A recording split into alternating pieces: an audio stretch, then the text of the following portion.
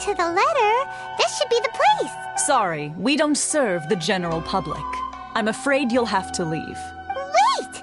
We're not the general public. Well then, you must be a couple of wandering outlanders that snuck into the nation, judging by your attire. Are our clothes really so...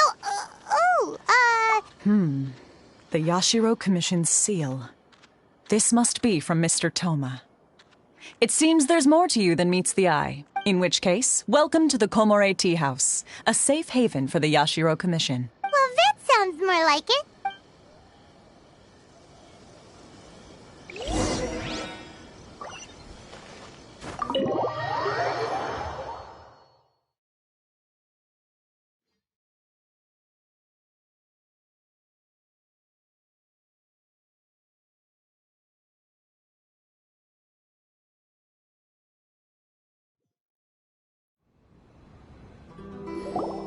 Well, now that we're here, where's Toma?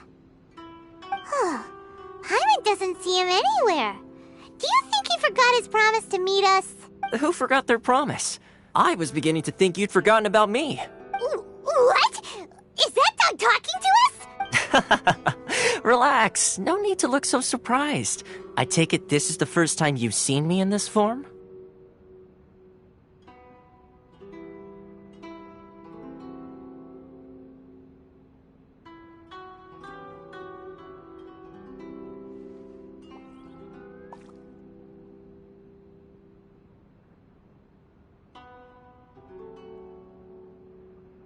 Huh. So you didn't see anything like this when you were in Liyue Harbor? Now that you mention it, this does suddenly seem less out of the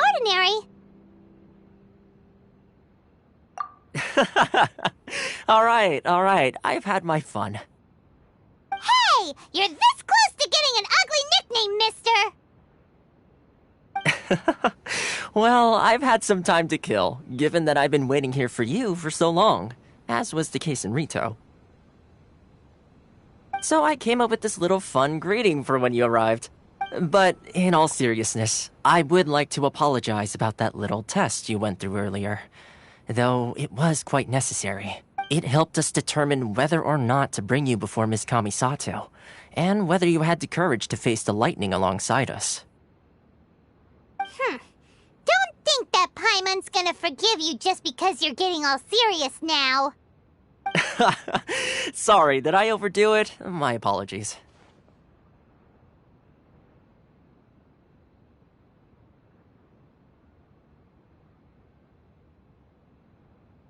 Let me just say this. You've often found yourself skirting the rules from the very beginning, haven't you? Naturally, this is due to your unwavering and resolute determination. A long time ago, we had a friend who was much the same. But when the lightning struck... so you've heard of his story. His light still burns all the more brightly. Yes, of course. I will bring you to the Kamisato residence where the Yashiro Commission is located. But before that, there is one other place I was hoping you both would accompany me to. Oh? Where? I would like you to come with me to the statue of the omnipresent god. It's still under construction now, but you can already see it from practically anywhere on Narukami Island.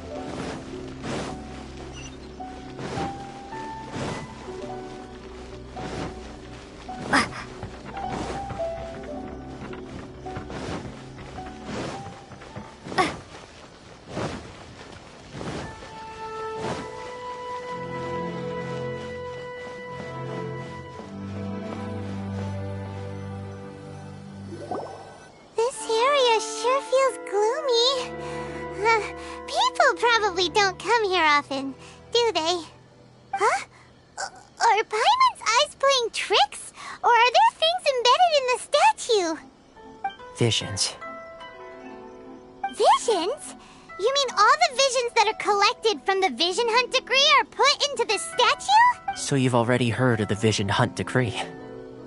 Before I try to explain, I should perhaps remind you first that Mondstadt is the city of freedom, and Liyue is the city of contracts. As for Inazuma, it's known as the Nation of Eternity. The Raiden Shogun is both the nation's most powerful ruler and its deity. The Eternity in question is her endless and unchanging will to rule over Inazuma. As such, she relies on the Tri-Commission to regulate the nation's affairs and the Sakoku Decree to limit the people's movement. The Shogun wishes to keep Inazuma in stasis, allowing the stream of time to flow from one end to the other without disturbing it for all time. Seems like every god has their own will. Of course, this is my own limited understanding. As for the reason behind the recent Vision Hunt Decree, perhaps the Shogun believes that visions grant people the power to change, and that her eternity doesn't allow for such instability to exist. Whatever the case, the fact is that the Raiden Shogun has dispatched the Tenryou Commission to scour the nation for visions, embedding each one in this statue. And this statue of the omnipresent god can be seen as Inazuma's symbol of eternity. But if that's the case, wouldn't you say that the Raiden Shogun is being, I don't know, selfish? Only outlanders such as yourselves would ever dare speak out so directly against the Raiden Shogun. And yet, I agree. The Vision Hunt Decree is something that simply should not exist. And Miss Kamisato has been committed to fighting it since the day it was announced.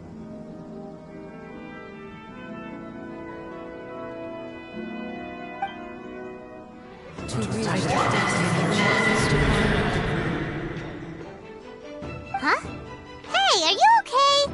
You look like your mind is elsewhere. Sound? What sound? I didn't hear anything. Did something happen? Yeah, you touched the statue, and then what? Aspirations? That would seem to confirm the saying. Have you heard it before? That when a person's ambition reaches a certain strength, the gods look upon them with favor. That is where visions come from. In other words, a person's vision represents their ambition. So if what you just said is true, then the ambitions of these people are stronger than I imagined. Alright, time for the next stop on our tour of Narukami Island, the Kamisato residence.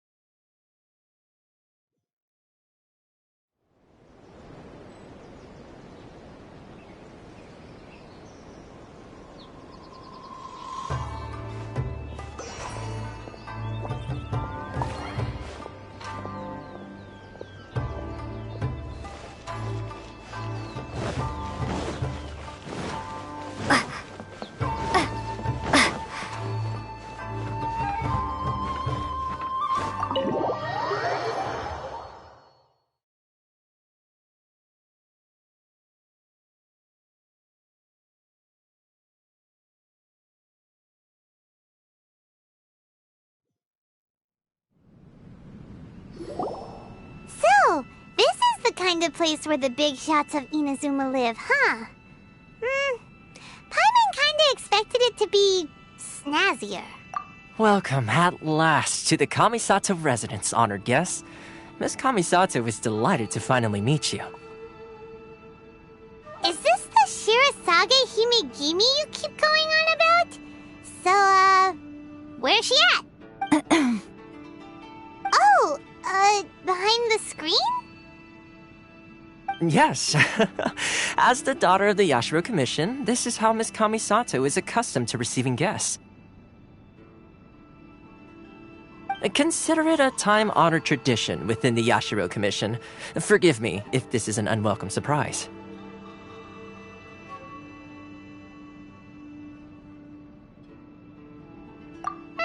Makes sense. She's a super important person after all. Please forgive my lack of courtesy for receiving you in this fashion, especially following such a long and wearisome journey over the sea. I have awaited your arrival with great anticipation, and Toma assures me that you do indeed possess the power to change the tide of the times. At present in Inazuma, in the name of the Vision Hunt Decree, the people's aspirations are being senselessly trampled underfoot.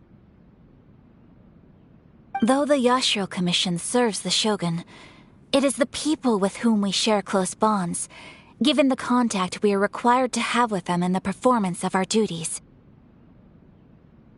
A commission's power rises and falls with the trust of their people. Thus, we cannot remain indifferent to this situation without also remaining indifferent to our own fate. Traveler, lend us your power, and we can... Oh. See, milady, it's just like I said. This will take us nowhere. No, please! Wait! Please, don't go! I will introduce you to the Raiden Shogun on one condition. You must fulfill 3 small wishes on my behalf. What are your wishes? They pertain to 3 whose visions were taken from them. Perhaps once you've met them, you will understand.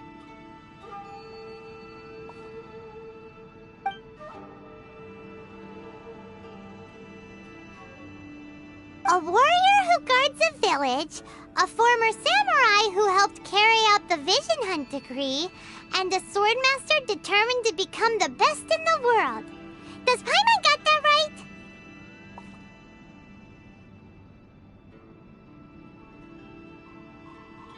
Correct. Please do all you can to help them. I will await your return here.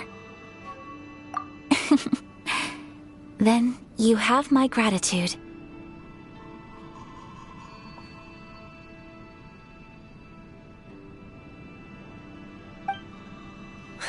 I'm sure you'll do great.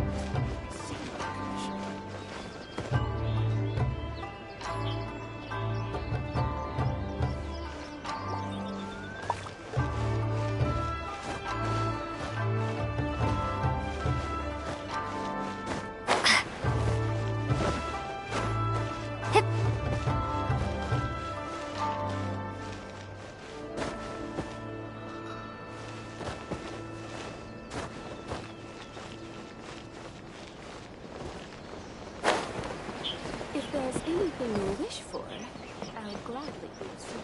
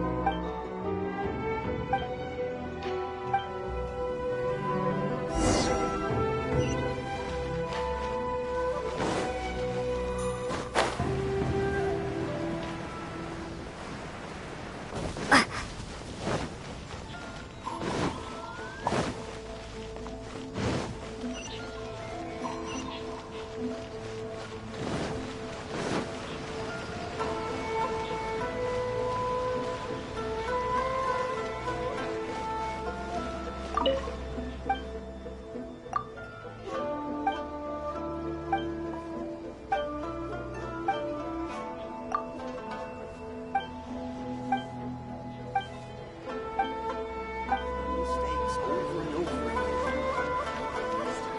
Ooh, you restaurant? That place.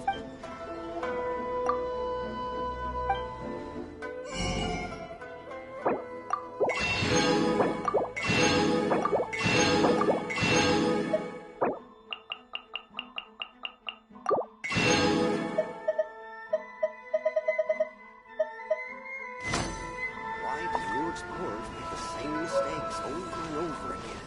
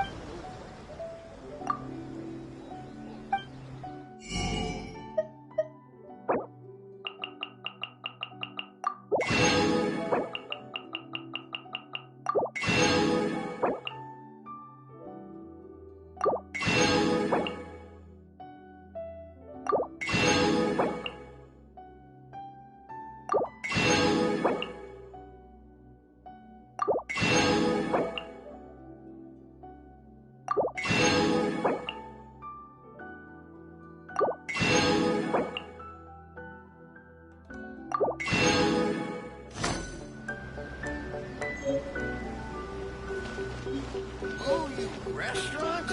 That place isn't even worth it.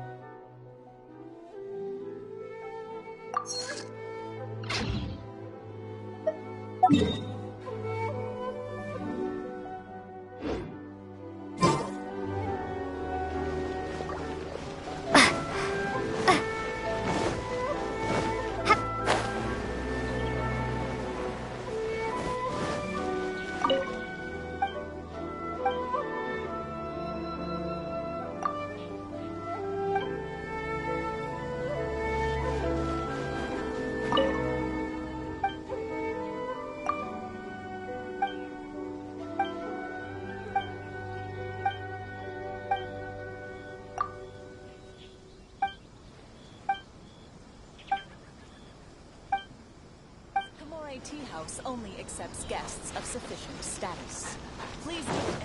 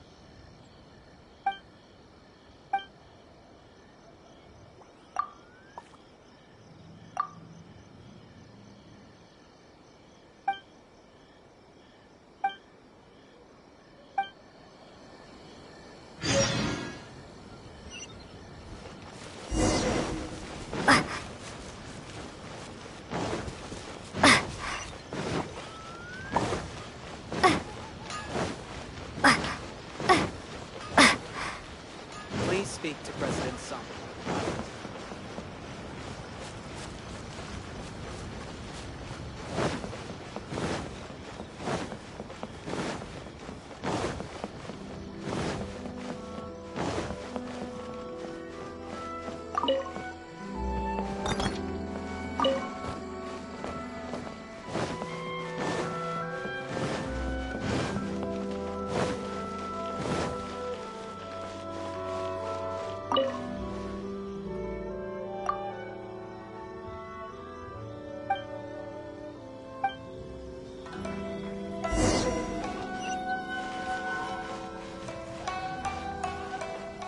My apologies. Komore Tea House only accepts guests of sufficient status. Please don't...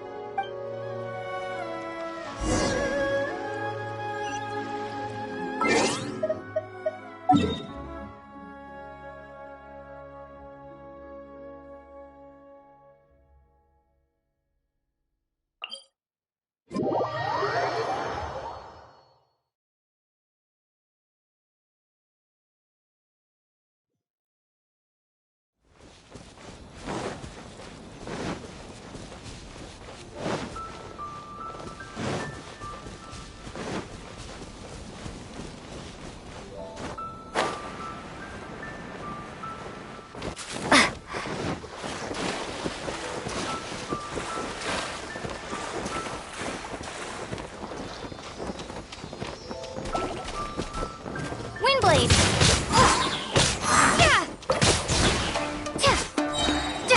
Just prepare to be blown away!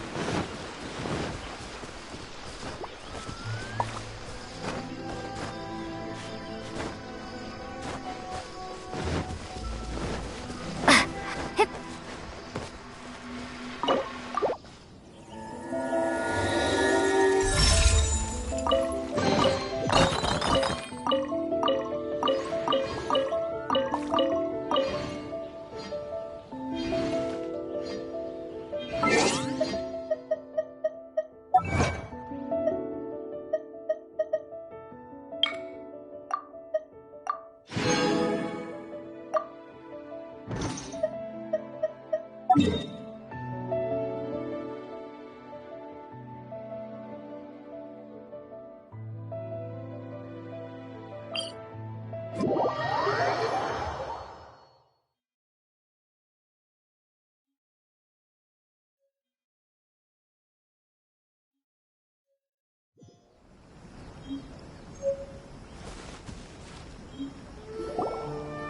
see.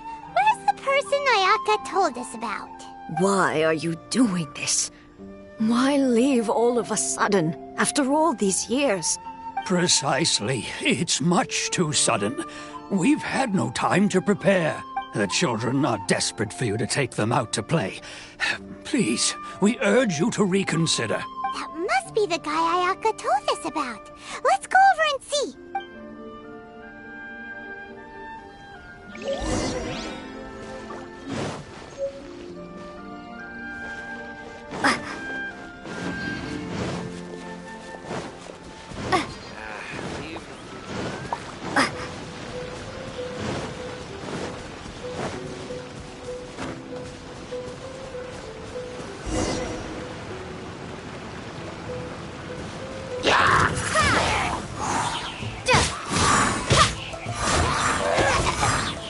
Windblade!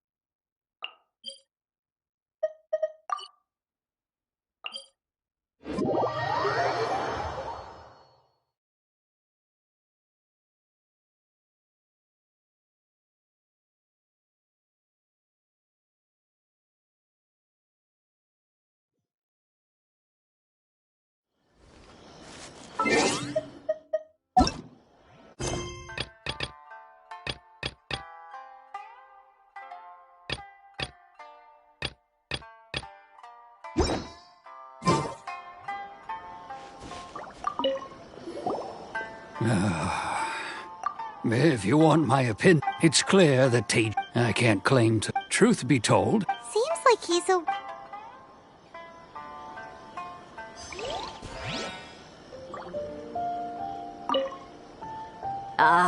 You must also... Tejima has keeping out the tread, but now we will gladly...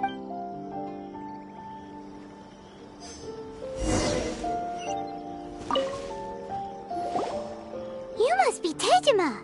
So what's made you want to up and leave all of a sudden? Me? It's not a question of why I want to leave, but a question of what reason I would have to stay.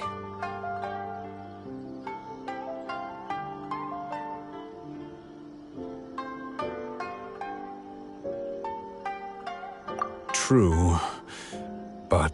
And what made me want to come here 30 years ago? I don't have answers to those questions, because I can't remember anymore. Ever since they took my vision away, it's like...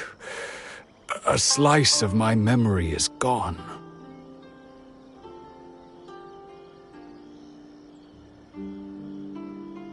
In the past, I knew I wanted to stay here. But whatever resolve I had then, it's gone now. So I thought... Okay. Well, in that case, if we help... But if you can't... Oh! Maybe if you just try a little harder... Oh, that reminds me. Last time... I keep a Oh, yes, you do. And what's more, I remember you saying at the time... Perfect! So if we want to keep Tejima from leaving... If you don't mind, we will leave you to find the diary. We should head back to the village to inform the others of Tejima's situation.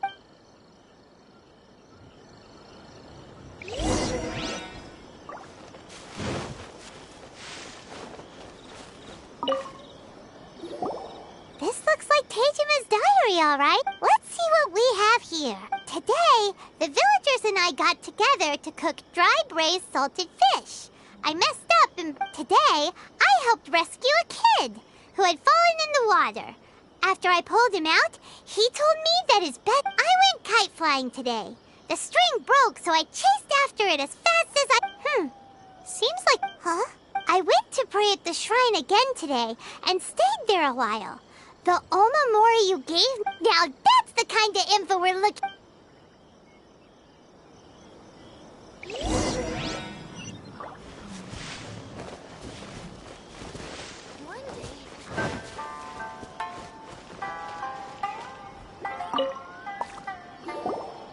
So this is the Omamori Tejima wrote about. Interesting. Looking at the color and the design, Paimon would have thought it belonged... But anyway, if he had this with him all the time, there's a chance some of his elemental energy remained on it.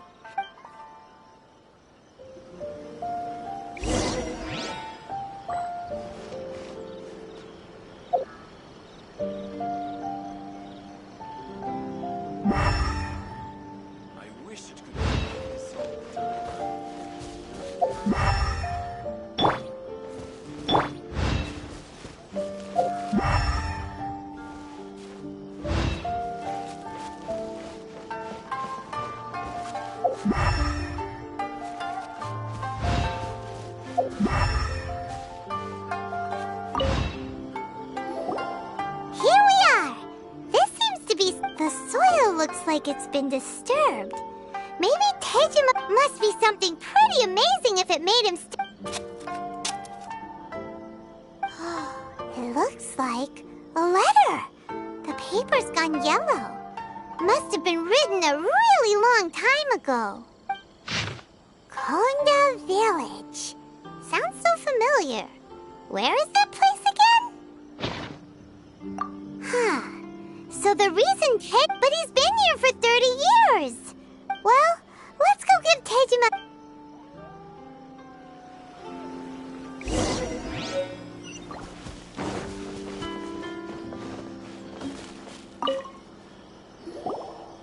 Well, I'll be. That's certainly my handwriting. And I guess the Omamorian letter belonged to me too. But I have no memory of anything that's written in this diary. Still, it's clear that I was waiting for someone here, and that I chose to wait for 30 years. Over the years, I must have made a note of anything interesting. Anything... And just look at all the things that did happen over the years. The time has flown by so quickly. 30 years feels like the blink of an eye. How could I have forgotten something so important to me?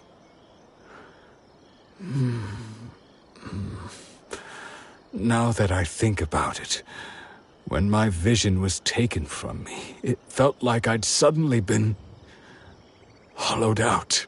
Love, regret, everything I felt for her, it's all disappeared. No, after all, I've forgotten who she was.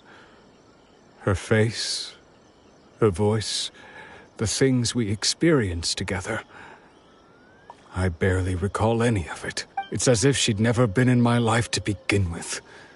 As if... I think... maybe not. Although, what if she were to turn up eventually? When I think about it like that. How curious. Why am I thinking like this when I don't even remember? I shall remain. Tejima seems to be dealing... okay. But seems it's just like Ayaka and Toma were saying. That certainly explains this. At least we were able to help him.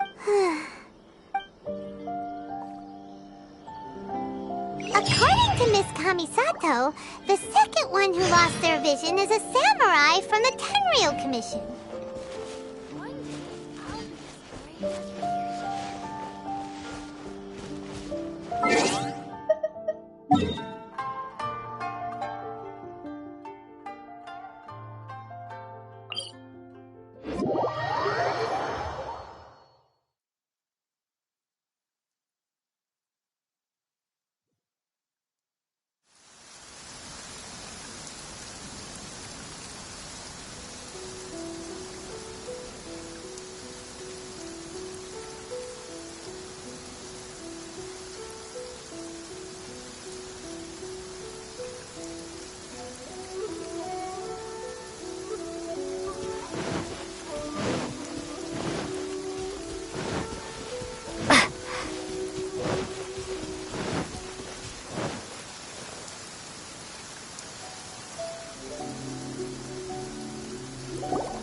They say the Tenryou Commission is directly controlled by the Shogun. They're the ones responsible for maintaining law and order in Inazuma. The ones actually enforcing the Vision Hunt decree. But why would they take action against one of their own? Paimon doesn't get it. Huh? There seems to be some commotion over there. Let's go see what's happening. I'll ask one more time. Do you intend to withhold this month's emergency provisions? The entire clan is counting on that food. We demand an explanation. How many times do I have to say it? I don't know anything about emergency provisions. You dare deceive us? Those provisions are essential. Do you understand? Not some goods to be pocketed by greedy samurai. You samurai think you can just do whatever you please? The Tenryou Commission will hear of this. Oh, huh? And who are you? One of Kurosawa's gang, no doubt. What? We just happened to be passing by. We heard the commotion and came to see what the matter was. I see. You seem to have come just at the right time. Perhaps you can help us settle this matter. This is Kurosawa. He's a samurai and a member of the Shogun's army. They issue emergency provisions to the area, and he's the one responsible for distribution. In the past, we'd simply ask him for provisions and everything would be delivered.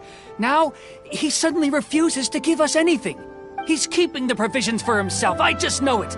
We'll starve without them. No one seems to care about us. We used to think Kurosawa was a kind man, but he's shown his true colors. He's the same as all the other samurai. It's no wonder all the visions have been confiscated. The Raiden Shogun doesn't need people like him helping her rule the nation.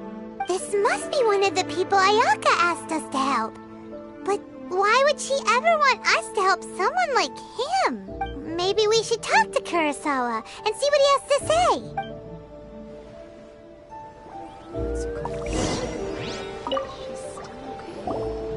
I've never even heard of these emergency provisions. I don't know whether it's rumors or whether they're trying to blackmail me. But either way, it's ridiculous. If I was hoarding supplies, would I still be the poor man I am today? My own family can barely get by as it is. Now, if you'll excuse me, I've got other matters to attend to. And that's the first bit of truth I've heard all day. The Shogun's army told me that I was unworthy of my vision. And they said I was slacking off in my work. Apparently, I'd even disappointed the Raiden Shogun. And that's why they confiscated my vision. Well, that's strange. You were helping enforce the Vision Hunt Decree. Why would you be unworthy of your vision? To be perfectly honest, I don't seem to remember the details. All I know is that I would perform certain things every month. But I don't recall what they were. And it's not just that. I have this unsettling feeling, like someone owes me something. Does it have to do with the missing emergency provisions? I didn't take any. Like I said, if I was taking them for myself, I wouldn't be going through such hard times right now. To top it all off, my house was just raided by treasure hoarders, which is why I came here in the first place. I was chasing after them when I got held up by these two. If you don't believe me, go find the treasure hoarders yourself. If there were any emergency provisions to be had, they would have found them. Huh. He seems to be telling the truth, but we better confirm. Let's go round up those treasure hoarders and see what they have to say. We should be able to follow their tracks. They couldn't have gone too far.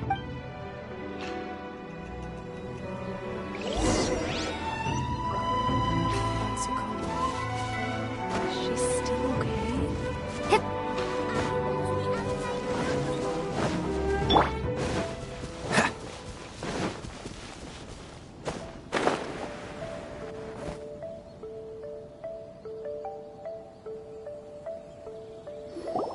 We really outdid ourselves this time. All those samurai houses packed with goods. We really hit the jackpot. I mean, besides that one house. You haven't seen anything yet. There'll be a lot more where this came from. Today's just the beginning. I'll be leading you all on an epic journey of pillage and plunder that will go down in hoarder history. You demand, boss. These seem like the treasure hoarders we're after. Let's teach them a lesson.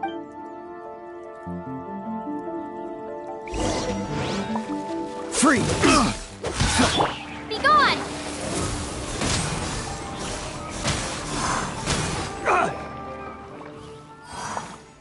Oh, there goes all the Mora. We worked hard to steal that, you know? Come on, boss. Think of something. Not bad, kid. You ever think of joining the treasure hoarders? We could use someone like you. Kurosawa. Oh, I remember. So he's the one who sent you after us, huh? Just our luck. I knew he shouldn't have hit that place. So what did you see inside? Was it stuffed with food supplies? Food supplies? You kidding? That place was a complete mess. All we found was a strange-looking box, hopefully with valuables inside. I didn't want anyone else to see it, so I was planning on opening it myself once we got back. But now that you've caught us, how about we make a deal? That little box for our freedom. What do you say? You've got a deal. Now show us what's in the box. Huh? What the? There's nothing in here but IOUs! Yeah, and they all seem to be made out to the owner of a general goods store, a Miss Aoi. We're talking tons of Mora here. We better talk to this Miss Aoi and get to the bottom of this. As for you guys, you're free to go. Just pray that our paths don't cross again. Yes, of course. So, we redeemed ourselves for some IOUs. Does that mean we broke even? Shut it. Let's just get out of here.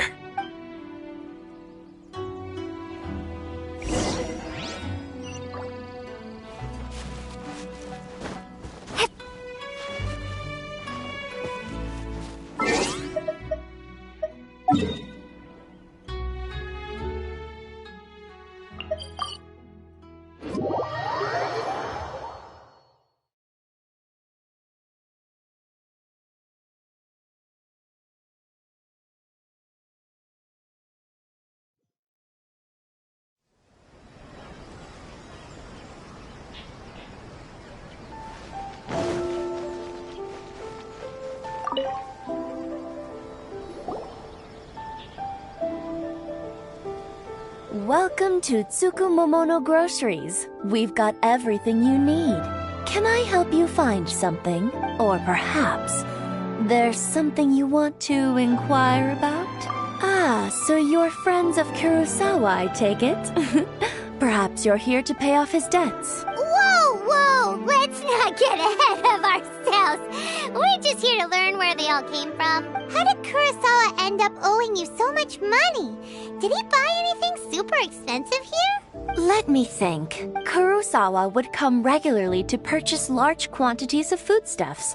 He'd always put the payment on his own account. However, the price of provisions began to skyrocket recently, and his salary was no longer enough to cover the cost. So, he started writing out IOUs to cover whatever he couldn't afford of the usual amount. So that's how he was getting those emergency provisions. But why did he have to purchase a usual amount? If the prices increased, couldn't he just buy less?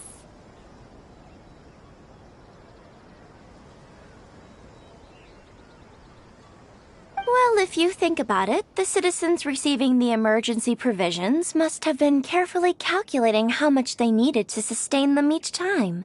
Kurosawa thought that it would be quite the disappointment for them if they found they didn't have enough, especially after such long and careful planning.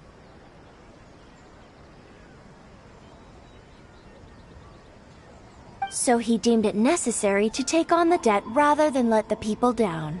Wow. Kurosawa was purchasing all the emergency provisions at his own expense. And no one ever appreciated what he did. They just complained and held him accountable. People's attitudes will always reflect their circumstances. In the face of hardship, nobody cares to think twice.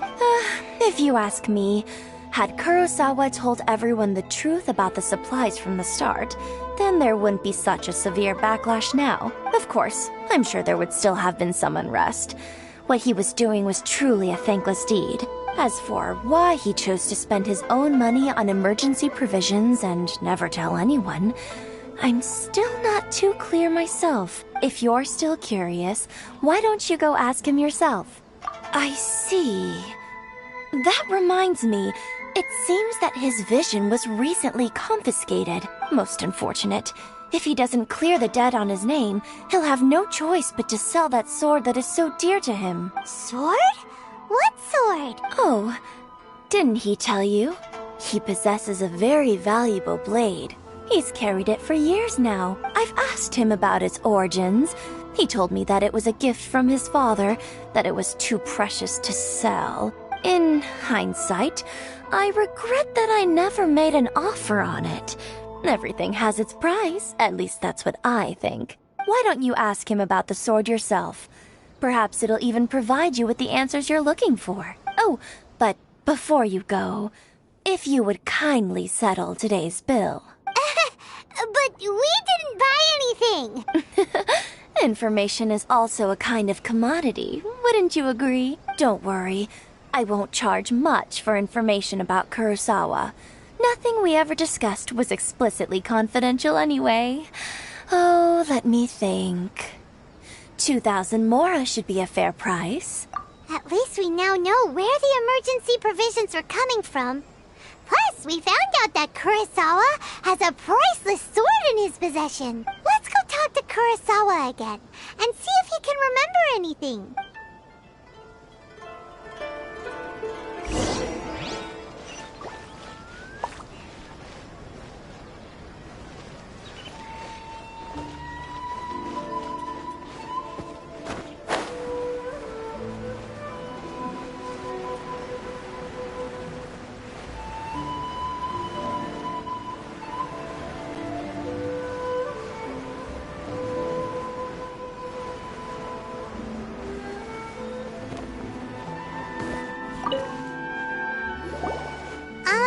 What are you doing here all by yourself?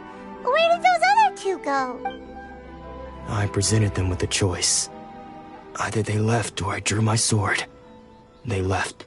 It turned out to be a real time saver, actually. Perhaps I should start using it more often. Did you manage to track down the treasure hoarders? Everything I said was true, right? That just about sums it up. It turns out that you really were distributing emergency provisions, but they were all purchased at your own expense. Strange. Is that really the kind of person I was? I don't really have any such recollection. Even after all you've told me, I still don't remember anything. Why was I purchasing emergency provisions for everyone? And why would I put myself in such a difficult situation?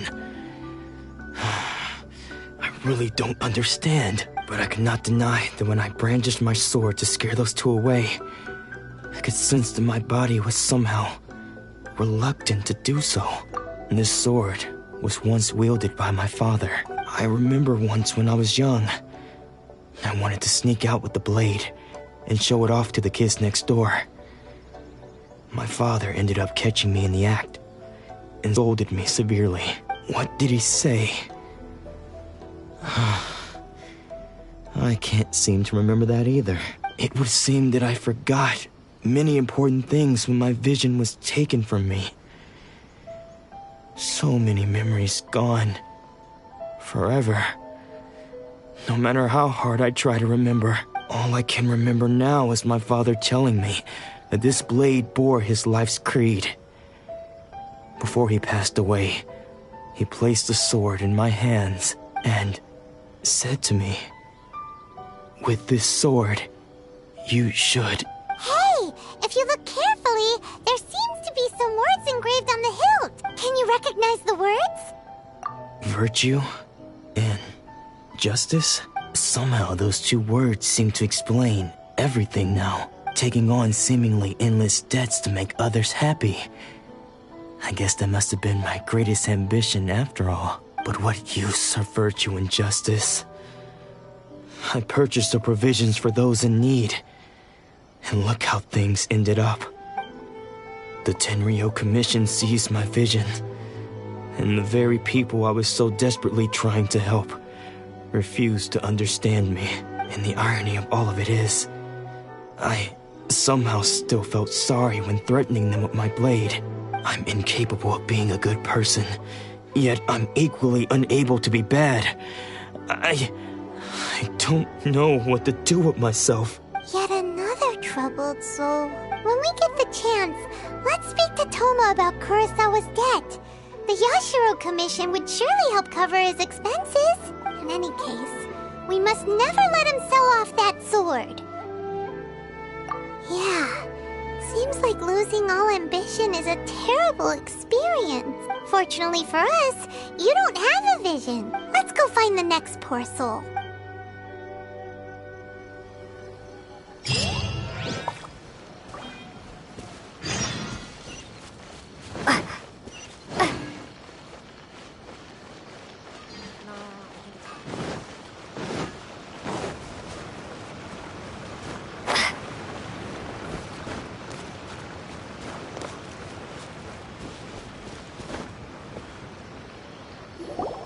The third person who had their vision taken is supposed to be a famous sword master around these parts. Paimon heard that he's the present-day master of Meikyo Shisui art.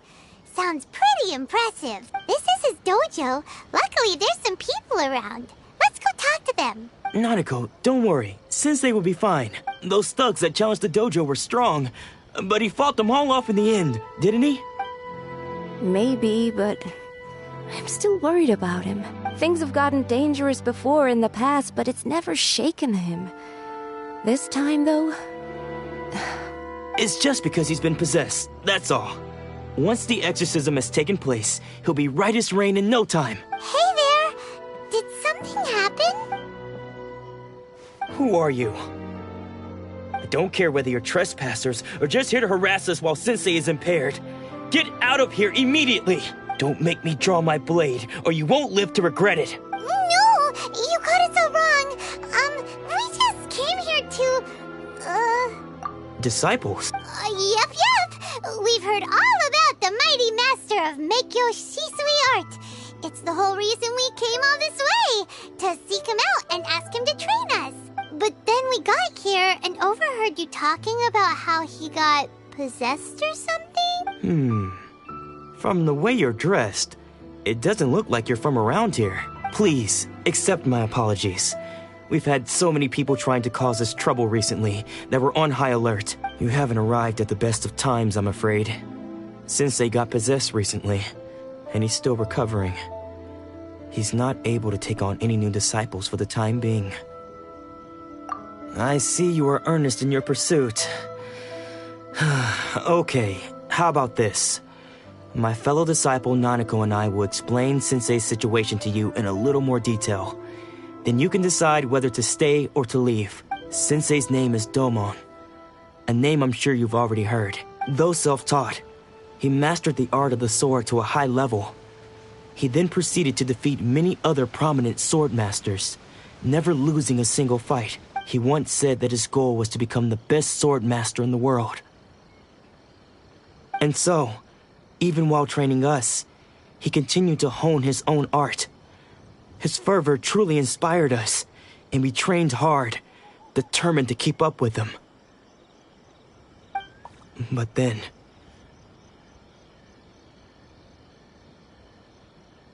Not long ago, Sensei had his vision taken away. He hasn't been the same since. He says the strangest things over and over, and he refuses to let us train.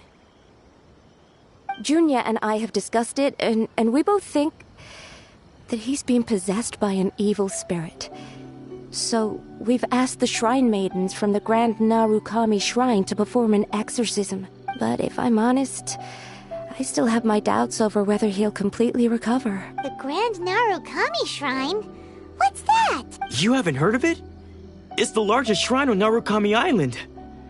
The head shrine maiden is reputed to have very close ties with the almighty Shogun herself. Not that we'd have any means of involving the head shrine maiden, of course. But even one of the ordinary shrine maidens from the Grand Narukami Shrine would have clear power and authority to perform an exorcism. So don't worry, Nanako. Sensei is going to be just fine. The exorcism will take place this evening.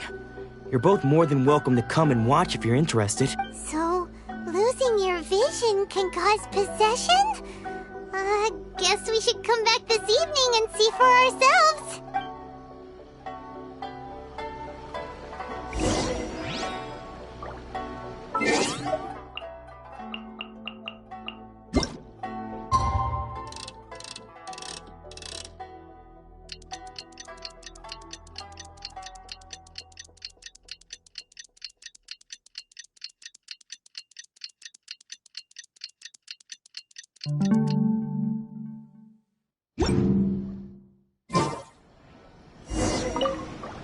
Shh. So you decided to come. It's a good thing you didn't arrive any earlier. You would have had to witness Sensei in one of his fits of madness. Just now, when Nanako was attending to him, she heard him whispering a few names to himself. When she asked him who the people were, he suddenly looked panic-stricken and pushed her away. It looked like he was in great distress. He was covering his ears and looking frantically around him with bloodshot eyes. All the while he kept calling those names. Some of them we knew, others we didn't recognize. But they all seemed to be the names of sword masters he had defeated in the past. One of them was Anzai. He used to be a fellow disciple of Sensei's. His senior, in fact. But Sensei defeated him in a duel many years ago. And he has been a wanderer ever since. Sensei wouldn't stop calling his name. Thankfully, the shrine maidens managed to subdue him. So the exorcism can finally continue. The ritual has now begun. All we can do is patiently await the result. Here's hoping Sensei will be back to his normal self very soon. Please, excuse me for a moment while I fetch some water. If he wakes up, he is sure to be thirsty.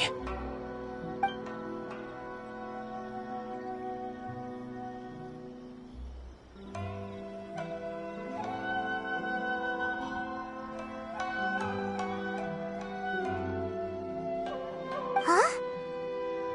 Who's that sneaking around? Uh-oh. Could they be here to mess up the exorcism? We won't let them get away with it. Come on, let's go after them.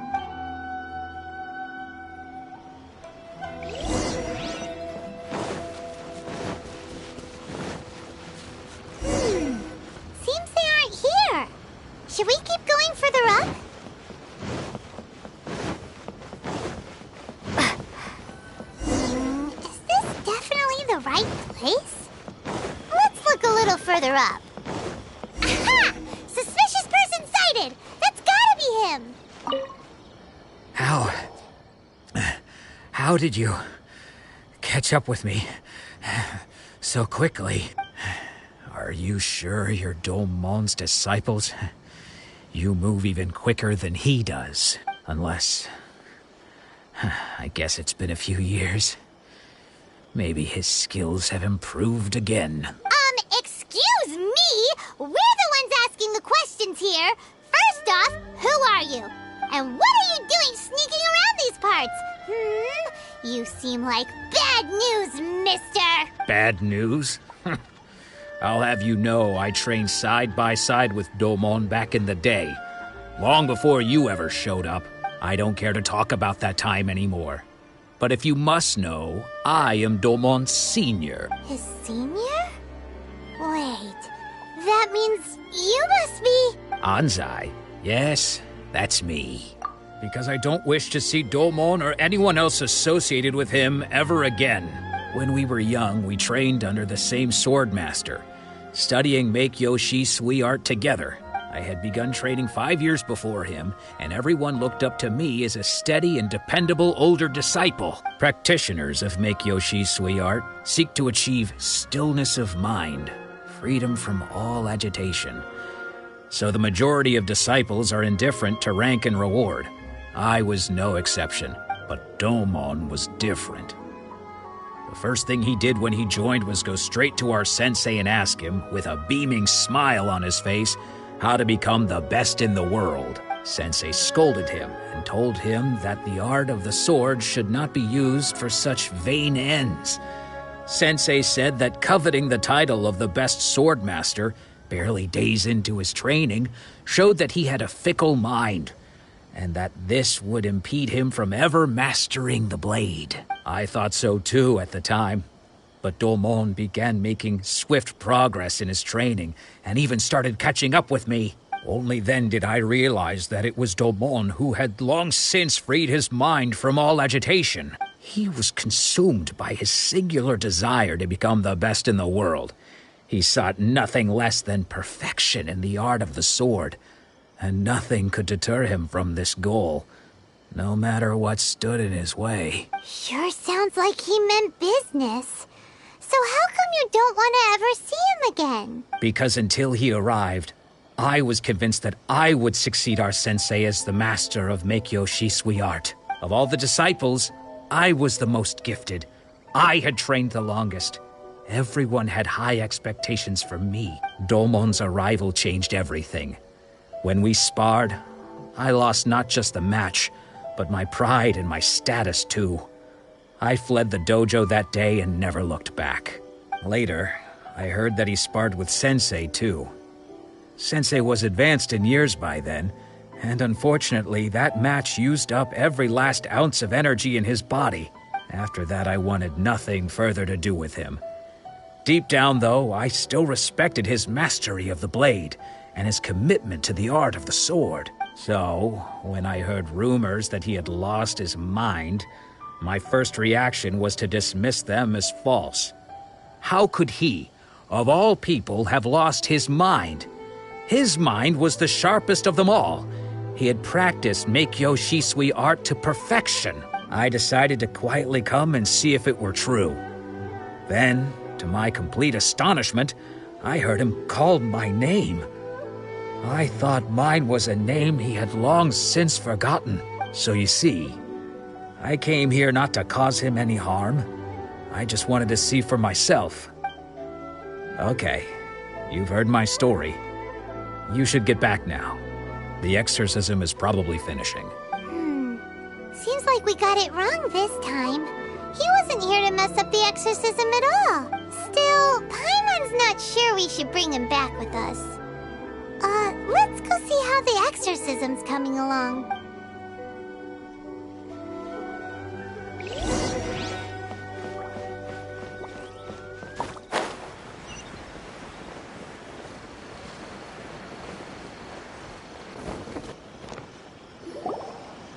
What?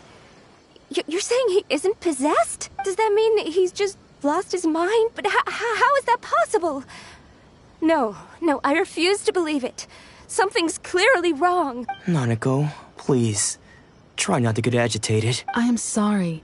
With what powers I have, I can find no sign of any malignant spirit having possessed Domon. But spirits may take a myriad of forms in this world, many of which I cannot claim to have witnessed myself. Thus, I dare not rule out possession with complete certainty. And all is certainly not lost. For I received word not long ago that Lady Yai has taken an interest in your sensei's case. Lady Yai? Is that the same Lady Yai that I think you mean?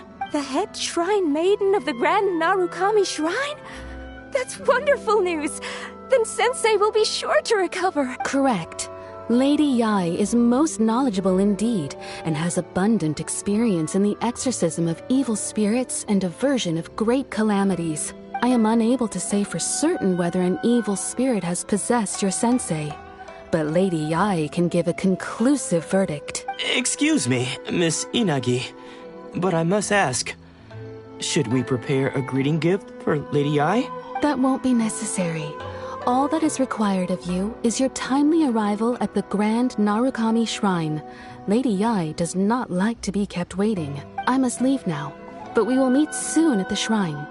I wish Domon a full and speedy recovery. Who'd have thought Lady Yai herself would have taken notice of our sensei's case? Do you mean to say that Sensei isn't renowned enough to deserve Lady Yai's attention? No, that's not what I meant at all. You misunderstand me. I just mean this is Lady Yai, the head shrine maiden. She has direct and close contact with the almighty Shogun herself. Anyway, you should join us too, tomorrow. Given that you've traveled all this way just to meet our sensei, we, the disciples of Meikyo Shisui Art, will do our best to help you. Sure! After all, everyone seems pretty excited about Lady Yai. We're curious to meet her too. Who knows? Maybe we'll be able to find out a thing or two about the Raiden children from her.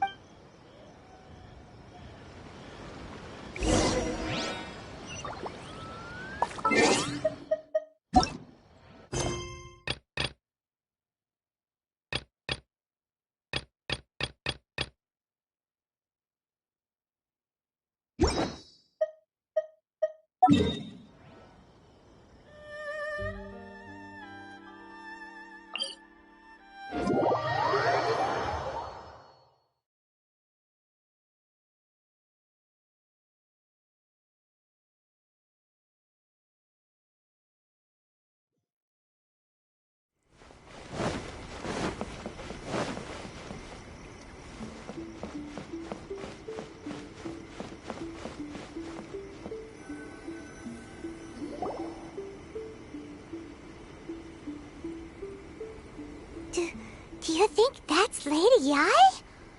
Oh, no wonder Junyo is so excited. She has a really striking presence. Also, is it just Paimon? Or did she look right at us just now?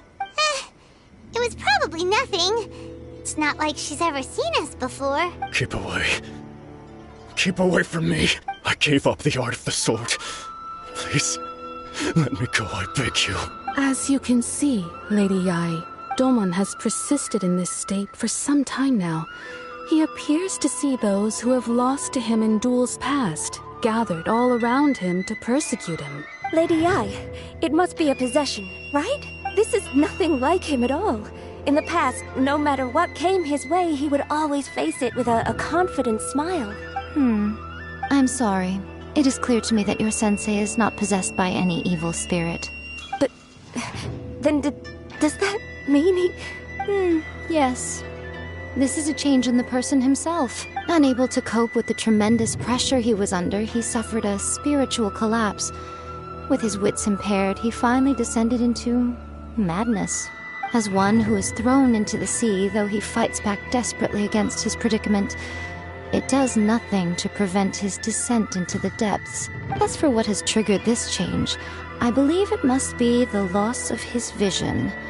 For to be stripped of one's vision is to be stripped of one's ambition. Stripped of his ambition? But Lady Yai, even without his ambition, Why should he suffer such a dramatic change? How does that explain his descent into madness? Your school practices Meikyo Shisui art, does it not? Stillness of mind, freedom from all agitation. What a fine notion that would be if any in this world could ever hope to achieve it. There was once one who claimed to be indifferent to rank and reward, and who fled enraged when defeated by his junior. And then there was an aged swordmaster who was aggrieved enough that he crossed blades with a disciple he himself had taught. Then, what of the one who crossed blades with his own sensei and beloved fellow disciple, and defeated them both? Can one truly remain unagitated, of still mind in moments such as these? Lady, I'm not sure I understand. The path of the swordmaster is filled with twists and turns. It is no small undertaking to pursue the position of greatest swordmaster in the world. It requires one to take their sword firmly in both hands and cut down the hopes and dreams of others, even those of one's closest companions. Only a deep commitment to his ambition to become the best made it possible for him to rise above the pain of these encounters, to focus on the way ahead. When that ambition disappeared, he began to doubt himself. As he battled his growing anxiety, he slowly descended into the state you see him in now. Much like a certain fatally flawed friend of mine. Poor Sensei. To think he's been suffering so greatly. I'm sorry. It's all my fault. Father, Sensei, Ansai. That's enough. Huh? Isn't that Ansai? Where did he come from? Did he follow us the whole way here? Ansai, why are there two of you? Is that you or a ghost? You're here for revenge, aren't you? I knew it would come.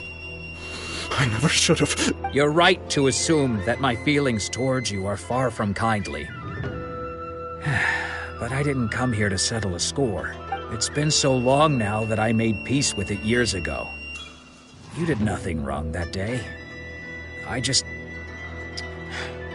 couldn't face the humiliation. That's why I ran. I don't think most of the people you beat along the way would hold it against you. On the contrary, when you cut our ambitions short, we entrusted them to you, in the hopes that they might carry you further. Now I know that we can't place our hopes in you any longer, since you've been stripped of your ambitions too. But that is no reason to strip them of theirs. Follow the way of the sword all the way to the highest peak. You taught them that, didn't you? But what if one day, the same thing happens to them? I put everything I had into trying to become the best. But what if it was all a huge mistake right from the start? If there's a chance they'll end up like me one day, I'd rather they stay where they are now than go any further down this path. Have you asked them what they think? Sensei, after you rescued me from the hands of the pirates, I told myself I would follow in your footsteps for the rest of my days. I can't know whether I will suffer in my future as you do now.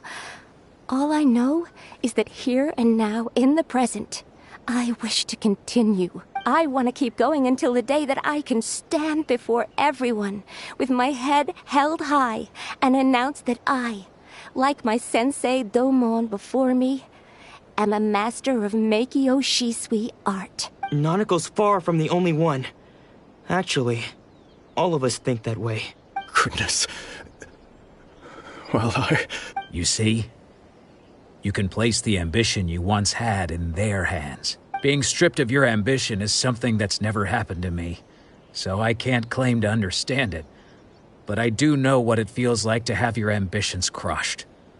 That's what happened on the day that you so effortlessly defeated me. So, just as I once placed my ambitions onto you, it is time for you to release yours into their custody. You are not in the same position that I was. When I left, I had nothing to my name. But you have a great number of worthy disciples. I understand. I'm sorry to have made you worry for me, and for the state of Meikyo Shisui art. I no longer have the resolve to become the best in the world. The emptiness and suffering inside of me will not abate, so I cannot hope to still my mind and be free of agitation. But as your sensei, I shall commit to imparting unto you everything I have learned in my life so far. This is my promise. And I humbly ask Anzai, my senior, to hold me to my word. You can count on that. I'd be checking in on you occasionally anyway, just to make sure you hadn't lost your mind again. But I am now used to the life of a wanderer. I do not belong in the dojo anymore, so I will simply stop by once in a while to make sure you aren't cutting any corners with them. Well, don't just stand there staring at me. Say thank you to Lady Yai and then get yourself back home.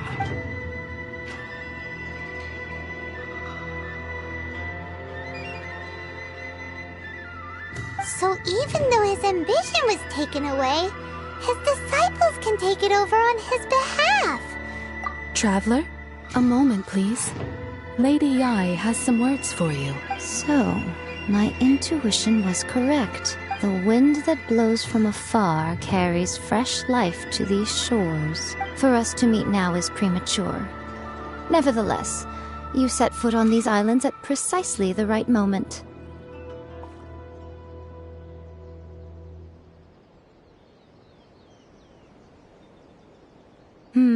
I have high hopes for you, child. Don't disappoint me. Ooh, Lady Yai seems to have taken a real interest in you. She seems super mysterious. Paimon's so curious what she really meant by all that. We can come back to it another time. For now, we should go report back to Miss Kamisato.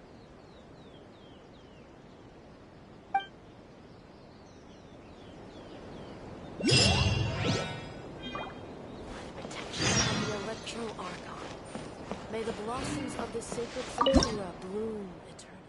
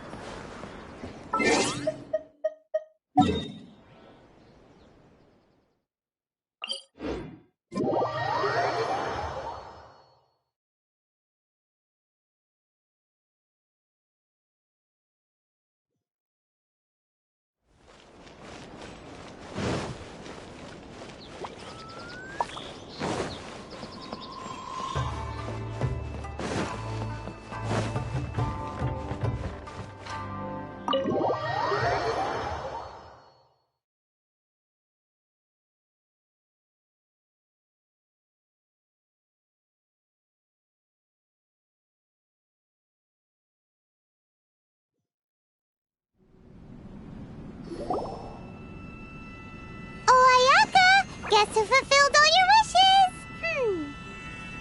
Huh? Ayaka! Huh? Huh?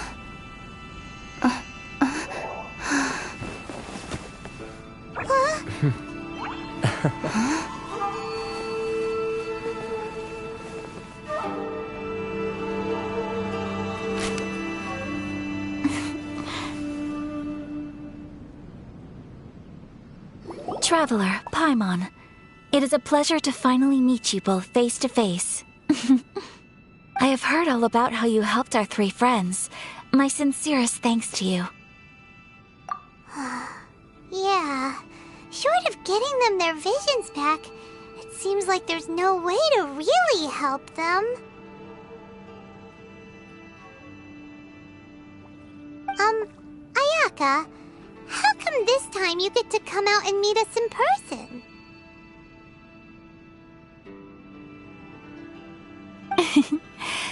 Because now that you have done the 3 things I asked of you, I consider you to be my friends.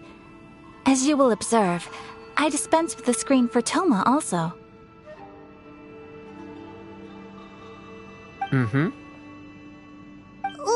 Wait a second. But isn't Toma your, servant?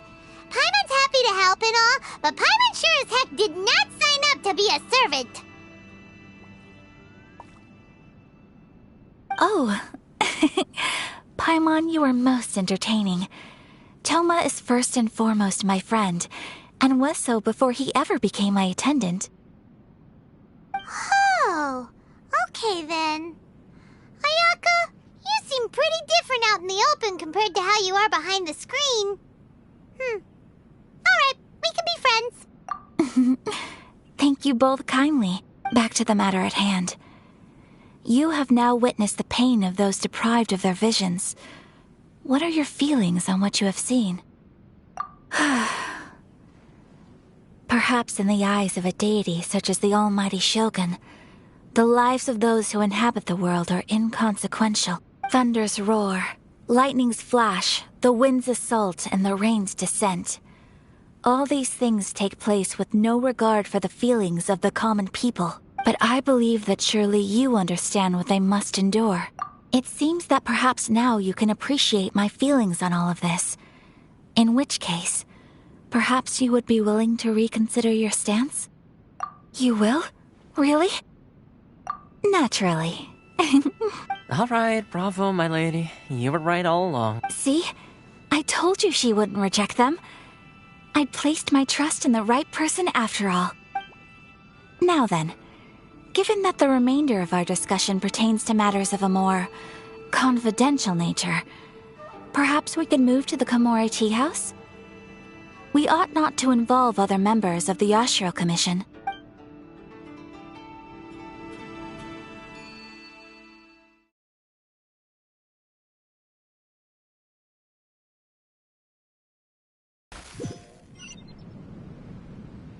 Well, here we are again. Please continue without me. I'll keep watch. So, what's the deal with this place anyway? What makes it your favorite meeting spot? This is land that was gifted to the Yashiro Commission by the Shogun.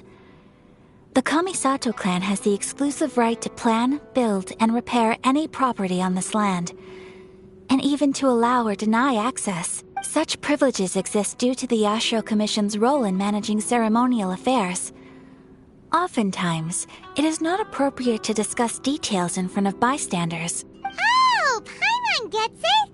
Gotta keep a bit of mystery, right? Once the number of ceremonial affairs conducted in the city began to decline, our forebears built a tea house here. Only members of the Yashiro Commission are permitted to come and go as they please. Makes sense. Perfect place for a secret base. In any case, we can talk freely here. I presume you have a few questions that you wish to ask me?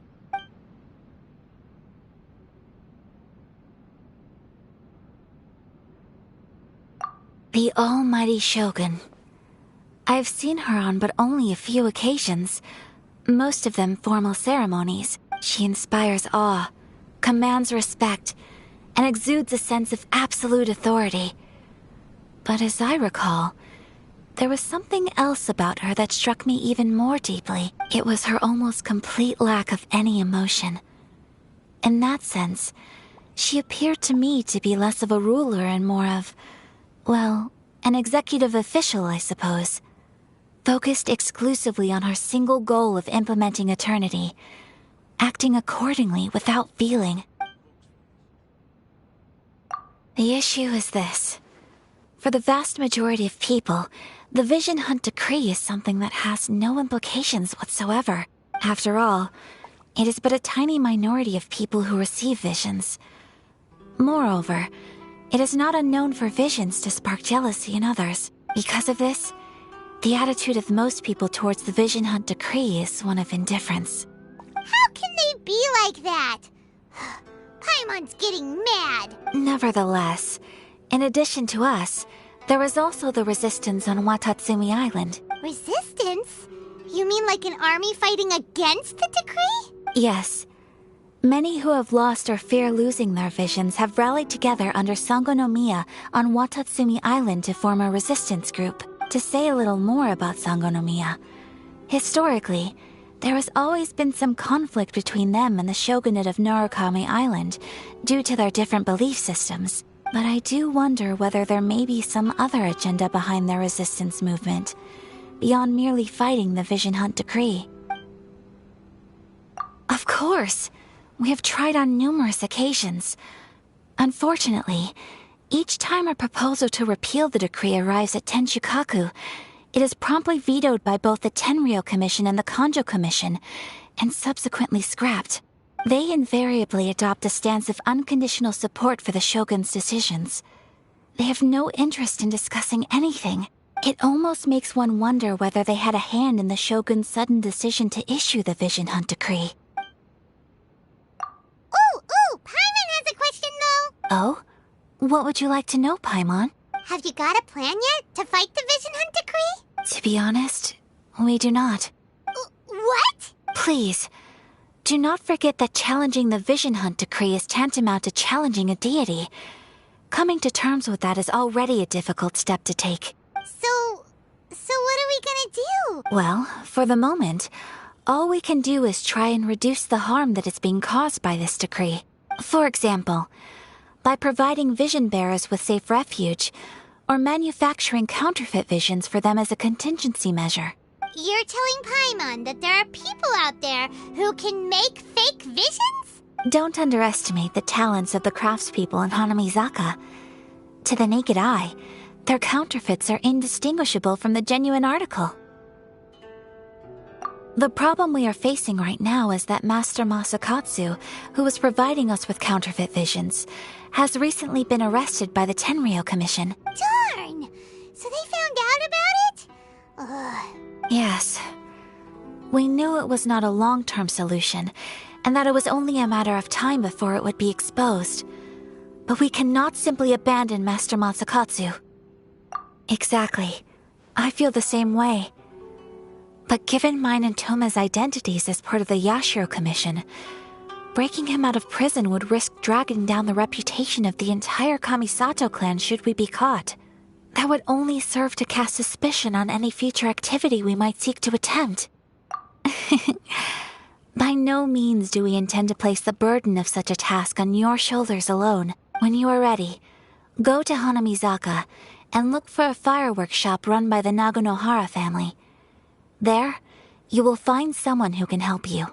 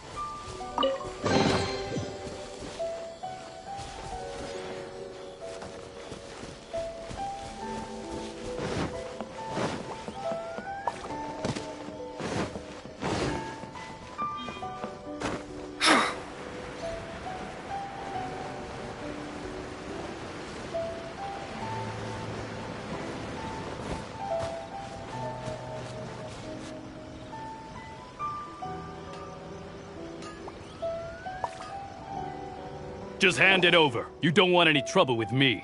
If you think your elemental powers are enough to resist the Vision Hunt Decree, then you'd better think again. Believe me, you're not the first of your kind we've encountered, and we've seen the same unpleasant outcome time after time. You'd best save yourself the trouble. Can't you make an exception? I just got this vision. I won't even use it, I promise. So this is the Vision Hunt Decree in action, huh? We can't just sit around and watch things unfold, can we? Psst! Hey, wait! Huh? There's someone trying to get our attention. Come on, this way. What's going on? Can't you see we need to go help? Shh, quiet. Just sit tight and watch for a moment. Hey, this isn't right, you know. Just because you don't have a vision doesn't mean you can sit back and watch others in trouble. Huh? Hey, wait! You do have a vision! Shh! If you don't keep your voice down, I won't have one much longer. All right. Here, take it. Wise choice. All right, let's go. What should we do now? He's already given up his vision. Doesn't he know what could happen to him after losing it? This is your fault. You're the one who stopped us from interfering. Many thanks, Miss Yoimiya. If you hadn't swapped me a fake just now, I'm sure I would have lost it. No worries. You put on quite the convincing performance. Oh, so that's what's going on here. And to think Paimon was about to unleash Paimonial wrath on Miss Yoimiya. Sorry about that. Think nothing of it. I could tell from your reaction we were on the same side. You just didn't know it, you know? Oh, right. Allow me to introduce myself. I'm Yoimiya, the current owner of Naganohara Fireworks. It ain't much, but it's honest work. Great to meet ya.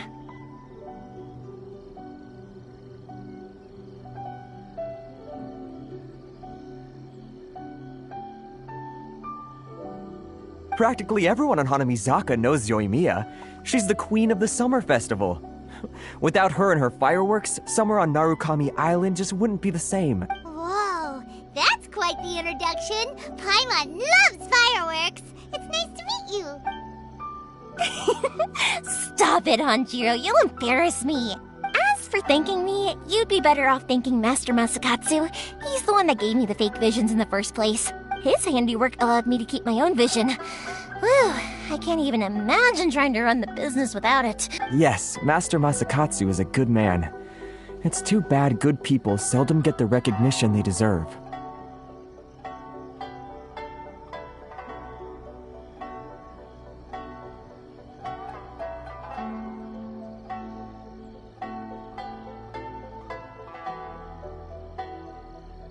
Master Masakatsu? Huh? Do you guys know him too? You don't say! Then it sounds like the Shirasagi Himegimi has a plan. Awesome! I've been thinking about breaking him out too recently. But if I just marched straight in there by myself, I'd probably get Miss Kamisato in a whole heap of trouble. So, what about if I join you instead? Sure, welcome to the team. Ayaka told us to go look for help at a fireworks shop. She must have meant you. Seems like I finally got a new job to do. Besides hiding vision bearers in my shop, that is. So, Master Masakatsu is being held at the police station. I've already surveyed the area and found a way in. Whoa, talk about a reliable source. Seems we've got the right person on our team. Not bad, huh? Let's go as soon as everyone's ready. Don't worry, Master Masakatsu. We're on our way. Time to break him out!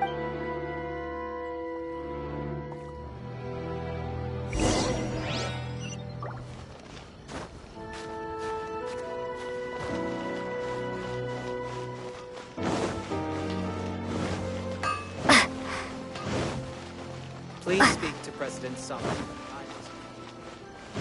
The new book from Yai Publishing House. Come take a look.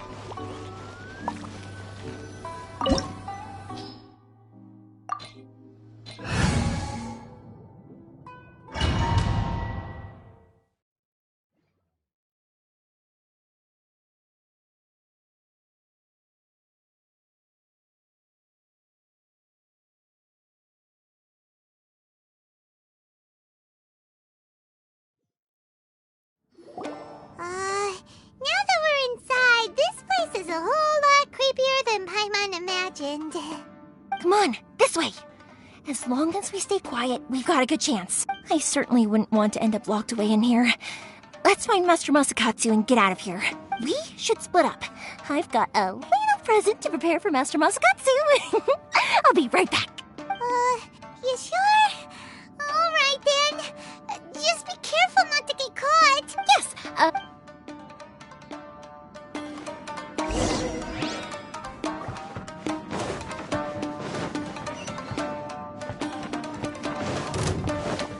Cool it! This moment will be frozen in time. Dodge this!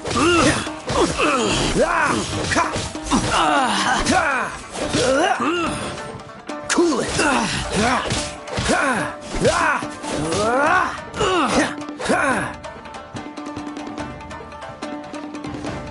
Freeze! I must withdraw.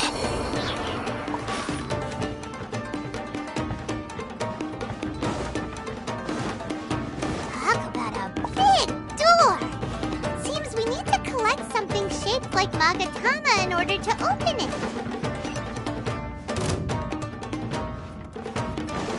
Cool it! Don't get frostbite. Dodge this! to ashes!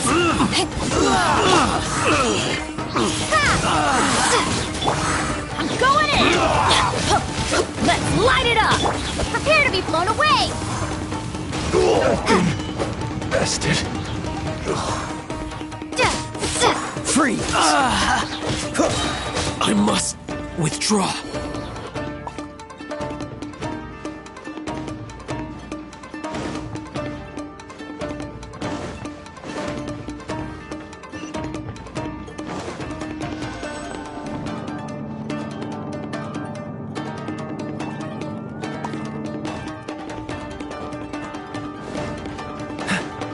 Battle formation! This one will be frozen in time.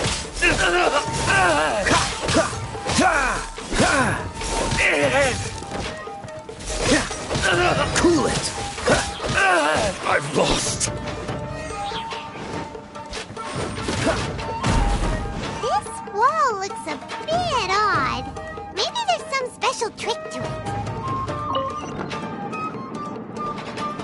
These guys seem a lot tougher than usual. Paimon wonders if that armor over there has anything to do with the source of their strength. Oh, so sorry.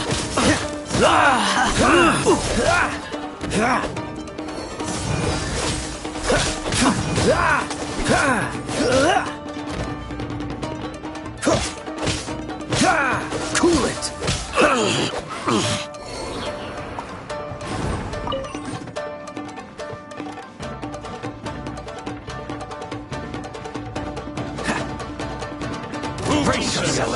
Get them! Dodge this! Clear! Don't push your...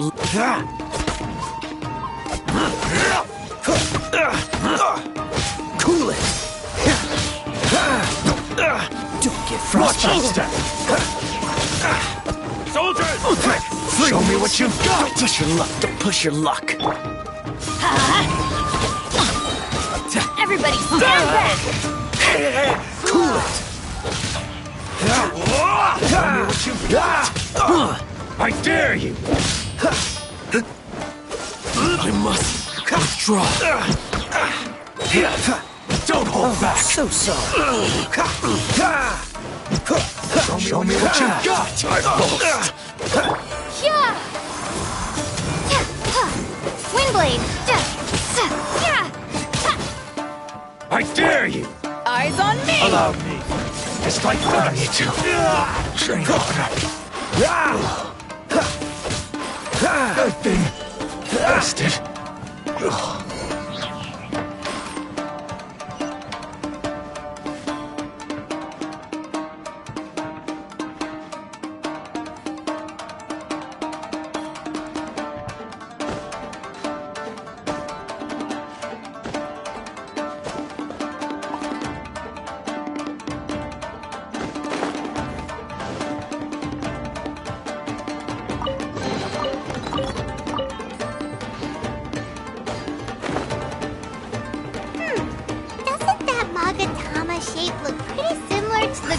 on the door over there?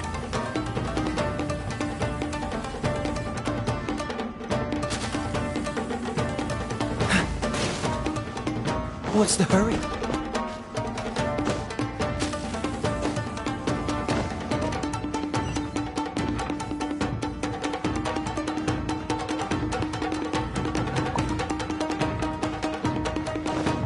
Teach me a lesson.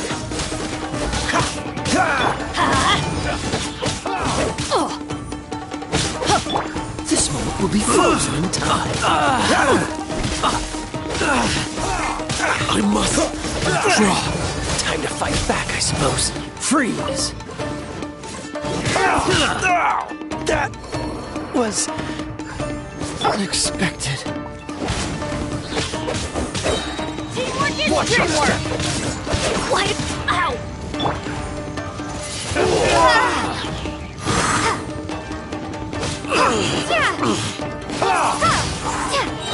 Be gone! Don't hold back. Show me what you've got.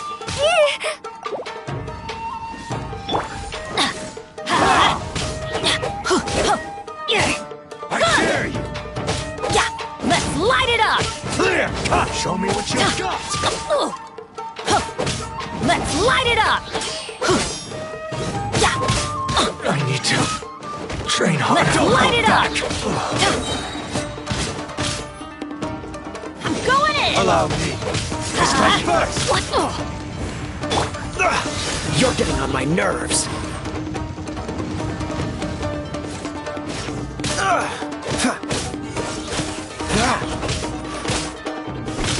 I'll spare nothing. Don't push your luck. I've been bested.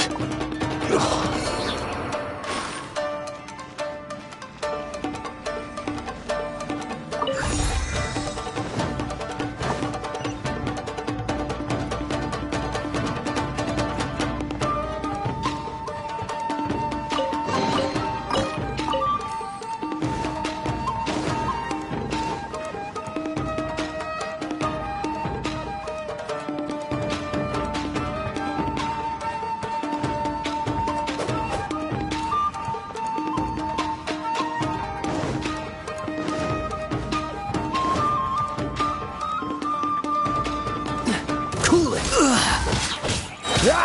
Don't get frostbite.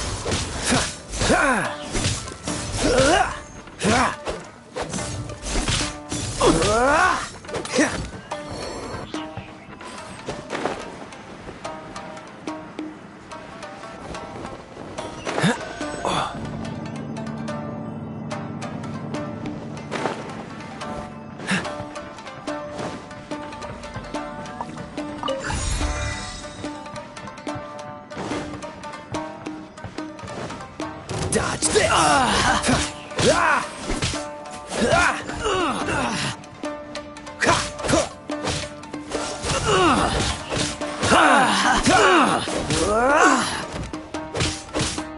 Cool it! I must withdraw.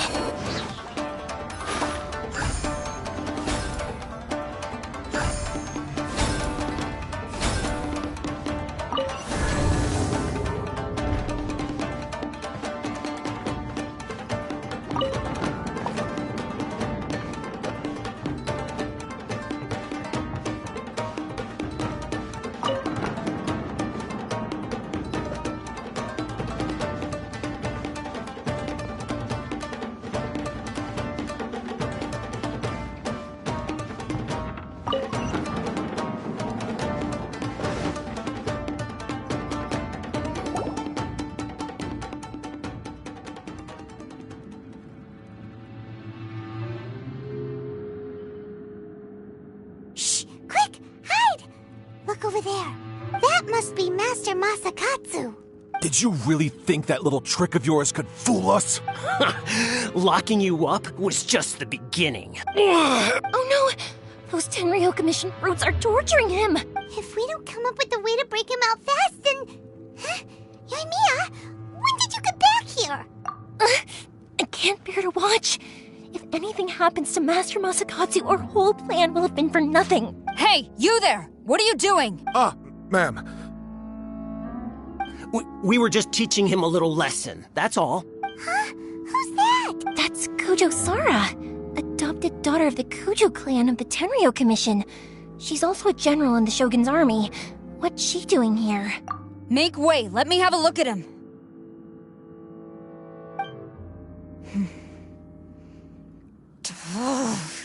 I'm sure you're well aware that torture is strictly against military regulations. Yes, ma'am. If you are unashamed of such disgraceful action, then you are also unworthy of the Tenryo Commission itself. Do I make myself clear? Yes, ma'am. It won't happen again. Oh, Paimon sure wouldn't want to get on her bad side. Hey, this is our chance.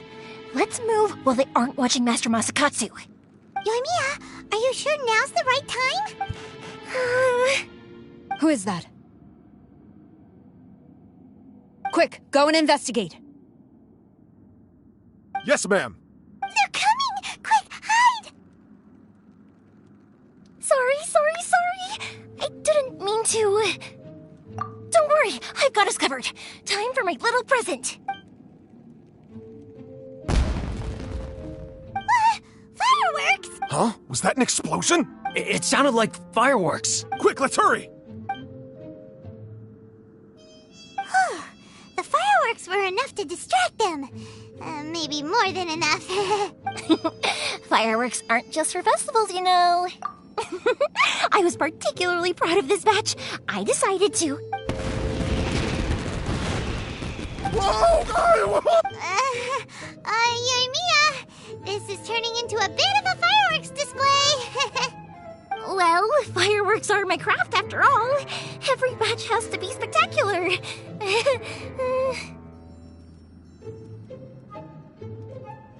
Look, the coast is clear. Now's our chance.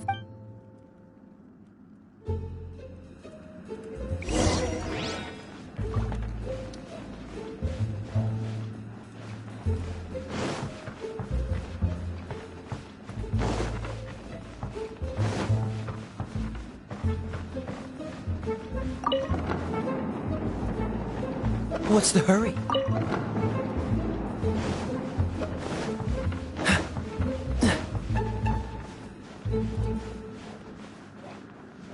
What's the hurry?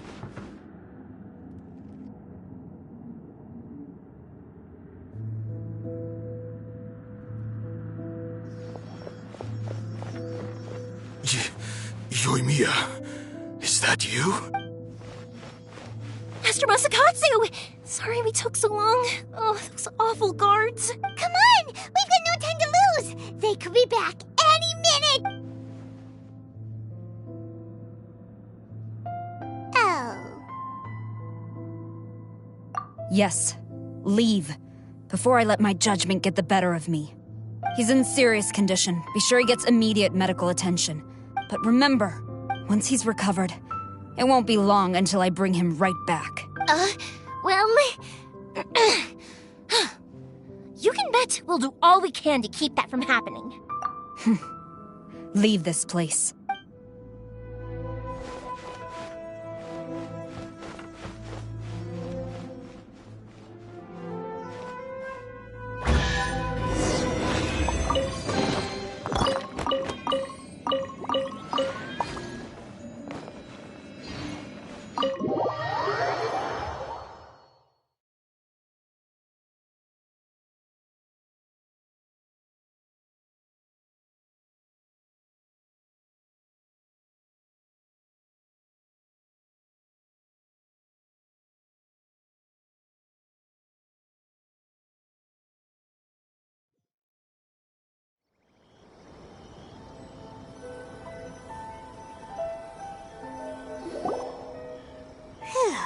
We're finally out of that creepy place. Yes. Finally, I've made it out of there. Master Masakatsu, how do you feel? Can you hold on? Don't worry. I think I can make it to the infirmary without keeling over. Thank you. All of you. I'll take him to get treated. I'll treat you to a round of drinks once this is all over. Don't worry about us. Just take care of Master Masakatsu.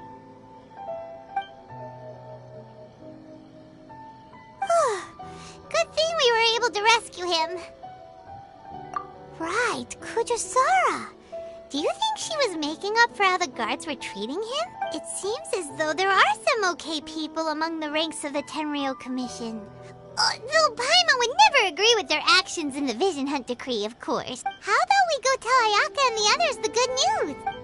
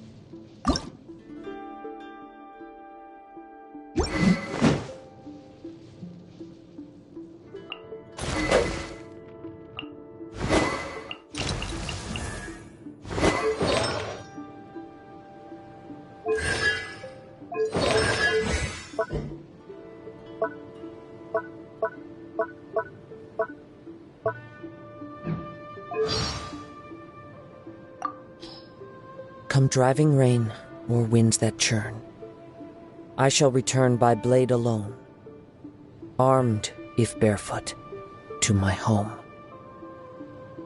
I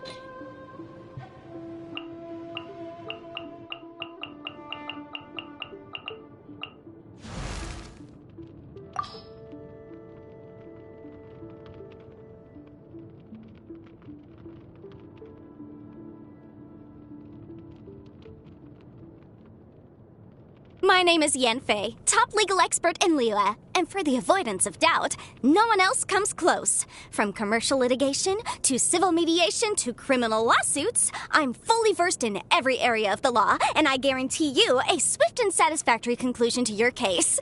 My contact details? Where should I write this down? Paper will just get lost, and it'll only rub off if I write it on the back of your hand, so... Aha! I know. I'll just write it here on the close of this...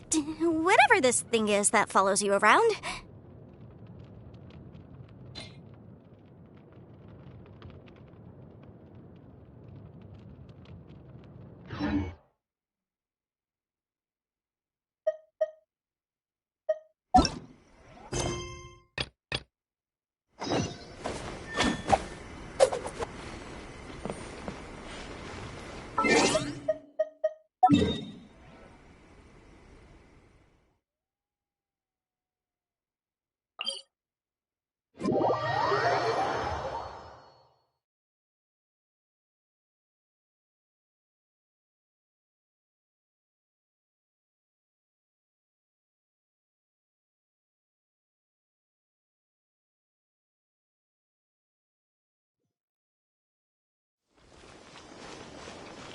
What's the hurry? What's the hurry?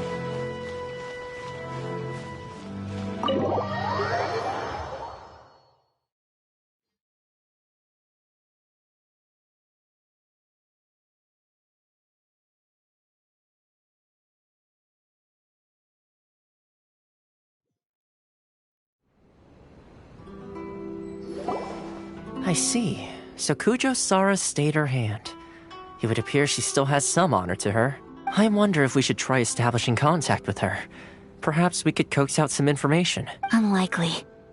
Don't forget, Kujo Sara is also carrying out the Vision Hunt decree. She obeys the orders of the Raiden Shogun without question. In her eyes, Master Masakatsu is of no threat to the decree. This is why she was so willing to allow his escape. If our true motives were ever divulged, she would act against us without a second thought. True. Though if you ask me, Master Masakatsu's release is an unexpected blessing. We are now one step closer to victory. And we couldn't have done it without Yoimiya and the Traveler.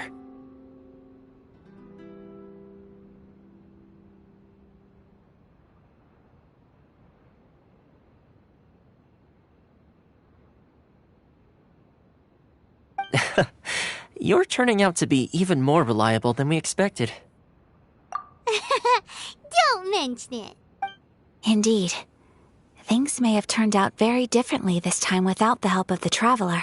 But if we wish to mount any sizable resistance against the Vision Hunt decree, there is still much to be done. It is time we make ready our next set of plans. There's no need to rush, my lady. Things seem to have taken a turn for the better, at least. Not only have we rescued Master Masakatsu, but our list of allies appears to be growing. Yes, which reminds me. The Tenryou Commission seems to be making preparations for a celebration.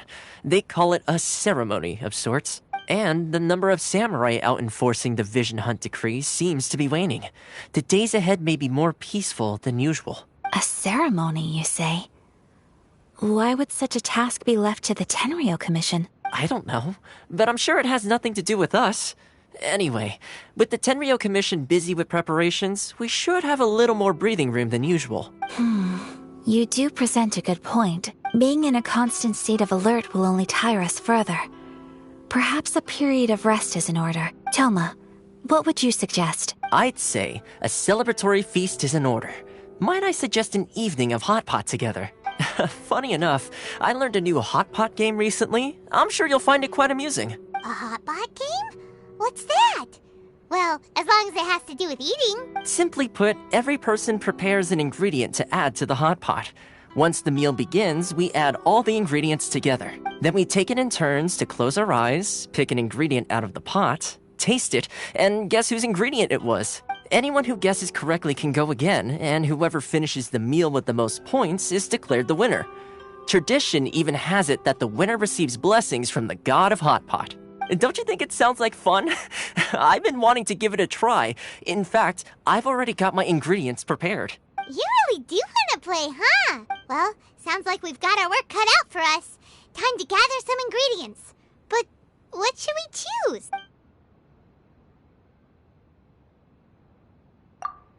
Ooh, Paimon proposes we gather raging demon-level Joyun chilies, super salty ham, mist flower corollas. This is already shaping up to be a hot pot to remember. Oh, my stomach! It feels like Yoimiya's fireworks are going off inside me. Who would have guessed that Toma would be the winner? He ate practically all those weird ingredients without a second thought. Toma? You okay, buddy? Salt-crusted herring, unripe lavender melon, flash-boiled dongo. Oh, and whatever that thing was that nearly froze my tongue off. Hold up, my life is starting to flash before my eyes. Time I call it a night, everyone. You've only got yourself to blame, Toma.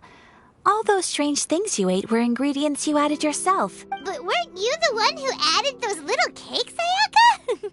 I think the traveler ended up eating one. Boiling cakes in hot pot? Ugh. Think of the texture. I must apologize. To be perfectly honest, I thought the cakes would be a tasty addition. Uh-oh. I'm definitely not okay. I need to lie down. I feel like a new man.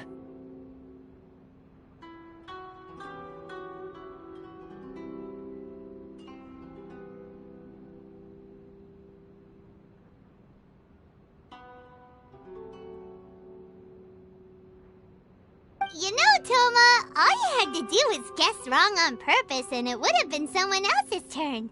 Talk about being competitive. Guess I've been feeling unlucky recently and wanted the God of Hot Pot's blessing. Perhaps I did get a little carried away. Still, I couldn't be beaten at my own game first time around. I think my luck has already taken a turn for the better. I can sense it. So without further ado, I hereby declare that the winner of today's Hot Pot Challenge is... me. Oh, brother. Good effort, team. Another important job taken care of. Next on the agenda, some well-earned rest and relaxation. Yes. If the Tenryo Commission truly is as busy with preparations as Toma claims, then some rest would be a welcome change of pace. And with the extra time, there are some other matters I wish to attend to. Let's all take some much-needed time off. After a few days' rest, we'll reconvene at the Komori Tea House and discuss our next operation. Downtime is hard to come by these days, so be sure to make the most of it. I'll tidy things up here and start thinking about our ingredients for our next round. There's gonna be a sequel? Sure, why not? We should play again now that everyone knows the rules. I'll see you all later. Bye, Toma! Seems we won't need to be visiting the Komori Tea House for a while. Why don't we go explore some other places?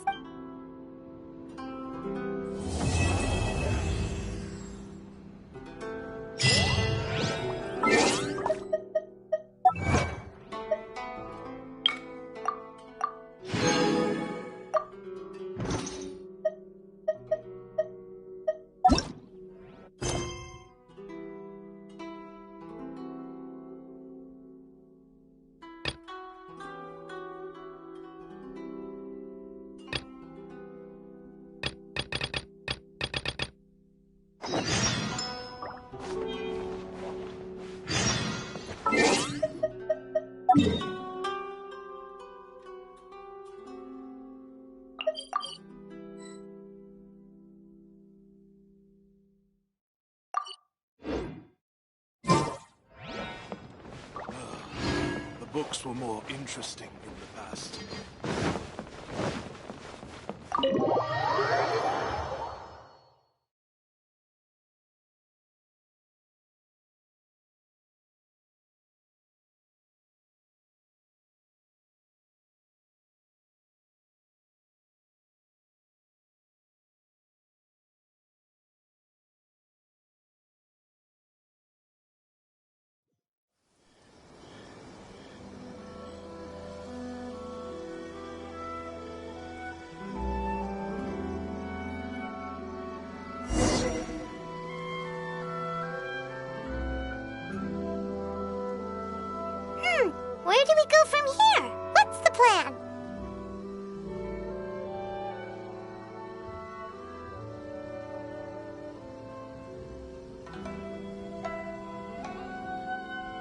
Traveler, Paimon, hold on.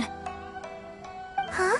Ayaka? Something has come up, and I would like to request your assistance. But you ought not be nervous. This is not coming from the Yashiro Commission or the Kamisato clan.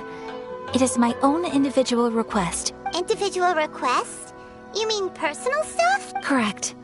It concerns my mother. This may seem a little sudden, but in my view, you are the only person I can entrust this to.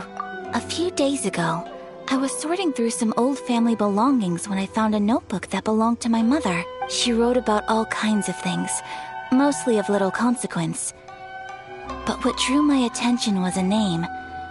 It is one that I have never heard before, so the fact that she mentions it so frequently, it makes it difficult for me to ignore. Probably your mom's best buddy, right? Never. And although my mother and father passed away many years ago, both my brother and I are familiar with the vast majority of their acquaintances. So, I am very curious about this mysterious individual. I would very much like to meet them. According to the notebook, their name is Tsubaki. This seems to have been someone very important to my mother. Someone with a lot of personality, who liked to have fun. Paimon thinks it sounds like a girl's name. That's what I thought too. So what do you want us to do? Do you need us to find her for you? No. Her address is given in the notebook. We can head straight there. I wanted you to assist me with the preparation of greeting gifts. Please keep everything I have told you in strict confidence. The proper course of action would be to involve my brother and visit her together. But he is terribly busy at present, and on a more selfish note, I don't wish to involve anybody else from Inazuma in this matter. Exactly. That, and you are also a kind, well-mannered person with a genuine concern for other people. Not to mention trustworthy. I would not feel comfortable with anyone else in this situation. You can count on us! We've done greeting gifts before, so we should be able to help. In terms of payment, just treat us to some delicious food and we'll be more than happy. Wonderful! In fact, I was hoping to take this opportunity to show you both around. If you don't mind, of course. Oh, we don't mind. We don't mind at all. Do we? Thank you kindly. Shall we head off then? Ogura Textiles and Kimonos is our first stop. Alright, sounds...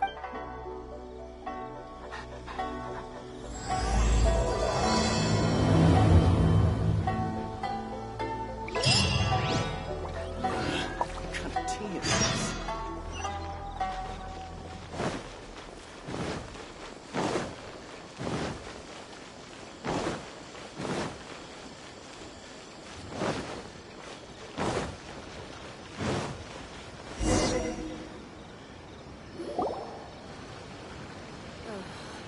Is there anything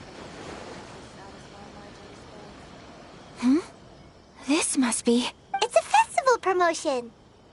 Hey, speaking of, we haven't been anywhere fun since we arrived in Inazuma. No! What made you think that? Festivals are a common occurrence here in Inazuma. We in the Yashiro Commission are very well acquainted with these sorts of customs. Each season brings its own festival, and each festival, in turn, brings a fresh challenge to the task of maintaining public order. So, while festivals are undoubtedly joyous and lively occasions, for us, they are also a cause for concern. Oh, my apologies. I should stop thinking about work. This is hardly relevant to the matter at hand. This store here is the place I wanted to visit. Oh, so you weren't checking out the promotion? Well, let's take a look inside then.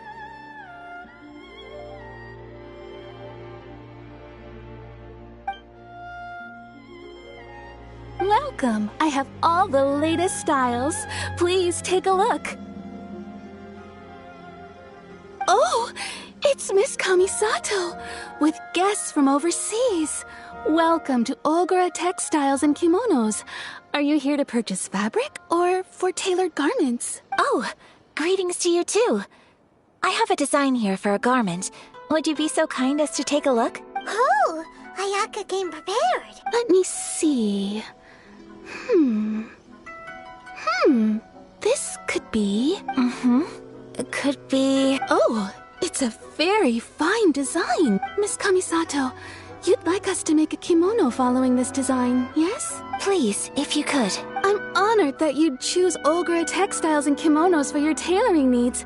However, there is one rather difficult problem. Based on the design, this kind of kimono would require silk made from the silk flower.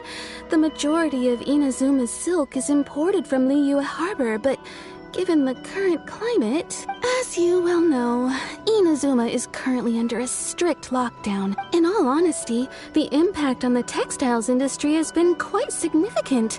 We're struggling to import high-grade fabrics. So much of our tailoring business has been put on hold indefinitely. But of course, where our customers are able to provide the fabric themselves, we can still be of service. So you're saying we need to go and buy some silk first? If even Ogura textiles and kimonos can't get a hold of high-grade fabric, where would we buy it from? You could try the International Trade Association. They are a little better connected than we are. After all, the association brings together merchants from all over the world. The only thing is their prices. They're not the cheapest. In times like these, though, we're lucky to even have an option of getting a hold of the things we want in the first place. Huh. So even just getting clothes made is an ordeal in Inazuma. Wait, the International Trade Association? That's Kurisu's thing, right? We haven't been to Rito in a while. It looks like that will be our next stop. Thank you ever so much. We will be back once we've acquired the fabric. Oh, in the meantime, I have one other very small request. Could you? Why is she being so secretive all of a sudden? Absolutely. Much obliged. My pleasure, Miss Kamisato. Honestly, I'm just as excited as you to see the end product. We haven't made a silk kimono for the longest time now, and this is a beautiful design. That's very kind of you, thank you. Goodbye for now. Traveler Paimon, let's try our luck at the International Trade Association.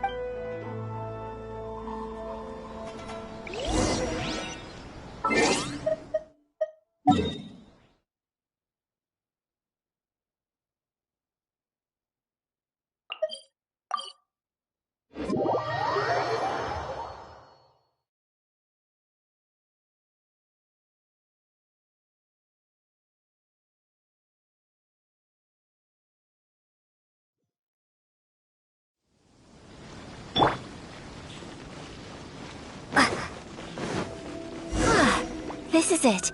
The International Trade Association. Okay then, we need to talk to Kurisu, right? Huh, doesn't look like he's here. Let's look around. Look, there he is!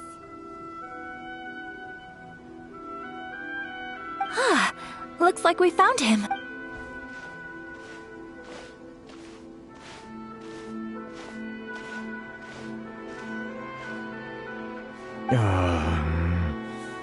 What am I gonna do? Mr. Kurisu, are you alright? Oh! You're Miss Sayaka from the Kamisato clan. How do you do? Better than you, it appears. And if it isn't the Traveler, I haven't seen you in a while. I take it you've been out of Rito? Thanks again for your help last time. The association is back in business, and it's all thanks to you. That's great, but, why were you staring into space just now? Did something bad happen? Well, it's embarrassing to admit, but some of the association's goods have been stolen by vagrants. Which goods were stolen? It was a batch of high-grade silk. Aww. We imported a big batch of silk from Liyue several years ago. It's been sitting in storage ever since. Recently, we heard that clothing stores in the city have more or less sold all their silk stocks. So we figured now would be a good time to bring our batch out of storage, thinking it'd probably fetch a good price. But then, the vagrants swiped the whole batch, then disappeared into the woods. I'd report it to the authorities, but... well, as you know, they don't think much of foreign merchants like us.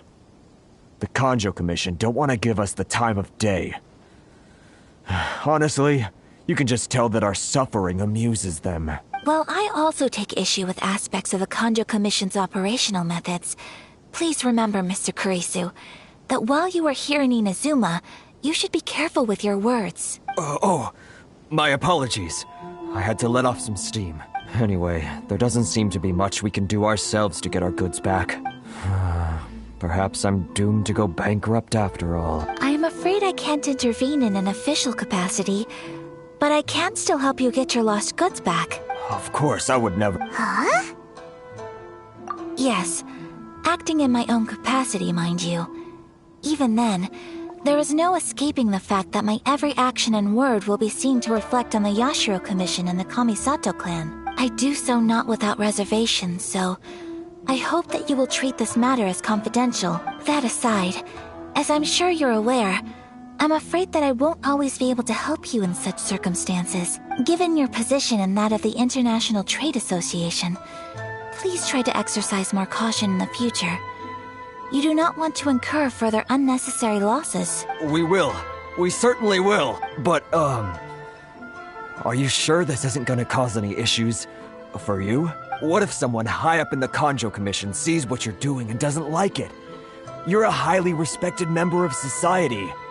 Surely putting your neck on the line for small-timers like me can't be worth the risk. Very humorous.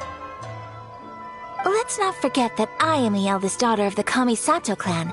I would be very surprised indeed if anybody in the Kanjo Commission felt that I was accountable to them for my actions. Whoa, that sent shivers down Paimon's spine!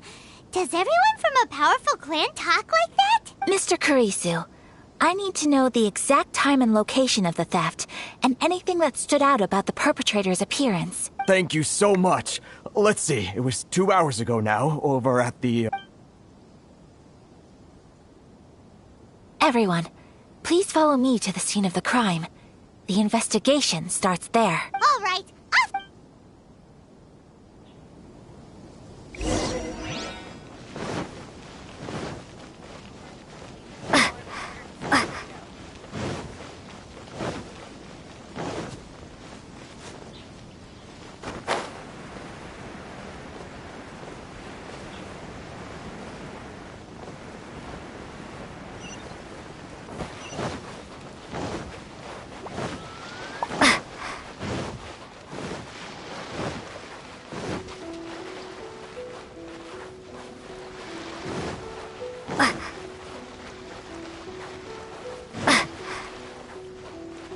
Here we are. This is where we were robbed. Hey, look on the ground! What are those? Huh? Footprints. Very deep ones at that. Leading towards the forest.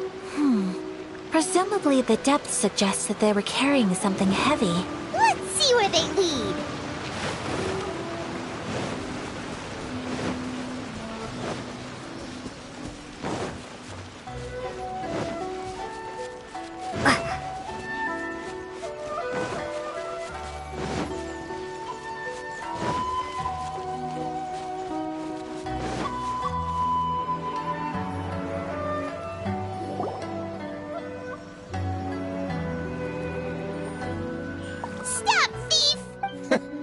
You think you can get your stuff back with this bunch? You must be dreaming. Why, you better hope you have the courage of your convictions. Why wouldn't I, old man? Answer me this. You're one of those Outlander merchants, right? You trade association types are worms.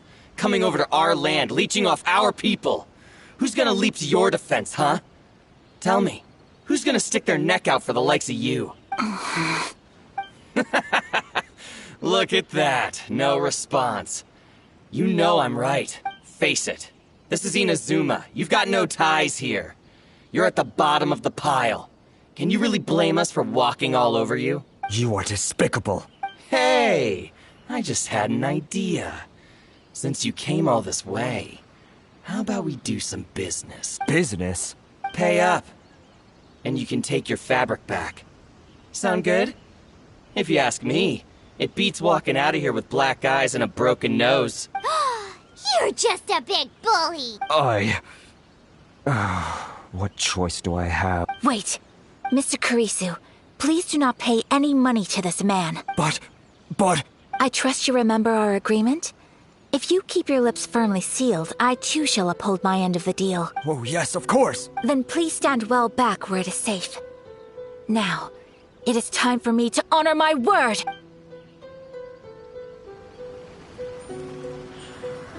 Let's get down to business.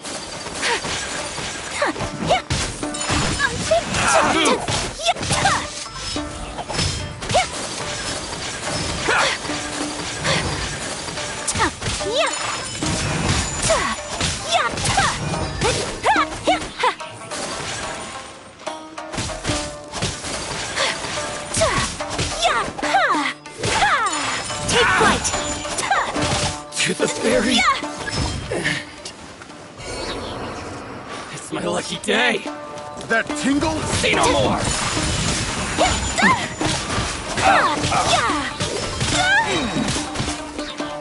Sakura swirl! My You apologies! know a thing or two. Finally, So rude! how's this? To the ferry. Take flight!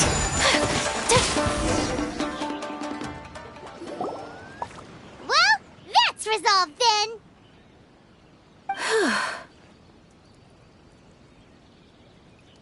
No, please, It was nothing. I was simply doing my duty. Miss Kamisato! Traveler! Are you hurt? Don't worry, we're fine. The vagrants left in quite a hurry. It would seem they didn't have time to take anything with them. I believe your stolen goods should all be here. Thank you. Thank you so much. You'd best do it. 6, 8, 10. Yep, it's all here. Great! Now we can finally buy some silk. Buy silk? You mean you need some of the silk here? This was indeed our intent. Don't get us wrong, though. That's not the reason we helped you out. Even if it were just a few carrots or cabbages, chances are we still would have helped you get them back. Paimon thinks we're pretty lucky. If we arrived any later, our chances of getting silk in Inazuma would have been 0. I honestly can't thank you all enough. Please, say no more. You need silk? I'll pick out a piece for you right away. Thank you, good sir. How much do I owe you? Oh, it's free of charge. I could never ask you to pay after everything you've done for me. No, that will never do. Things cost what they cost, and what they cost is what I shall pay. Merchants already have enough challenges to deal with, and as Paimon explained, my help was unconditional. Please, sell your wares to me at the price you would sell them to any other customer. There is nothing to feel distressed about, because nothing, I repeat, nothing happened here in these woods today, did it? Thank you. I don't think I could ever repay you.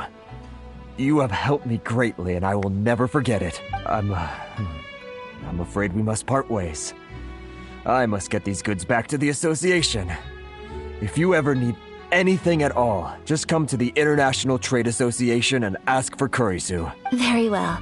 And thank you for the silk, Mr. Kurisu. See you then! Bye! Safe journey home! Don't go getting robbed again! Traveler, thank you for stepping in to help out. But how come those vagrants didn't seem to know who you were? They must move in completely different circles. Maybe they've never seen anyone from the Kamisato clan before. Perhaps. Either way, I'm glad they didn't recognize me. The fewer people who know what happened today, the better. It's not every day an important person like you helps out someone like Kurisu. It really shows what a great person you are. Oh, your praise is quite unwarranted. I merely did what anyone in my position would have done. I admit that it did feel strange for me to come to his aid. But this should have nothing to do with identity or social class. As far as I'm concerned, it was one individual helping another in need. I guess that deep down, I don't see how a society can be considered just when people encounter such obstacles in their livelihoods. Sorry, I'm getting off topic. Right. Let's head back to Ogura Textiles and Kimonos and give our hard-won silk to the shopkeeper. Okay!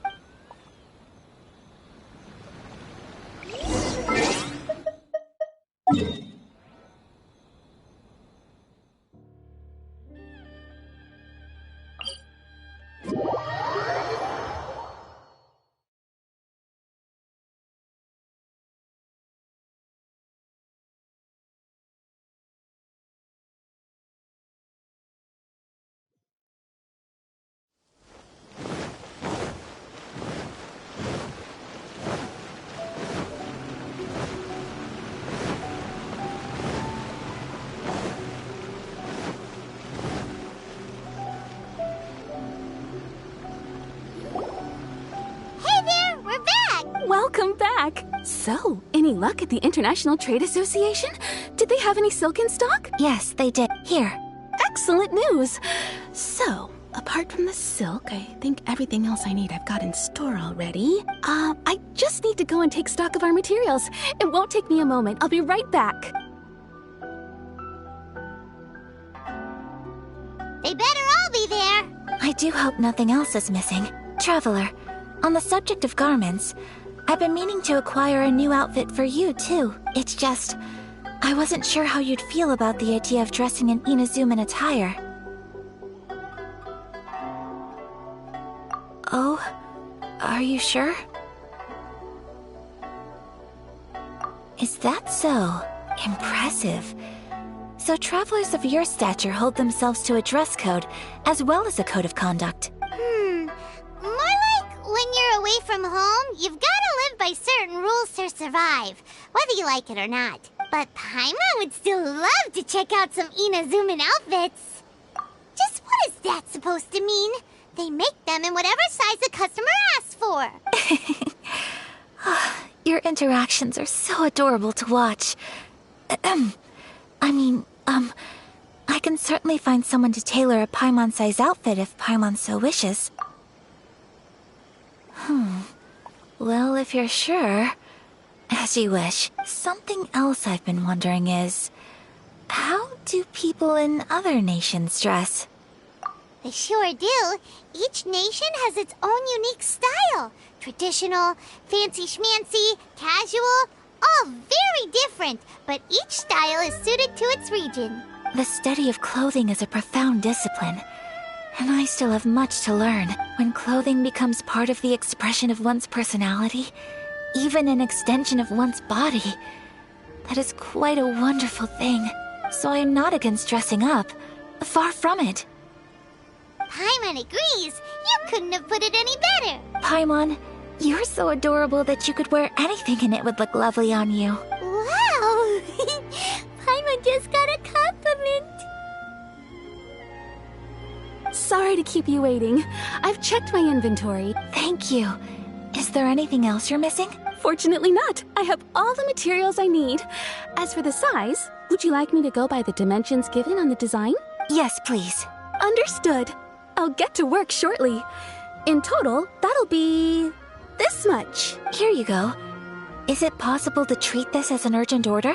Well, luckily, we don't have any other urgents at the moment, so I can begin work right away. It will still take me some time, though, so please come and collect it later. Until then, I'm sure you'll find somewhere nearby to pass the time. Good idea! Let's check out the whole area. We don't want to leave any loose ends. There will be no loose ends while you're in my company. I already decided where to go while we wait. For our next stop, I'd like to take you both for a meal. Food? Oh, Paimon likes this plan. I picked the venue especially for you. A humble local eatery called Kiminami Restaurant. I thought that the relaxed atmosphere there would suit our day much better than the prohibitively formal one of a high-end restaurant. Shall we head off? Yep. Paimon can't wait!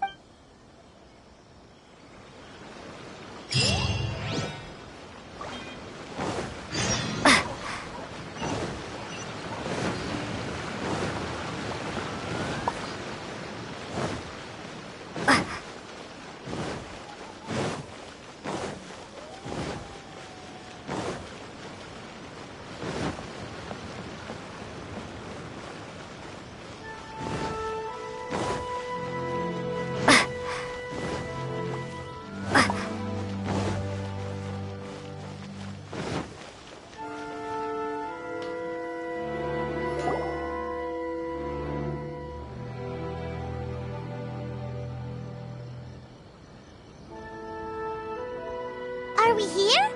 Ooh, it's one of those street-side places. Looks cute and cozy. Welcome! Oh, Miss Kiminami, how do you do? Miss Kamisato. Perfect timing. Your booking was for... well, right now. I believe so. We'll be sticking to the order I placed in advance.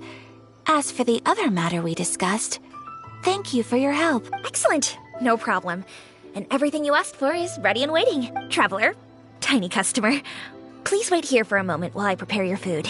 Go ahead and take a seat. There is something I need to take care of, but I'll be back momentarily. It's nothing of that sort. I just have a few minor things I need to attend to. I won't be long.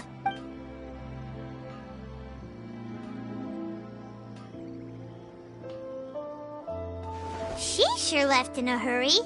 Whatever it is, it must be pretty urgent. So, you two are Miss Kamisato's friends? Well, we serve all the classics. Sure, there are fancier-looking places out there, but the food here speaks for itself. Hope you enjoy it. Over the years we've been in business, we've gotten to know the Kamisato clan quite well. Miss Kamisato and her brother are both fond of our food. They're always sending staff down here to order something and take it back to them. Her table booking surprised me. Not least because it was a group reservation. This is the first time I've ever heard of Miss Kamisato going out for dinner with friends. The first time ever? Oh, guess that makes us pretty important people, huh? Sure does. And I'm probably crossing the line here, but I'm just telling you what others have told me. Apparently, Miss Kamisato doesn't have a lot of friends. How is that possible? She's so kind and polite to everyone. Paimon would have thought that would make her really popular. That's what I used to think too. But it turns out the rules of social interaction are a bit more complicated than that. Nobody in the neighborhood has a bad word to say about her. They all say she's beautiful, elegant, graceful, not to mention that she belongs to one of the most illustrious clans in the land. In short, they see her as a model young lady. But that's just it. People look at her and they see a model of perfection, and they don't feel like that's something they can relate to. So the majority of kids from our ordinary families don't even try to talk to her. So you see, on paper, she sounds like a girl everyone would want to get to know. But in practice, she finds it difficult to make friends. Huh. Paimon never would have guessed. We don't speak all that much, but we do go quite a way back. I've always admired her for taking on so many responsibilities at such a young age. So it makes me really happy to see her here with friends today. Anyway, relax. Enjoy your meal. And please, talk to her as much as possible. I know she'll appreciate it. Consider it a favor for the whole neighborhood. Look after her for us. Huh? That sounded like Ayaka!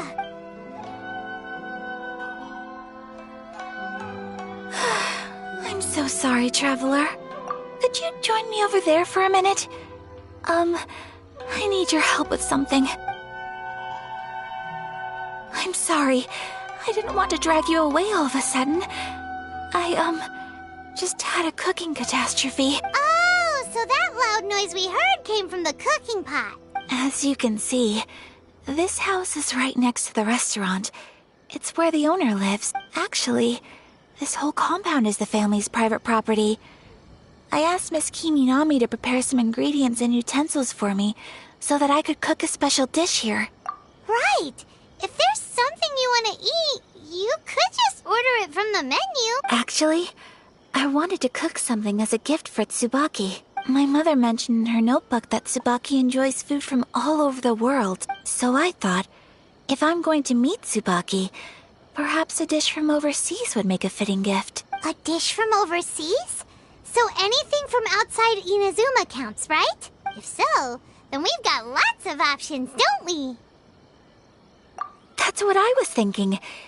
You must have picked up a lot of knowledge about different cultures on your travels. Hopefully including regional cuisines. Can I leave you to finish this task then? Just as a personal favor. Is that okay? I'll be indebted to you. Great. But what kind of overseas dish would make a suitable gift? It needs to survive a journey from the kitchen to the recipient's doorstep. Oh, Paimon knows! There's one dish out there that was practically created for this purpose! Pizza! Pizza? It's an assortment of toppings and sauce spread over a bread base and cooked in the oven. And it's so good! That does sound pretty good.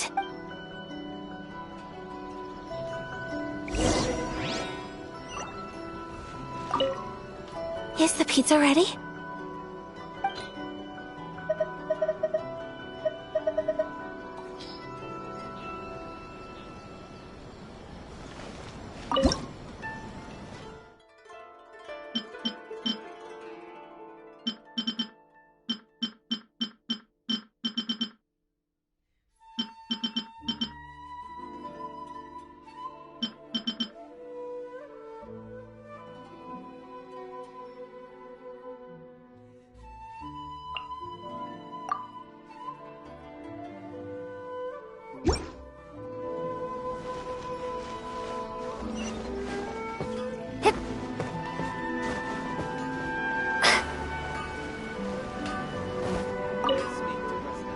traveler. So strange to see. No power to move mountains.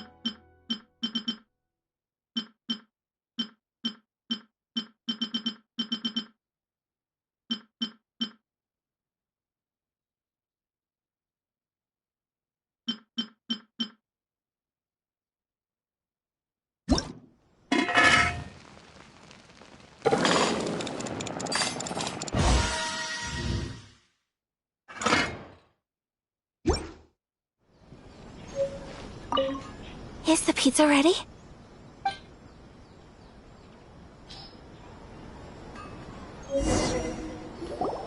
Oh, it's ready. It smells delicious. You're an excellent cook, Traveler. I would love to be able to master dishes from all over the world. Well, all you need to learn is a recipe. We can bring you some more recipes in the future if you like. Great. I look forward to learning from your culinary expertise. How are you all doing? Whoa, is this... Miss Kamisato, this must be the dish you were talking about. Yes, an overseas dish cooked by the Traveler. Could I trouble you to package it for me? Sure. Nope. Oh, it smells good. I bet it tastes amazing. Now I really want to put something like this on our menu. Want us to teach you how to make it? Oh, could you? The most satisfying meals are the ones you share with other people. So Paimon thinks that our friends in Mondstadt wouldn't mind us sharing this dish with Inazuma. Really? That's great. I've always wanted to learn how to cook some international dishes. If you can write down a recipe for me, I'll add it to our menu and put a promotion where everyone will see it. Since we've become a closed nation, people haven't had the chance to try anything new. Traveler, you're the best! I'll go pack up this dish for Miss Kamisato. Please, make your way back to the restaurant whenever you're ready. The food will be waiting for you.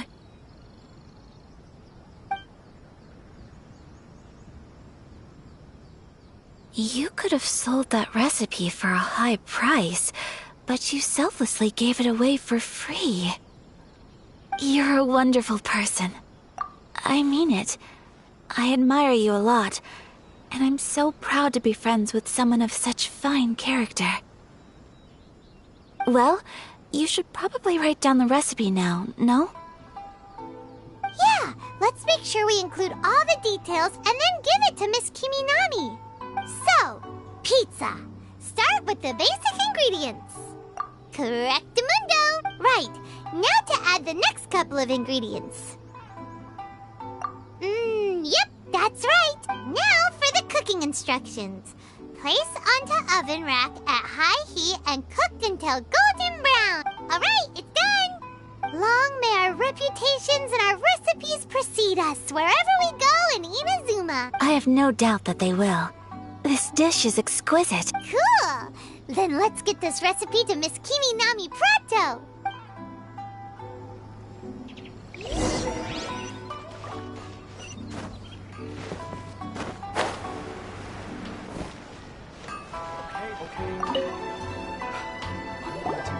Hey! Have you written out the recipe? Here it is. Thank you! Wowie! This is so exciting. I want to make it right away. Traveler, Paimon, please accept my sincerest apologies for delaying your meal. No problem!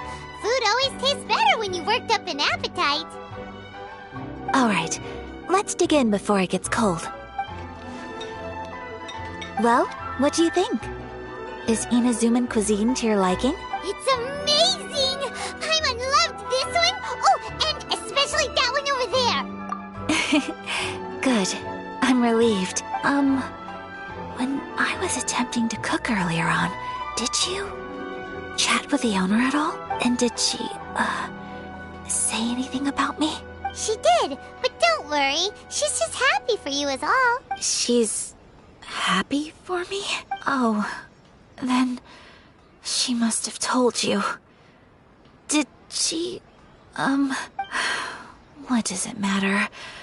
I know just as well as anybody else that I've got no friends. Hey, it's not you.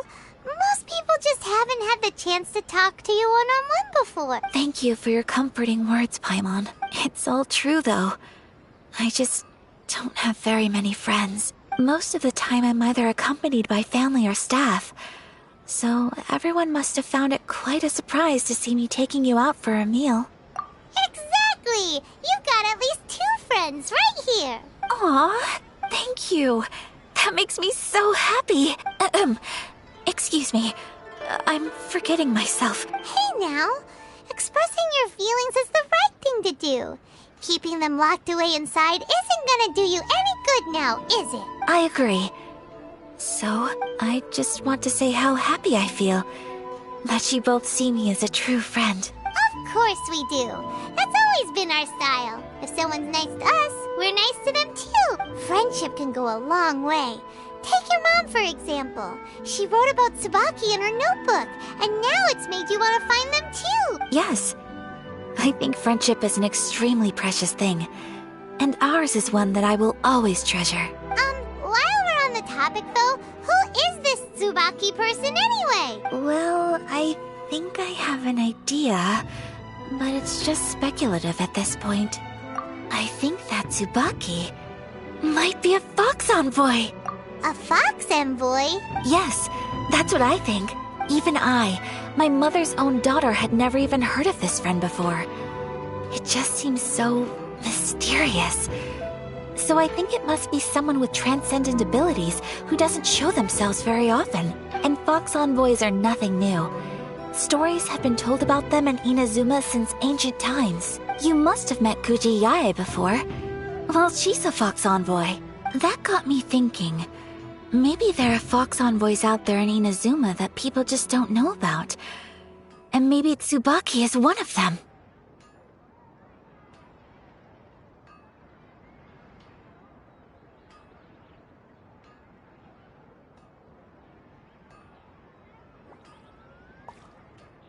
Whoa! So Inazuma also has supernatural beings? When you say also... Well, before Inazuma, we spent some time in Liyue. They have lots of supernatural beings there, like the Adepti. All kinds of them, too. Up in the sky, down below the ground, in the water. Really? I've come across such things being asserted in books, but to hear someone talk about it from first-hand experience is extremely surprising. So Liyue lives up to its reputation. Its culture has a long history and gives rise to the most beautiful legends. Quite captivating. You should come visit Liyue with us sometime. The best part is, they have loads and loads of delicious delicacies. Really? I would love that. Speaking of delicacies, Traveler, Paimon, have you eaten your fill? Oh, Paimon has. Excellent. Then let's collect the kimono. Then we can pay a visit to my mother's mysterious and transcendent friend.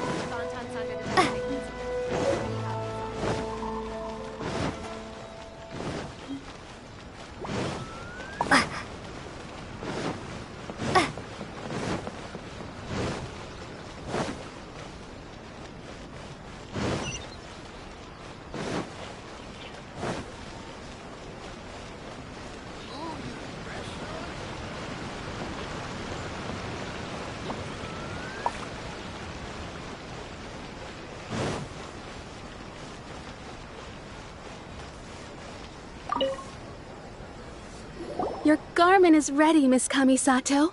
I've folded and packaged it for you.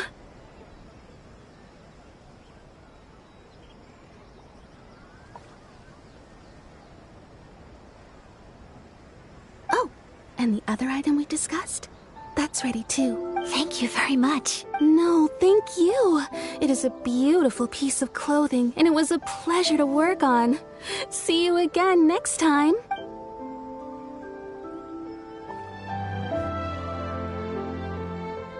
Traveler, I have a gift for you.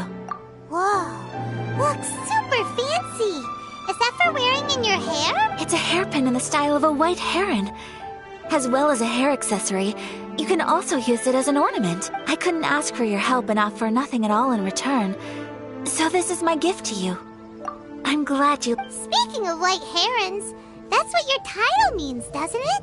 Shirasagi Himegimi. So this gift is like a little piece of yourself. It's just as elegant and beautiful as you are. You flatter me, Paimon. If this gift reminds you of me, that is all I could ask for. It definitely will. All right, well, now we've got what we came for. We can set off. Time to go. My store is up.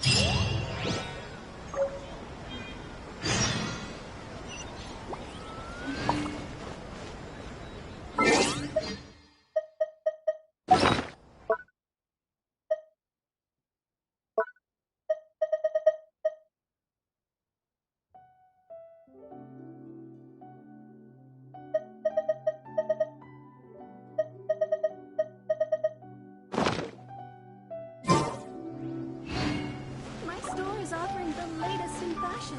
Come and have a look.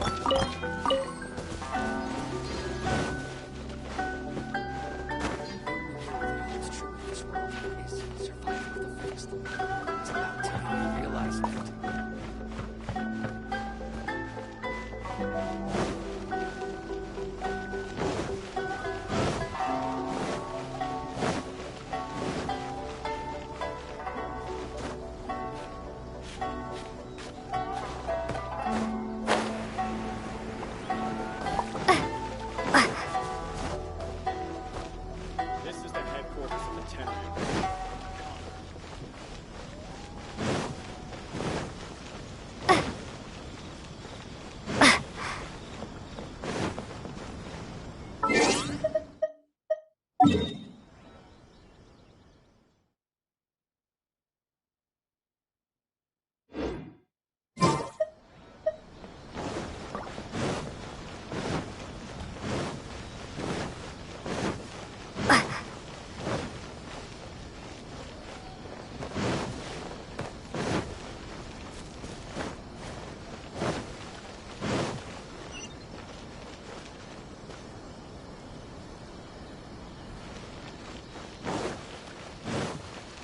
This is the headquarters of the town.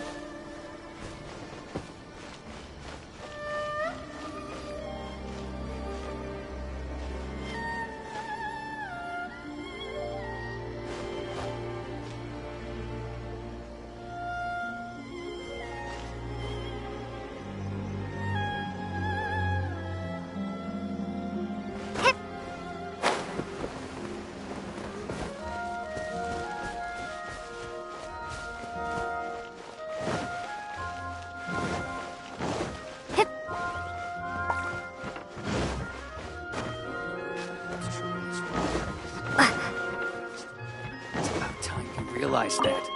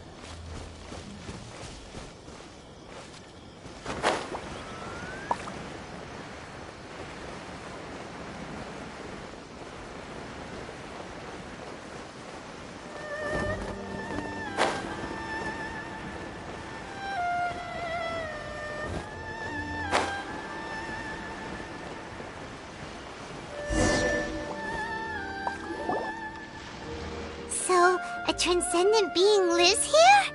Ugh. If someone lives here, then why is it so chilly? I'm asking myself the same question. How strange. I'm quite sure that this is the location my mother wrote about, but surely... I'm starting to have second thoughts, but since we're here, I still think we should go inside and explore in full. Yeah, makes sense.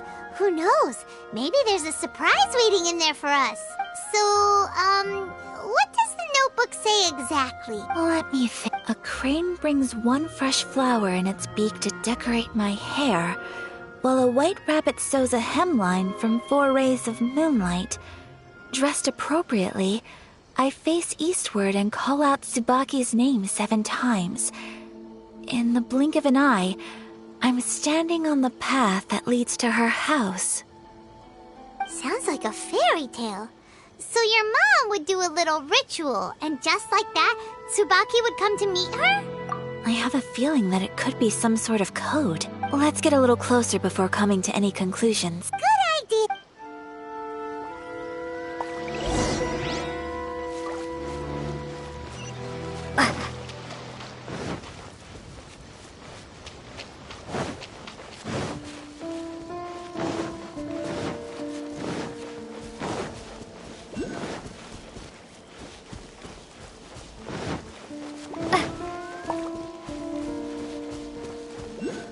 There are some bushes on the rocks in here. Could that be anything?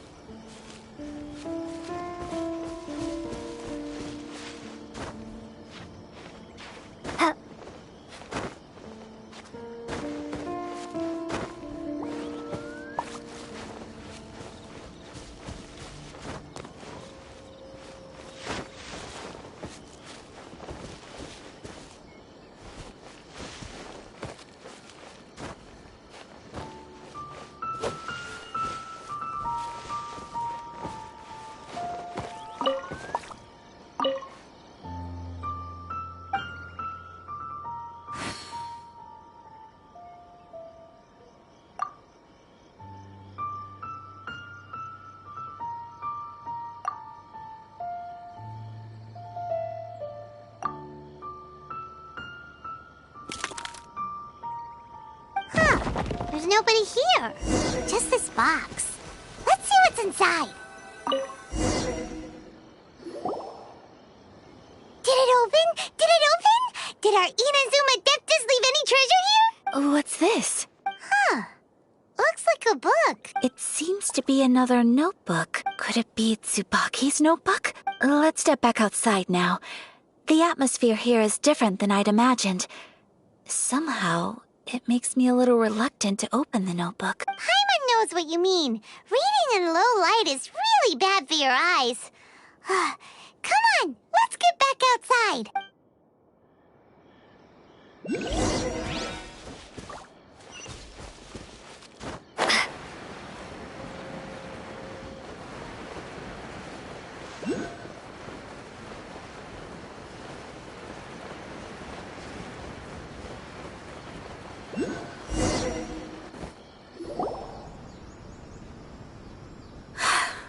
Here will do just fine. All right, let's see what the notebook says.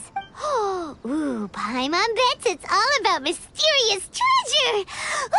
So exciting! What is it? Why are you whispering all of a sudden?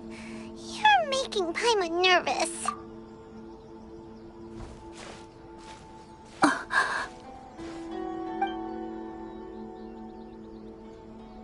Oh, you want to let Ayaka read the notebook without distraction.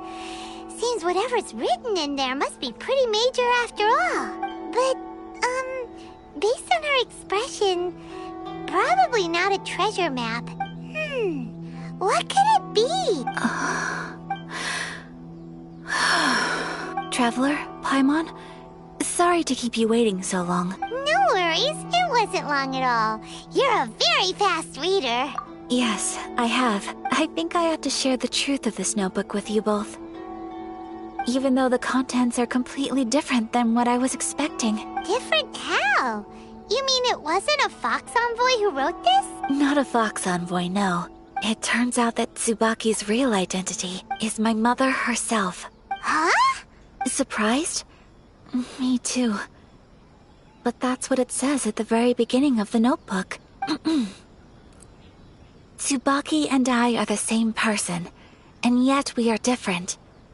When I become Tsubaki, I stop being Kamisato Kayo and become the most ordinary woman in the world. What follows in these pages is the ordinary, everyday life of a regular person. Nothing more, nothing less. This notebook is, for the most part, a collection of my mother's musings, both private and trivial. All of the things we thought were about Tsubaki were in fact about my mother herself. So, that means that the kimono design and the international dishes are things that my mother wished to try, yes. I'm sure this all sounds utterly bizarre to you, but to me at least, my mother's behavior is completely understandable. Or to put it another way, I actually have another side to myself as well. I was at a loss for words when I started reading the contents of the notebook. It almost felt like someone had looked inside my mind, examined my thoughts, and then written them all down on paper. Ayaka! From the moment my mother married my father, she became the mother of the Kamisato household. And with that came all sorts of duties. At the same time, the prestige of the Yashiro Commission brought its own share of responsibility. On top of that, every action she ever took was seen as representing the Kamisato clan. People were always watching her. Under such circumstances, she never had much time to do the things she really wanted to do. After my father passed away, Ayato and I took over responsibility for the affairs of the clan. We ran into all sorts of difficulties during that time. I'm not sure if people outside the clan could ever imagine what it was like. Every time I found myself up against a difficult issue, I'd ask myself, did my mother go through this too? What would she have done in this situation? Maybe it's because it had been so long since I last saw her, but somehow, all that was left of her in my mind was the side of her that inspired awe and commanded respect. But my image of her was incorrect. When I read this notebook, I realized she was just like me. Underneath whatever position she may have held, she was just an ordinary person. She liked pretty kimonos. She wanted to try food from different places. She yearned to see sights she'd never seen before. Maybe this all sounds immature to you, but I feel just the same way. I want to live life not as Kamisato Ayaka, but as an ordinary woman. Mother wrote that she'd always wanted to go to a local Inazuman festival. She said that sometimes, on a clear night, if you looked out from our house, you could see lights off in the distance. I've seen those lights too. It looks so lively with so many people. And it's so brightly lit, it makes the whole sky glow. Of course, sometimes it does make me a bit anxious from a public order perspective. But for someone of my position to just show up at a festival with no warning, it could be considered improper etiquette. Especially in my parents' generation, when the Yashiro Commission didn't have a particularly close relationship with the populace. Even if no one stopped us, the idea of the Yashiro Commission going out into the crowd, it'd certainly draw some strange looks. People would probably start thinking there was trouble afoot. Mother said that she didn't want to put people on edge. She wanted everyone to enjoy the fun and freedom of the festival. She didn't want to disturb them, and didn't have much free time anyway, so she never went. Not even once. Aw, so the kimono design, that must have been the outfit she planned on wearing if she ever did go to a festival, right? That's right. And sometimes, festivals sell international food. She wanted to try that too. I hope this isn't a disrespectful thing to say, but I never knew my mother was so in touch with her inner child. Well, that's not disrespectful at all. Paimon thinks your mom was the best of both. A big softy on the inside and a big sense of responsibility on the outside. Without knowing it, I've ended up fulfilling several of my mother's wishes already. But going to a festival is the one thing that I cannot do for her. Perhaps this is one thing that can simply never be.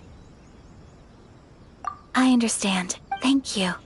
I think I realize something now. Mother and I are so similar in so many ways. The things she faced are things that I too will go on to face. She chose to place her unfulfilled wishes onto the identity of Tsubaki. As for me, I've already decided. Oh, so you decided on an alter ego too? No, I don't plan to do anything like that. I think I will set myself a new goal. To live each day without regrets. So, Traveler, Deep breaths, Ayaka. Deep breaths. Would you be at all interested in checking out an Inazuman festival? Paimon's been dying to go ever since we saw that poster! Paimon would love to go with you, Ayaka! Hey, come on, don't make fun. It's just because I used to have the same concerns my mother did. But now, I don't think I need to worry about it so much. I'm going to be true to myself and fulfill the wish that my mother and I shared. I know that you of all people can understand me going my own way on this. So, let's do this, you and me. Let's go to a festival together. Paimon wants to come! Festivals here have loads of tasty snacks too, right? Oh, and fun and games! Great. Thanks, you guys. If we head over now, we should still make it in time. Oh, good point. Today is the last day, right? What are we waiting for? Let's go!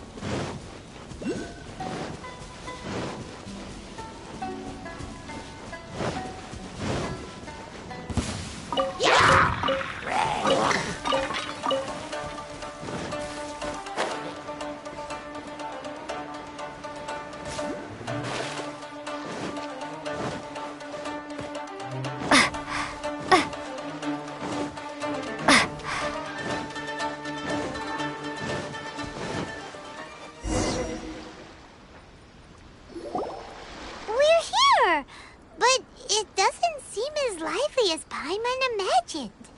What's going on? Since it's the final day, many of the visitors must have already returned home. I've heard that the peddlers often close up shop earlier on the last day because there are fewer people around. I'll go and ask. Whatever happens, I at least need to go inside just this once. That's the way to go. We'll be right there with you.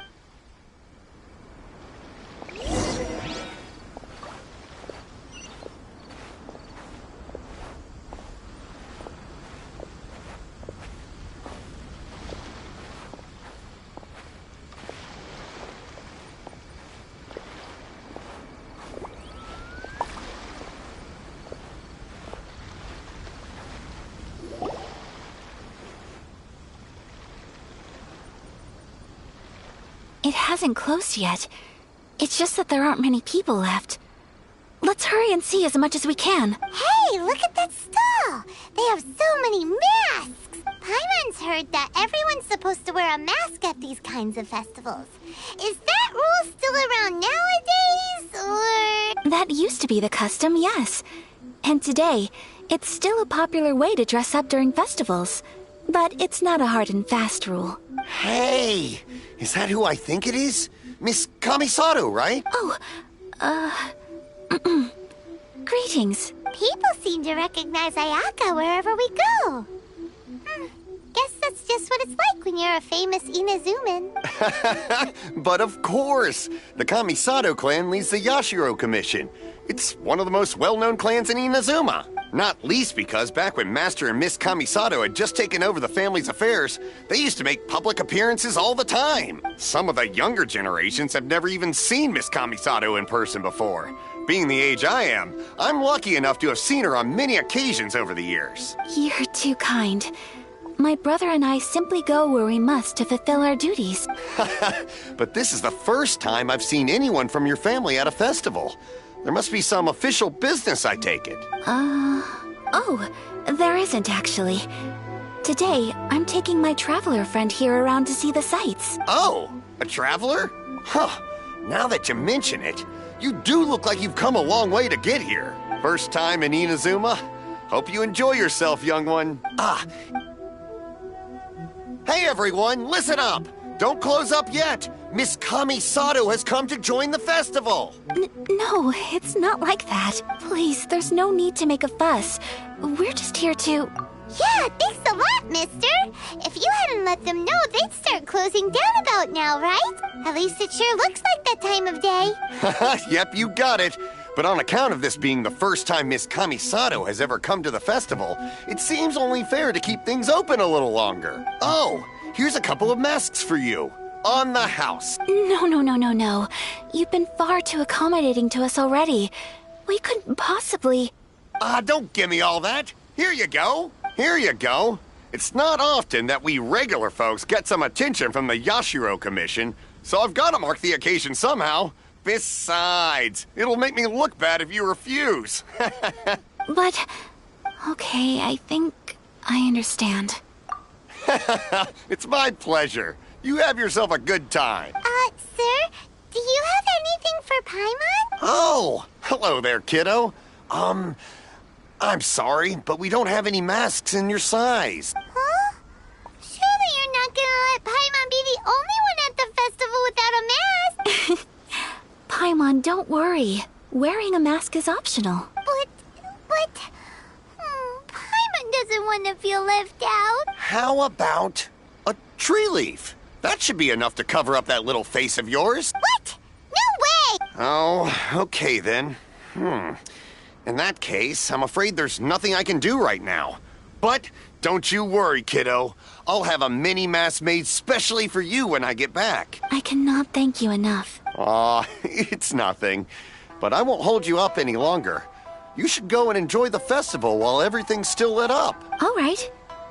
Traveler, shall we? Oh, wait. Just one thing.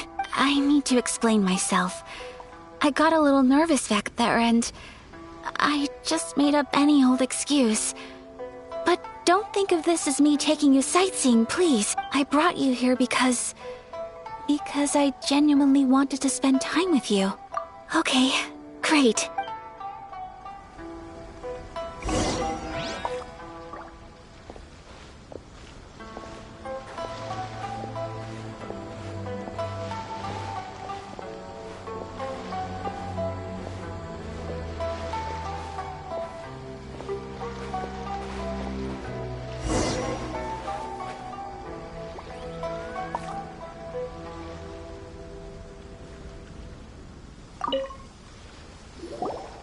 Traveler, look!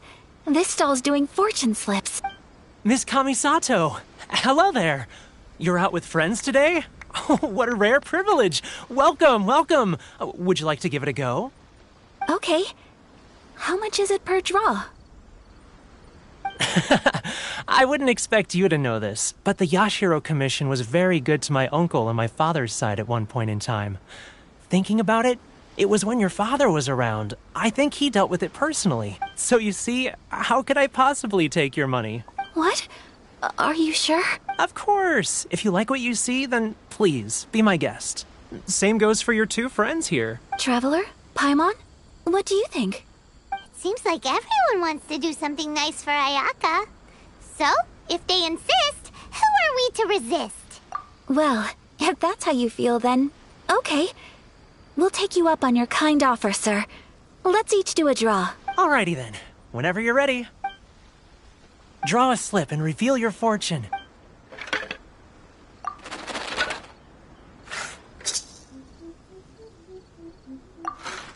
Open it up and see how you fare. Whoa! Which one did you get? Paimon got Rising Fortune. No way! We got the same one! Traveler, what did you get? Wow, you're so lucky! Oh, congratulations are in order! Here's what great fortune from heaven means. The blessings of the gods are upon you. Your voyage ahead shall be plain sailing, and all your endeavors shall prosper. In other words, your good luck isn't about to run out anytime soon. What a great sign! Good things lie ahead! Congratulations. You all have very fine fortunes lined up. With this kind of luck, you'll certainly be able to achieve anything that you wish. Well said! Here's hoping that our good luck will never run out!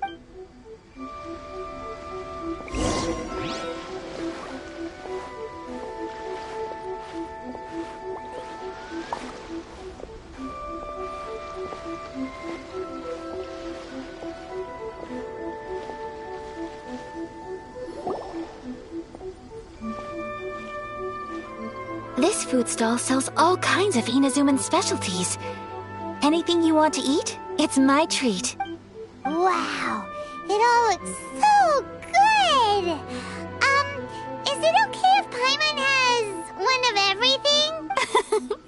Of course it is. But we don't want anything to go to waste. Let's try them one at a time. Ooh, Ayaka, Paimon wants those dango. Sure.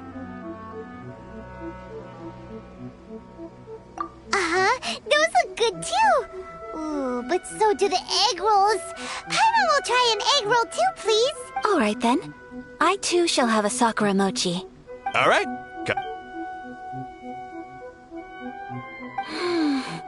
This Sakura mochi is just delicious. Not bad, huh?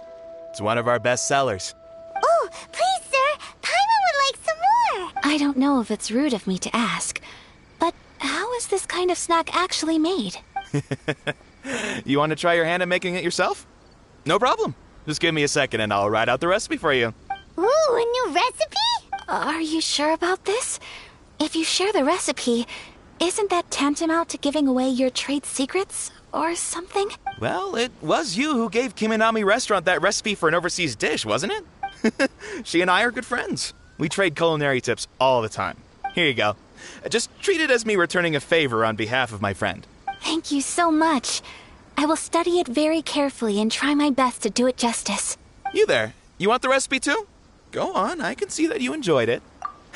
There's no greater feeling than creating delicious food with your own two hands. You should definitely give it a try. I will. Once I've learned how to make it, will you two be my taste testers? Oh, definitely! Can't wait! All right. I'll do my best. Well, we may have arrived near the end of the festival, but it's still been super fun. Paimon approves. Yes, I agree. To spend the festival together with you today has been a truly wonderful experience.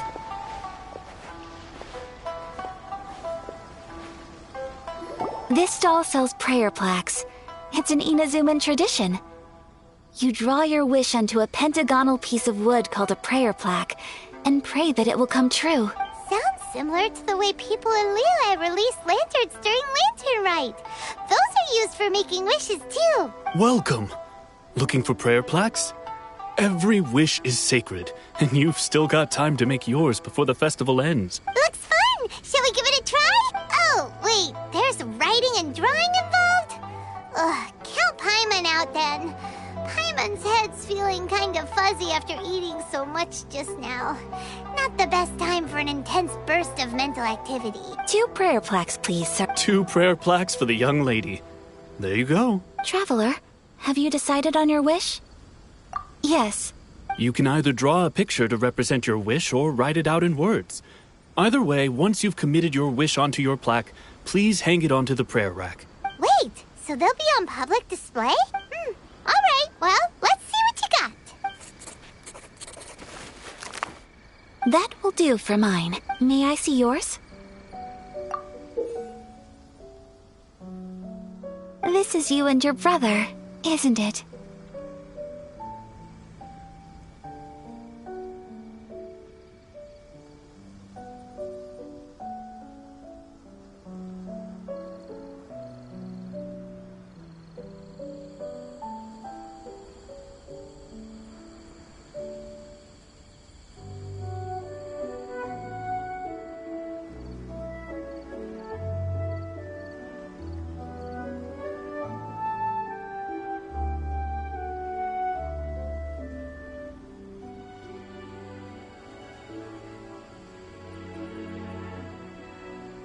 It's lovely.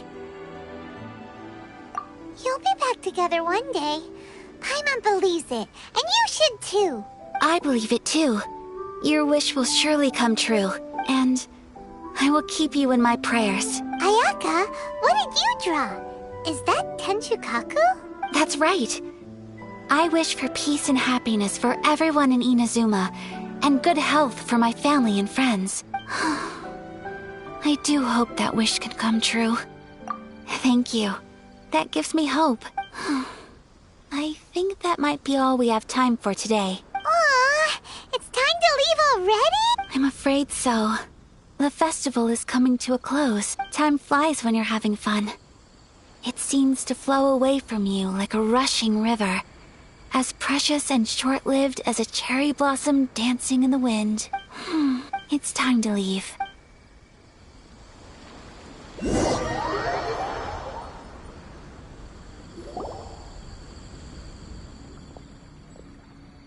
Traveler, today was the first time in my life that I've ever been to a festival.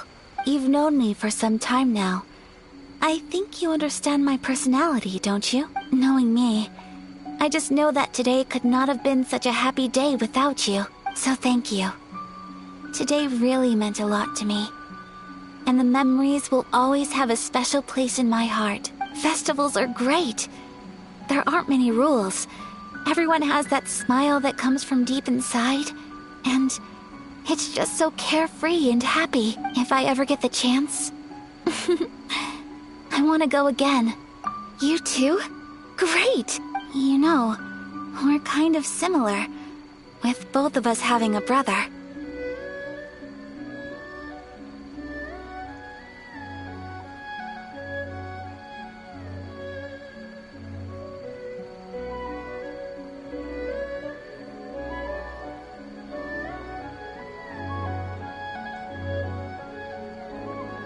Sometimes, I feel like I can relate to the determination you must have to get your brother back. I understand. Family bonds are inseparable. No one can break them. They are the most important roots we have in this world. You will find him. Come what may, you must never give up. I will always be here for you as your... as your friend. I will always support you. As long as you're happy, I'm happy.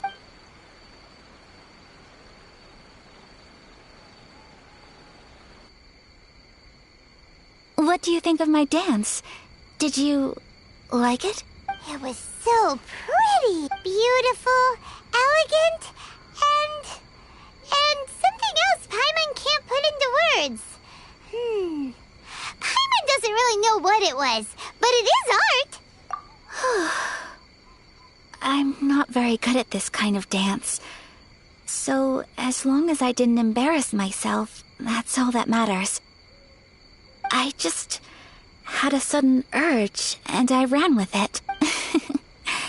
In a way, that sort of sums up today for me. Dancing like nobody's watching. That goes for you too. When I'm with you, time seems to slow down and speed up at the same time. Anyway, it looks like this is goodbye for today. I can see myself the rest of the way back. Good night, traveler.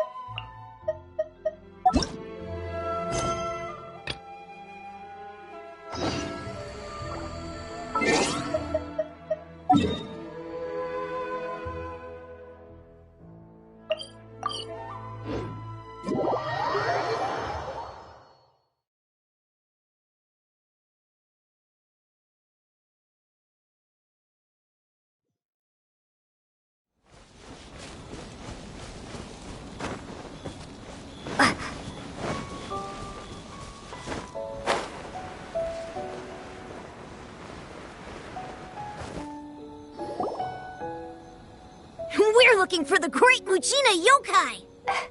Do you know where it lives? Great Mujina Yokai? What's that? Huh? You've never heard of it? It's a sneaky monster that goes around playing tricks on people. It's got magic powers and can even shapeshift into anything it wants. One time, the Great Mujina Yokai stole some rice from our house. And this other time, it pushed my dad into the river. Sounds like a very naughty little monster. 'Cause we finally found out how to chase it away. My dad said that the Great Mujina Yokai likes to play tricks on people who stay out all the time and don't come home when they're supposed to. So all we need to do is chase it away. Then we can come out and play whenever we want. This monster sounds scary, though. Aren't you guys afraid? Surely your parents must be worried about you. Oh, not really. I told my dad that I was gonna find the Great Mujina Yokai with some friends, and he didn't even say anything. So we think it must be weak right now. It's probably hiding away so it can rest. Yeah, so as long as we get home before it gets its strength back, we'll be safe. Something sounds very strange about all this, but Paimon can't say exactly what it is. Yeah, Paimon feels like the Great Mujina Yokai is one of those storybook monsters that doesn't exist in the real world.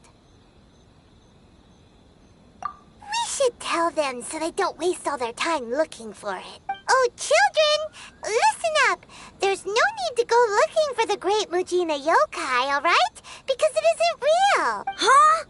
No way. That's impossible. My dad wouldn't lie to me. Your folks are just worried about you is all. They don't want you wandering too far from home because it's too dangerous. That's not true. The Great Mujina Yokai is definitely real. Yeah! Yoimiya's even making some weapons for us. And then she's gonna show us how to blow it up. Yoimiya, huh? Wait, as in fireworks prison break, Yoimiya? We told her all about the Great Mujina Yokai. She said we shouldn't be scared of it. We should learn how to chase it away instead. We've been waiting for ages now. And finally, Yoimiya said that today's the day. Yoimiya plays with us and tells us stories all the time. She wouldn't tell a lie. But... Come on, let's get out of here and go find Yoimiya. Wait, hold on, don't go! They didn't seem to take that very well. But Paimon was only trying to look out for them. Who knows what Yoimiya's got to do with this? Let's follow the kids and see what's going on.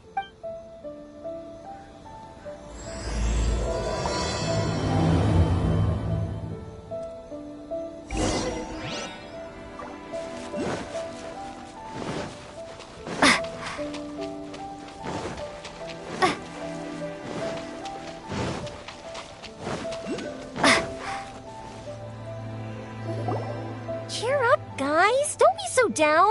She was only joking back there. How could the Great Mujina Yokai not exist, huh?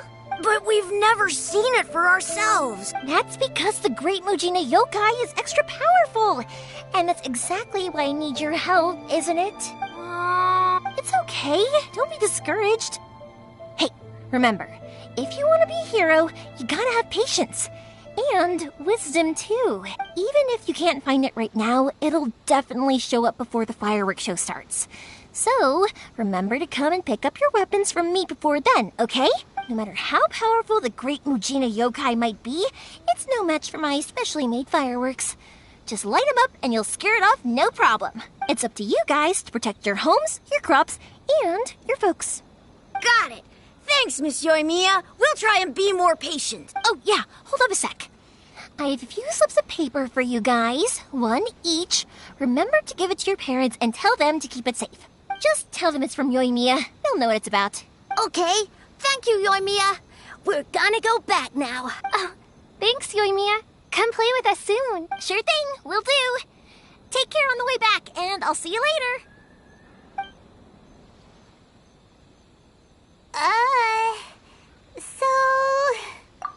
So it was you guys.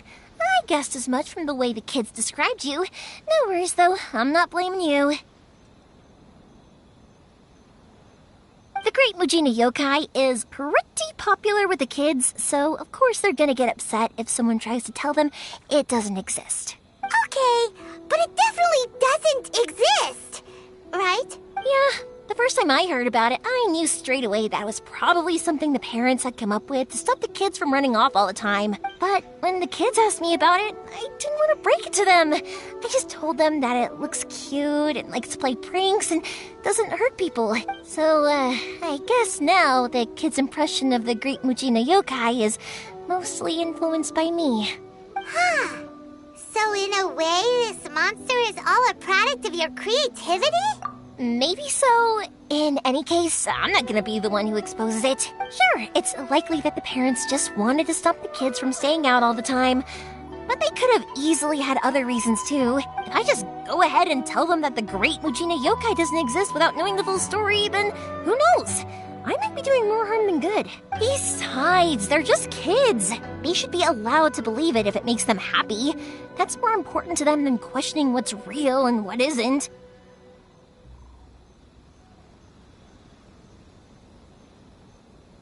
Heck, I entertain my fair share of fantasies too. The fire diamond that spins around and shoots out lights that are all the colors of the rainbow. Ooh, the mist spirits that live far off in the mountains and guide you to fairyland if you can find them. I know that they don't really exist, but I still enjoy believing in them. If someone came up to me and started telling me to stop being so stupid, they don't exist, I'd give them the evil eyes and tell them to get the heck out of my face because it's just so annoying. Because maybe it doesn't matter so much if something's real or not. Maybe magic and awesomeness are what makes something worth believing. Why should someone else get to take that away from you? The things we believed and the experiences we had when we were young turn into our priceless treasures as we grow up. When you were kids, surely you guys believed in things like heroes who slew dragons and sacred swords that cut through darkness. It's the same thing. If we tear apart these kids' fairy tales now, what else do we have to tell them? That Inazuma's locked down? All the grim tales of the Vision Hunt decree? I think it's a bit too early for all of that. Yeah! Oh, way too early. For sure. Whether you understood me or not, don't you worry. I'll take care of the kids and make sure they stay safe.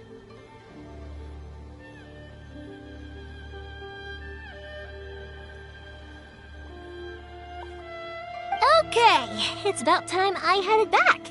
The Naganohara fireworks show is just around the corner, and there's still a lot of things to get ready. Naganohara fireworks show?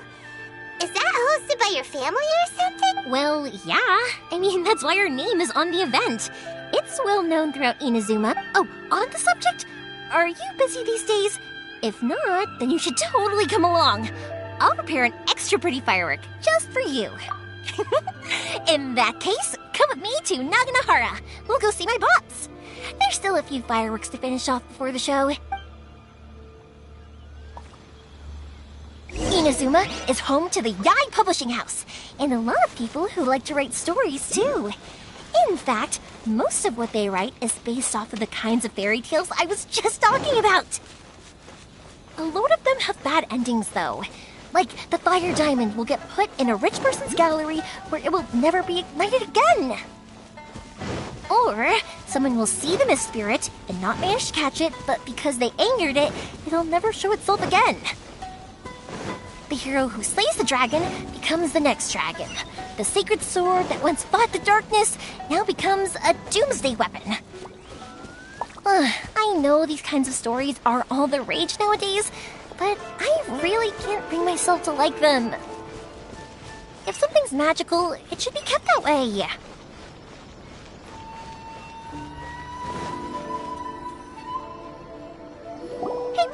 I'm back! The fireworks show is almost upon us, and the fireworks for each family are almost ready. Oh, new faces? Who are these two? Friends or customers?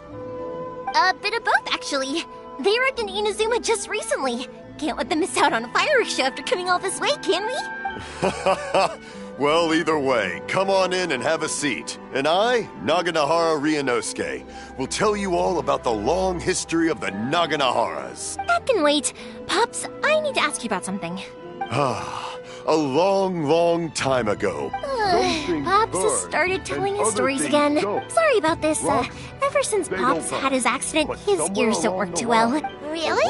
But for a moment there, it almost seemed like you were having a coherent conversation. Much, much later, people eventually realized that if you grind certain materials into dust, they burn with many beautiful colors. Pops, wait! Huh? What's that? Did they deliver those firework materials that we ordered yet? Oh! Yesterday's fireworks have all been delivered. So have the ones from the day before yesterday. And the ones from the day before that. No, Pops, I meant the materials. The materials that we ordered. They should have arrived today. Ah, today's fireworks are almost ready too. Don't you worry. Your old man's skills are still as sharp as ever. No, Pops, the materials. The raw materials for making fireworks. Sorry? Materials! Oh, the materials! Yes, the materials! Sorry, Paimon got all excited because he finally got the message across. The materials aren't here yet. The couriers did come over to explain why, but, well, I think they did, but I couldn't quite hear what they were saying. No worries. As long as we know, that's fine. We can just make them later. Don't forget to take the goods in when they deliver them. Okay, Pops? Of course. Leave it to me. Oh, sorry if we were a little loud. It's always the way, though. It's like that every time I need to ask Pop something.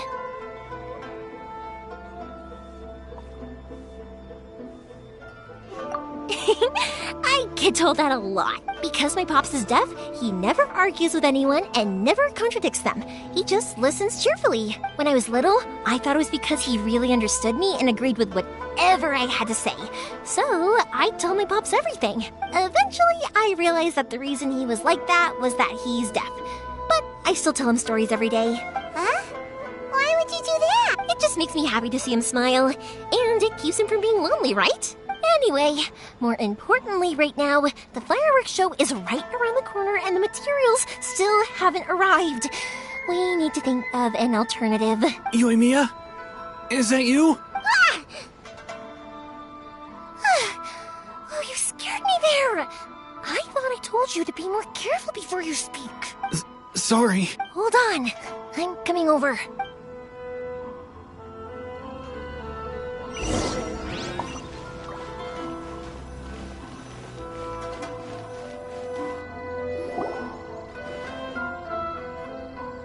No one's looking. Okay, you can come out now. Come around the side. We're lucky that no one from the Tenryo Commission was around. Otherwise, we'd all be in big trouble. Sorry, I guess I was a little rash, but when I heard you come back, I just... Don't worry, Sakujiro. So far, at least, everything is going according to plan. We're going to look for firework materials shortly. While we're out, we'll sort out the boat situation for you, as promised. Thank you for all your help. He's one of our old customers. He came back to Inazuma from the outside world not long ago. While he was smuggling himself in, the Tenryo Commission found him and put out a warrant for his arrest. An arrest warrant? Shh! Keep it down! We don't want to draw any unwanted attention. If Sakujiro was caught, there's no knowing what crimes they could charge him with. All we can do is find him a boat and send him out of Inazuma again. Yeah, we know it's going to be dangerous, but there aren't many other options left. What if the boat capsizes? Drowning is really scary. If things are this bad, couldn't you just not come back in the first place? Well, there's something I felt I had to do. But as soon as I got back, I started hearing about all these unbelievable changes. I had made my mind up originally, but now I'm not sure anymore. I didn't want to cause any trouble for Yoimiya or Mr. Ryunosuke, but I'm very grateful to them for taking me in. Hey, no worries. You're more than welcome. Remember what I said? As long as you've got that little piece of paper, you'll always be a valued customer of the Naganohara's. Little piece of paper? Yep, the same paper slips as the one I gave to the kids earlier. Whenever a customer orders fireworks for a commemorative event, we always include a little paper slip with the goods. Only people from inside my family can understand what's written on it. It's the recipe for the fireworks they ordered. If someone shows a Naganohara that paper slip, we guarantee we can make the exact same firework as the original one they purchased, whether it's 10 or even 100 years later. Wow, that is so awesome! It's a family tradition. All our regular customers know about this. The slip I have is from back when my parents ordered fireworks from Mr. Ryunosuke. Now that I think about it, it must be nearly 20 years ago. I would have thought that things would turn out the way they have. It'll be fine. Escaping in a boat is just a last resort for if there's no other way. I'll still try and come up with a different solution, because it'd be much better if you could stay in Inazuma. Whatever their reasons might be, if our customers come to us looking for help, we're not about to leave them high and dry. Thank you. This way, I still have some time to consider my options. All right. Well, let's not stay out here in the open for too long. Hurry up and get back inside. I'll let you know as soon as I have an update for you. All right. I'll leave it to you then, I guess. It's a shame. They still wouldn't give him a permit, even though he was born and raised in Inazuma. Speaking of, you guys only got here recently. How did you manage to get a permit? Even then, we only got through thanks to some help from Miss Hiragi Chisato of the Kanjo Commission. I see. So you had big shots helping you. I guess that won't be of much help to Sakujiro. I just wish the commissions could be a little bit more flexible. I bet nowhere else you've been is quite like Inazuma, huh? Well, no matter what, I have to find a way to help him. I'm sorry. I invited you to come watch the fireworks, but now I have to run a few errands. You don't have to join me if you don't want to. I can go sort out the firework materials in the boat by myself, and then you can come meet me back at the house later. Oh, cool! Then let's start with Sakujiro's boat. We can chat along the way. Oh yeah! If it's fine with you, can I ask how you two first met? She saved me from drowning this one time, and after that, we started traveling together. Why do you ask? Nothing. I'm just quite envious of your relationship. My pops had a person like you around. His being deaf wouldn't hold things up all the time. Why do you look so excited? Because you said person and not floating child or mascot. How can I improve my culinary skills? Okay.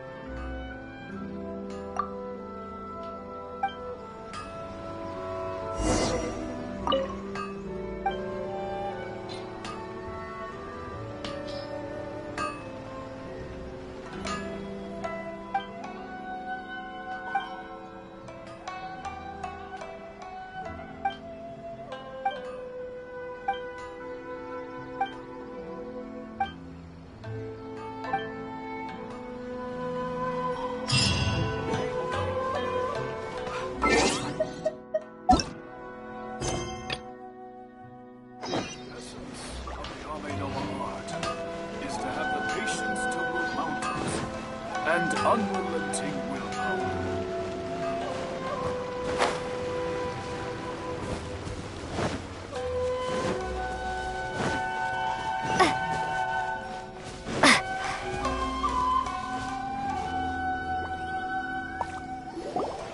Koichi, I'm here! How is the boat coming along? Yeah, it's, all right, I guess. Wait, should we really be talking about this in front of... Oh, don't worry, they're my friends. You can trust them. They came with me to check up on the boat.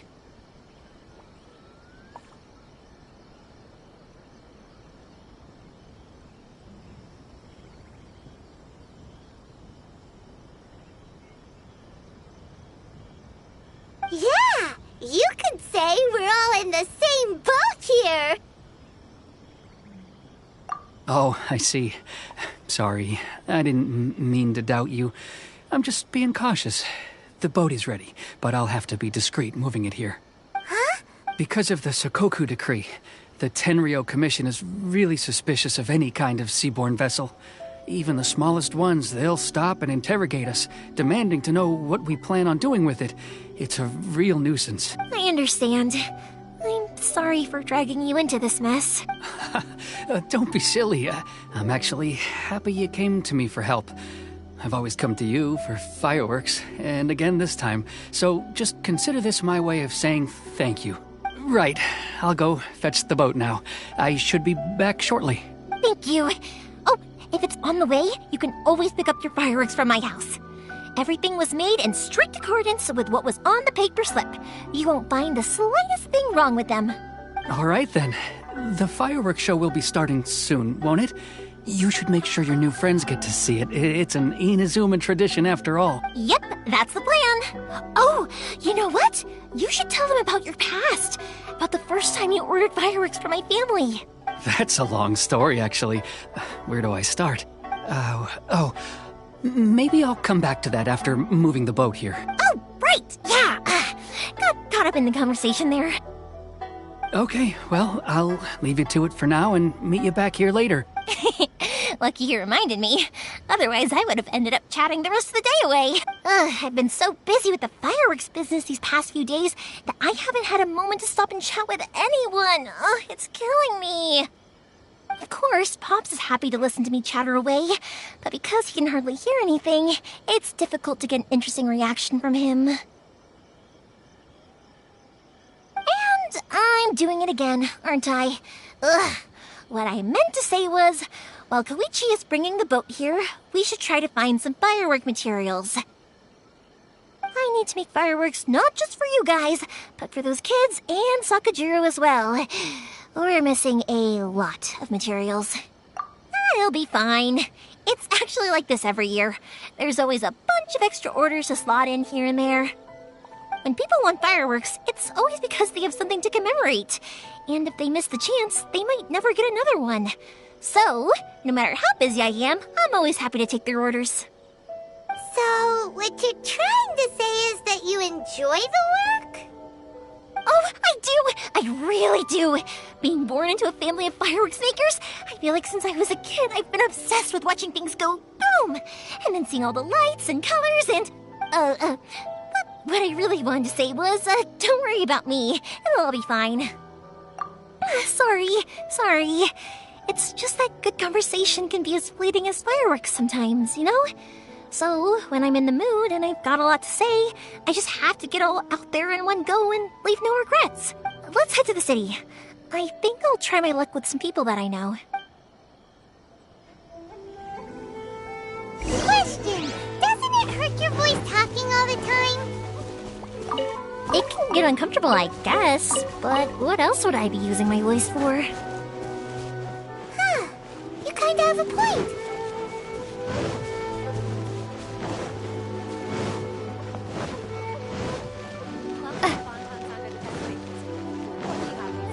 Here we are.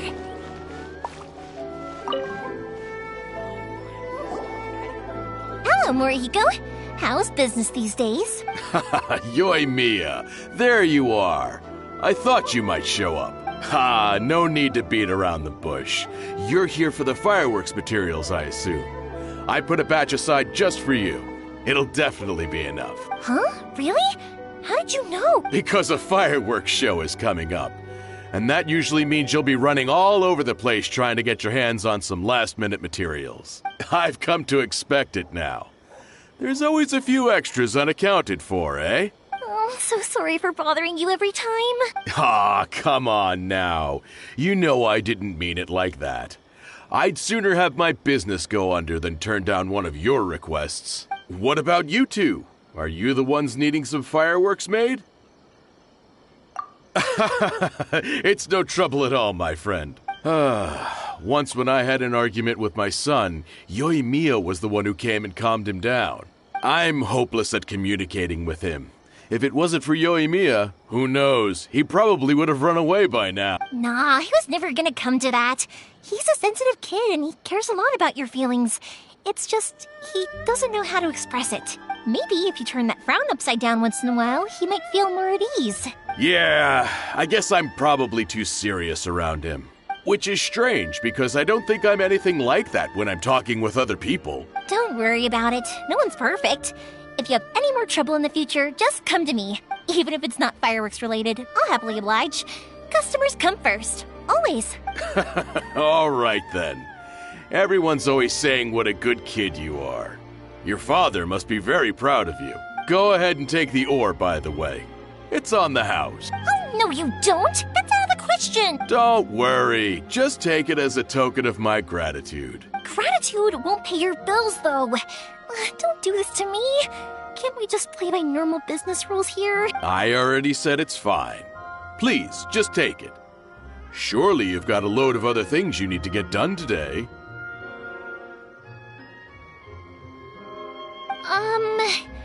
Well, how about this then? I'll record this in my notebook, and we can consider it a down payment against any fireworks you want to purchase in the future. There's no convincing you, is there? All right then, if you insist. Pass on my regards to your dad. Tell him Morihiko wishes him health and happiness. Will do. You look after yourself as well.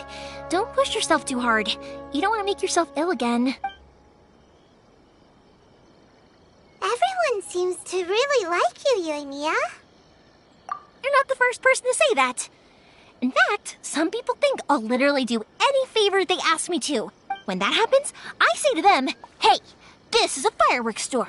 We do fireworks. But they don't always listen, so it can't be helped. But also, it's not really a big deal. Anyway, we've gotten all the materials we need now, so that solves that problem. Next, we just need to go find someone to process them.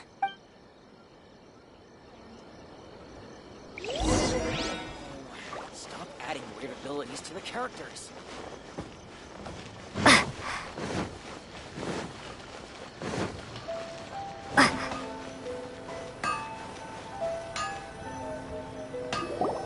Hajime, Mr. Aminoma, it's me!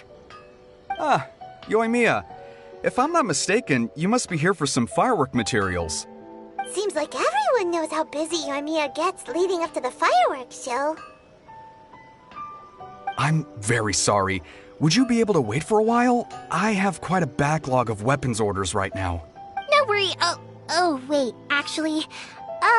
Yeah, that could be a problem.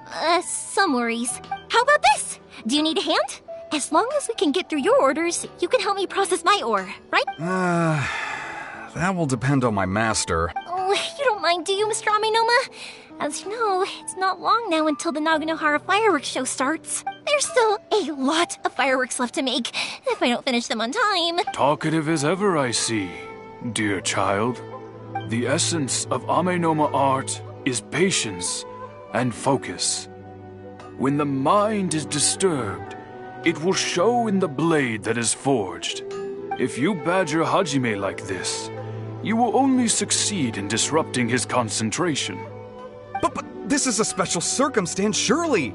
The Naganohara fireworks show is right around the corner. So give me your ore, and I will process it for you. Huh? Master, you mean you'll do the work personally? Is that so surprising?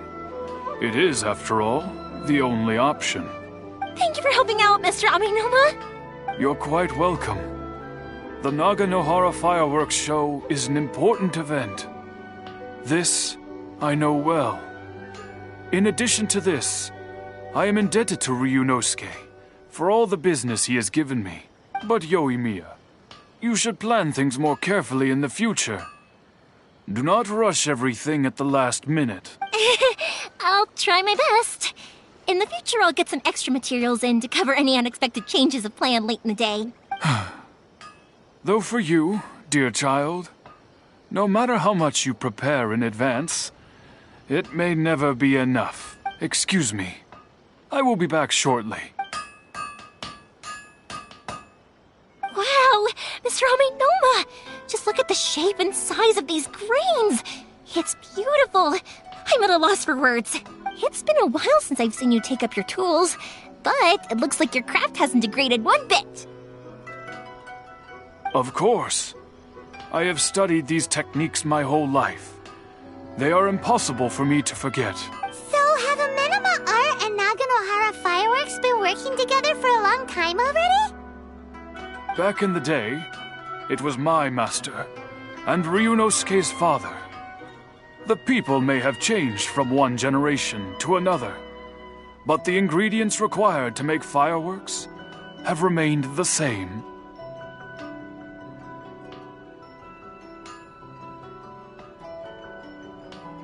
Hajime, in the future, this will be up to you. I know. All right, I won't bother you guys any longer. Oh, remember to come and watch the fireworks. Okay, time to head off. Koichi probably isn't back just yet, but let's go wait for him.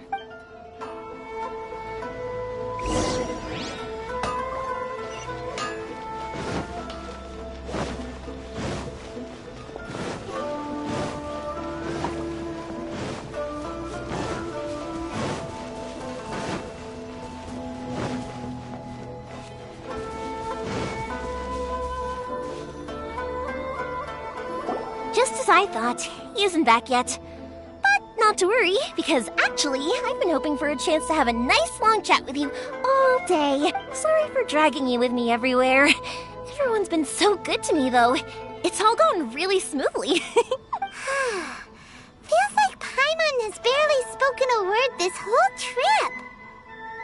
I felt like I was neglecting you guys, so I wanted to find an opportunity to catch up. When we first met, I was in a hurry. We didn't have the chance to sit down and have a proper chat. You guys are travelers, right? So, where else did you go before coming to Inazuma? Ooh, sounds great! I heard they pretty much have no rules over there, right? So people are free to live their life however they want, doing whatever makes them happy. My pops actually received a gift from one of his old customers over there. It was from the winery or something. Dawn Winery! Their dandelion wine is super famous. Yes, that's the one. I remember when he drank it. I've never seen him enjoy a bottle of wine so much in his life. He was telling me all night about how good it tasted. My friend once said to me that only people with a strong will and a clear purpose decide to go traveling. Maybe it's to see a certain view or to fulfill a certain wish. So, what made you guys embark on your treacherous journey to Inazuma? And we're looking for answers from the gods, too. You were separated from your family because of a god? Oh, that must be really tough. I get it. Well, if that's how it is, then that's how it is. You know, I was going to ask if you guys wanted to stay here in Inazuma. Unlike the outside world, what Inazuma seeks is eternity. In other words, a state of tranquility where very little ever changes. The advantage of that is that if you're ever tired from your journey, Inazuma's a great place to come and rest. Let me put it this way. I was just worried that you might be getting weary. If you keep pressing on in that state, you might start to lose sight of the things that made you want to start your journey in the first place. Sometimes. That's also just how it is. When you're exhausted, everything becomes an uphill struggle, even trying to have fun. You won't be able to enjoy yourself if you're too tired. An adventurer friend of mine once told me that if you're too focused on reaching the end of the race, you'll miss a lot of opportunities and precious moments to be had along the way. Don't worry though, I'm sure I can think of some way to get you feeling relaxed and happy. And you're here now, so even if you're gonna leave eventually, I want to make sure you at least leave with fond memories. Who knows? Once you're reunited with your family, maybe you'll find Inazuma the right kind of place to call home. I already have an idea of the color and type of fireworks I want to give you guys. I'll keep it a secret for now, though. Yoimiya, I'm back. Sorry to keep you waiting. Let's head over to the boat. Or, did you want to keep chatting a little longer?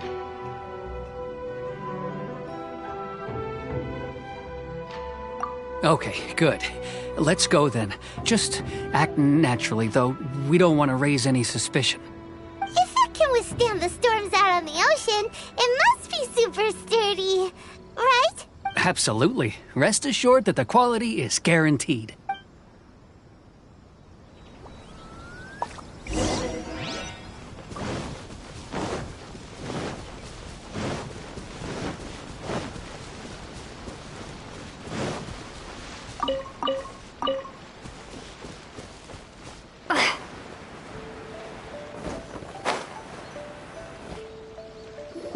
That's way too small.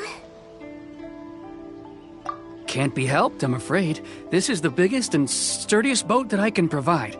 It's built from the finest Inazuman timber. Still, I'll be the first to admit that if he's planning to ride this into the storm, it's going to be exceedingly dangerous. I'm also hoping Sakajiro won't have to use it. It's just there as a last resort. I gotta say though, Koichi, it feels like your craft has improved once again. I'm not the one you should be praising. It's all thanks to the guys who kindly pitched in. To avoid detection, we each worked on our own materials separately, then assembled them secretly in the night. This is the largest we could afford to build. Any bigger and there's no way it would pass the Tenryou Commission's inspection. Let's store the boat here for now then. I'll fill Sakajiro in when I get back. He'll need to make some preparations before setting sail. Uh-oh. Paimon feels really worried all of a sudden. Doesn't helping Sakajiro make you a collaborator in the eyes of the Tenryou Commission? Maybe it does. But I knew what I was getting into from the moment I agreed to help him. My family has pretty good connections with the Yashiro Commission. We work very closely with them. And whenever there's a national event of any sort, the other two commissions come to us too.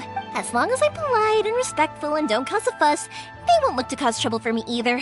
And anyway, to your point about collaboration, you've been helping out too, right? That's true. This was all a collaborative effort. Wait. Oh no! Ah, so you're seasoned crooks already, eh? Don't know what I was worried about then. Anyway, thanks for everything, Koichi. And your fireworks are ready, so just go pick them up from my house whenever you want. While you're there, you can get my pops to settle the boat construction fees. Oh, don't worry about paying anything. Third Sis would be sure to scold me if she found out I'd taken Mora from the Naganoharas. Who's Third Sis? Oh, let me explain this one. It's a story my pops told me. There used to be a thriving merchants guild in Inazuma. It got really prosperous. At one point, there were a dozen or so kids born around the same time to the families of the guild. They all grew up together, each of them learning their respective family's business. They were a tightly knit group of friends. But eventually, they all grew up and decided they each wanted to go into business themselves. It was inevitable that business would send them all to different corners of the world, and that they'd have far less opportunity to see each other in the future. That's right. Just before we went our separate ways, the eldest of the group suggested that we should all go watch some fireworks together one last time. They were all very ambitious types, and each had their own knack for doing business. One by one, they left, until Koichi was the only one of them remaining in Inazuma. After that, he hardly saw them.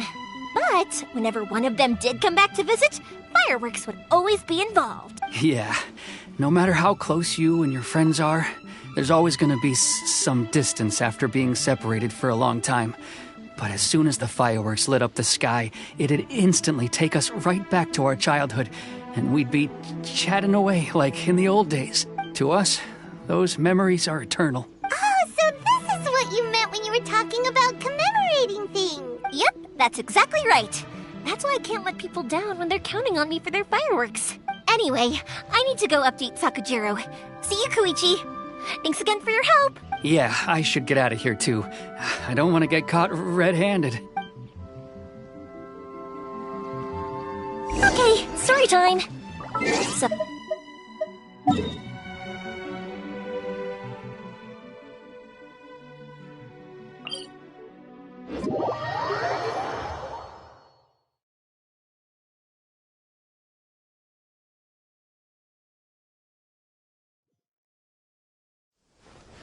But there are so many of them in that friendship group, and I don't remember anything from that age anyway, so I never have a clue who they are. One time, he shows up with another one of his friends, and the friend asks me if I remembered him. So I'm like, yes, I do! You helped me once when I was just a baby. Koichi just bursts out laughing and says, actually, this is one of his carpenter friends. Turns out he's a lot younger than he looks. Just a few years older than me. I went bright red and must have apologized like a million times. It was so embarrassing.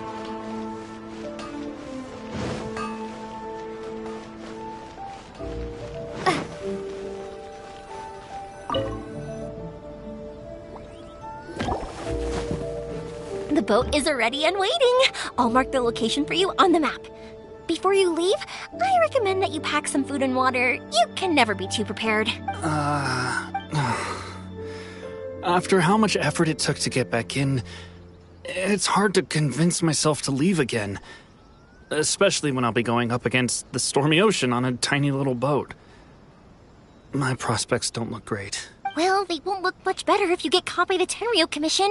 I'm afraid that sooner or later they are going to find you here. Time is starting to run out. I'm sorry. I'll make sure to get out of here before they come. I promise I won't cause you and your family any more trouble. I didn't mean it like that. If we ever ran into any problems, I'm sure I'd figure something out. But if the Tenryou Commission does catch up to you, then make a run for the boat. Okay, I won't let them catch me. But... no, I guess this whole trip was a waste in the end. Why did you want to come back to Inazuma anyway? Is there something you wanted to do? I didn't used to like this place at all. That's why I left. But looking back on things now, I was really just running away from my responsibilities. Once I started to realize that, I got restless. I couldn't stop thinking about the people and the things I'd left behind. So forget it. What does it matter now? It's too late anyway. I originally wanted to make up for all my regrets, but instead, I found myself in the situation I'm in now. What a pity. Talk to us about it. Maybe we could... If only there was no Sakoku decree, huh? Anyway, don't worry. We're not going to bother you about it. We'll keep trying to buy you as much time as possible until you reach your final decision. The Tenryou Commission. If only they weren't so overzealous, there might be a way. Oh, that's right! That elderly couple, old customers of ours, their son's in the Tenryou Commission, isn't he? Yeah, quite high up as well. That's it. I'll go talk to them. Maybe they can do something. Are you sure they won't just report me instead? Oh, don't worry about that. They're really nice people. I know them well. They won't cause us any issues. All right. You should get back indoors, Sakujiro. We'll be back in no time at all. Okay, let's go. Time waits for no one. Wait, hang on. What about the fireworks? All those materials? There's so many orders to finish. Pops? Pops? No, never mind. I know.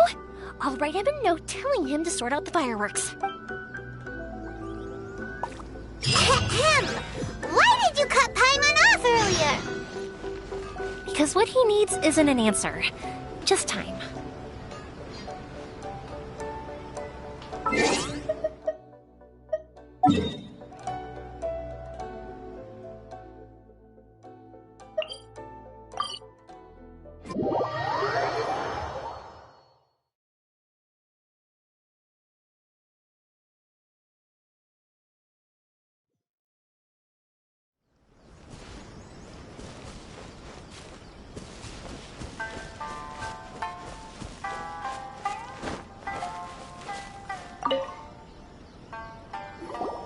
Well, if it isn't Yoimiya. Come on in, dear. Come and take a seat. Are these two your friends? Yes, they're travelers from afar. Outsiders have a very difficult time getting into Inazuma nowadays. Indeed, these are unprecedented times. But seeing as they came all this way, we locals should give them a warm welcome. Oh, before I forget, I brought the fireworks that you ordered. Oh, thank you, dear. Your family is so good to us every year. First your father, and now you. I wonder if I'll still be around to see the next hair of Naganahara fireworks. Of course you will. You're both in great health. Don't say things like that. It's bad luck. We aren't as young as we once were, though. The body knows it. It used to be that I could spend all day working the land, carrying water back and forth. But now, even a moment of light work leaves me with all sorts of aches and pains. I wanted to do some weeding yesterday, but as soon as I bent down to get started, I suddenly felt that if I went any further, I wouldn't be able to get back up again. No worries. Say no more. We'll handle it. No. We can't be putting you to work when you're a guest in our home. I'll just go fetch the tea and some snacks, and then we'll continue our conversation. It's fine. It's not like it's the first time I've helped you with chores. I just haven't had much time recently with the fireworks show coming up. But once that's out of the way, I'll be sure to come by more often. It's no trouble, really. We don't mind helping. Oh, you're such good kids. As for mine, he's all grown up now.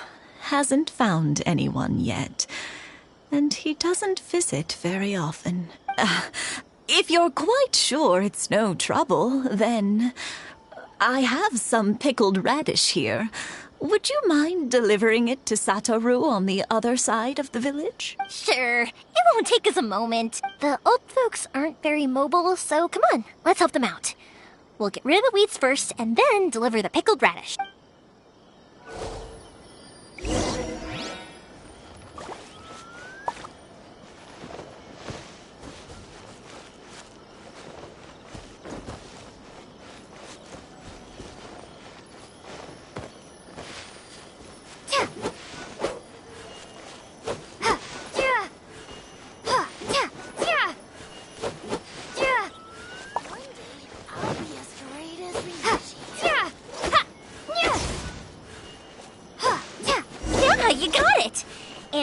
Should just about do it. Satoru is on the other side of the village. Let's go see him now.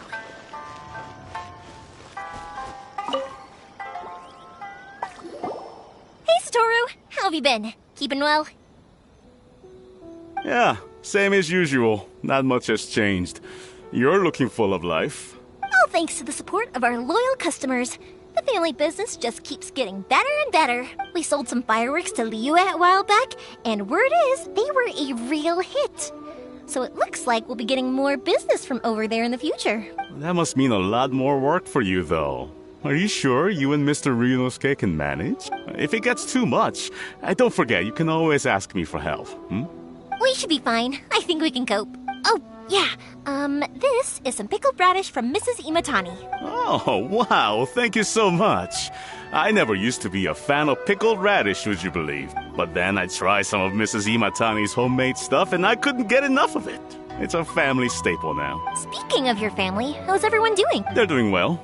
We have the occasional heated argument, but I guess that's every family ever. Being close to family is better than never getting to see them, even if it does mean putting up with some conflict. Now, Mr. and Mrs. Imatani seem to have a great relationship, but still, they must get lonely with their child never visiting. They didn't seem that way to me.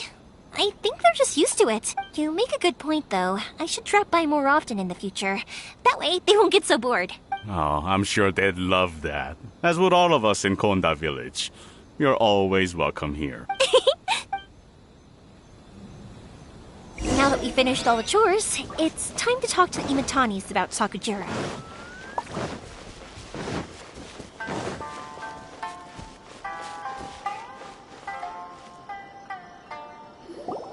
That was quick. Young people are so handy. Younger people have bundles of energy, and older people have a wealth of wisdom. Each have their strengths. Speaking of youth, do you know what?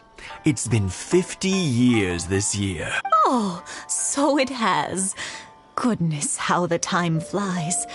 You barely notice as the years go by, but then suddenly 50 years have passed. 50 years since what?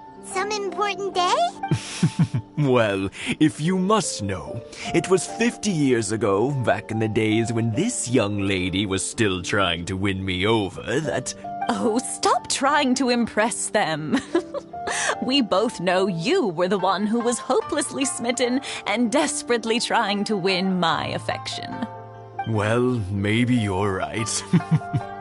50 years ago, I proposed to my wife at the Naganahara fireworks show. We've been together ever since. To tell the truth, I was still a little uncertain. I wasn't sure what I was doing when I walked into the Naganahara's shop and ordered my firework. Even as it was rising up into the sky, I still had no clue what I was going to say. But then it exploded, the sky lit up. I looked back at her and saw her eyes twinkling in the light of the fireworks. Before I knew what was happening, apparently, I'd already said it. And, well, she'd said yes. 50 years. In some ways, it's a long time. In others, it's no time at all. Really, it's just a number. But 50 years of being together? Now that is something worth commemorating. I had no idea it was your 50th anniversary. If I'd known, I would have made some extra fancy fireworks just for you. Oh, no, it's quite all right. We always set off the same firework every year. It wouldn't be the same without it. Seeing that firework go off takes us right back to those days. Even at this age, we still look back with not a single regret. Ah, what a great relationship they have. Enough about us, though. Yoimiya, aren't you busy with the fireworks show coming up? Was there something you needed to discuss? Yeah, it's a difficult thing to talk about, but here goes. Sakujiro. So he came back. Huh? You know him? He was our boys' best friend when they were young. They were inseparable. They grew up together, shared everything with each other, and went everywhere together. But one day, they had a terrible argument. Sakujiro seemed to feel that Inazuma was too peaceful, and wanted to see what the outside world was like. But our Keisuke took after his father and mother. He felt that there was nothing wrong at all with being peaceful. You know what children are like. They get terribly worked up about these sorts of things. In the end, Sakujiro stormed off, and that was that. I see. Keisuke said nothing to me or my wife about the fight. We could sense that he was very hurt by it, but he didn't want to talk with us about how he was really feeling. Eventually, whether out of pent-up anger or for some other reason, he joined the Tenryou Commission. He rarely comes home anymore. If it was anything else, I could talk to Keisuke, and I'm sure he'd be willing to help. But since it's Sakujiro, I don't feel there's any way we can get involved. What a strange coincidence.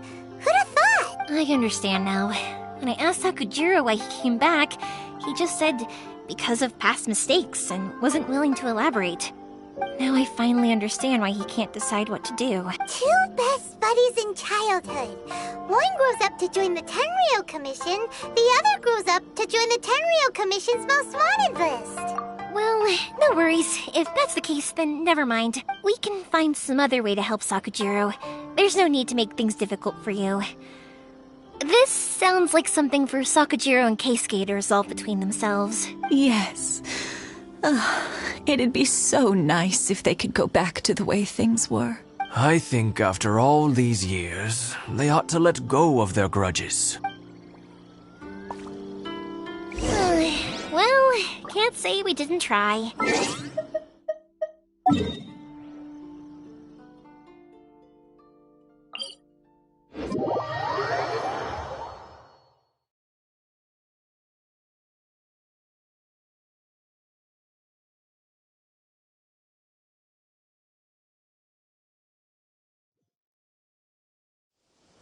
I'll let Sakujiro know after we get back.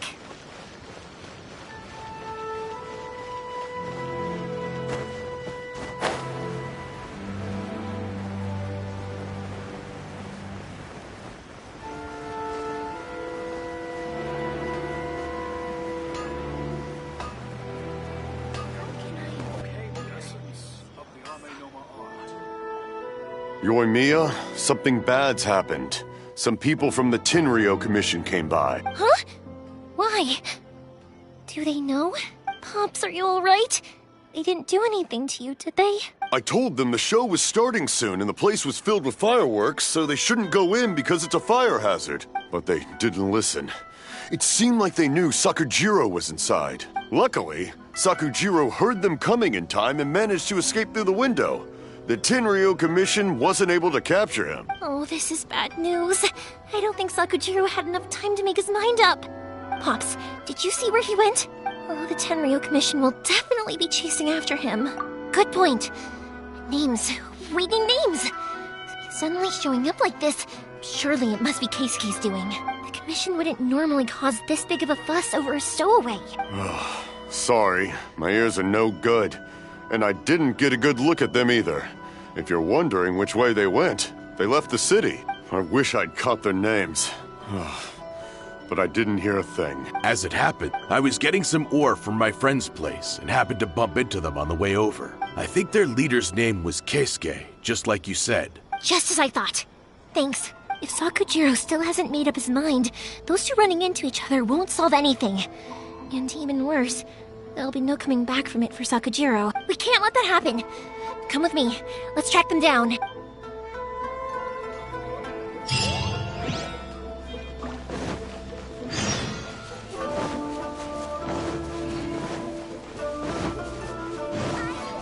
It's Masazaka and his friends. Let's ask them. Hi, Yoimiya! Are the weapons to scare away the great Mujina yokai ready yet? Oh, Mr. Ryunosuke is making them right now. You can go collect them from my house later. Aren't you gonna play with us, Yoimiya? I'm sorry. I have something important to do right now. I'll be back later on, but I'll bring you guys some candy next time. The extra sweet candy, the one you guys love. Yay! We're gonna get candy! Woohoo! Also, I wanted to ask you guys something. Did you see a bunch of scary-looking men come by here at all? Yep, we did. It looked like they were chasing someone. Are they trying to catch a monster too? No, don't worry. It's all just a big misunderstanding. Be good kids and stay out of trouble, all right? Stay in the city for now, and I'll come play with you after the fireworks start. We will. We'll be on our best behavior, especially for you, Yoimiya. It looks like this is the right way. Let's get going. If Sakujiro still hasn't made up his mind, I guess I'll have to step in. Look! There are people from the Tenryo Commission over there! It must be them! Sorry, official business. I can't let you pass. Sakujiro and Keisuke are up ahead, right? We need to talk to them about something. Didn't you hear me? You're not getting past. Ugh, what a nuisance! Well, you've only got yourself to blame!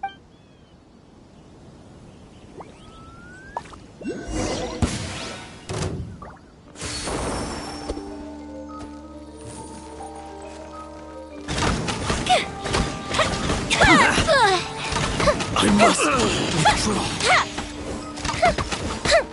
I must withdraw. Fire hazard!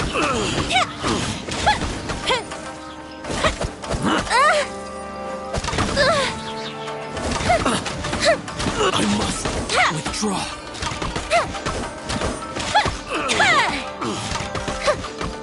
I must withdraw. Time for a light show! A festive reprise! I must withdraw. How dare you impede the work of the Tenryo Commission? You will be punished for your actions. There is nowhere you can escape justice. Not even at the edges of the world.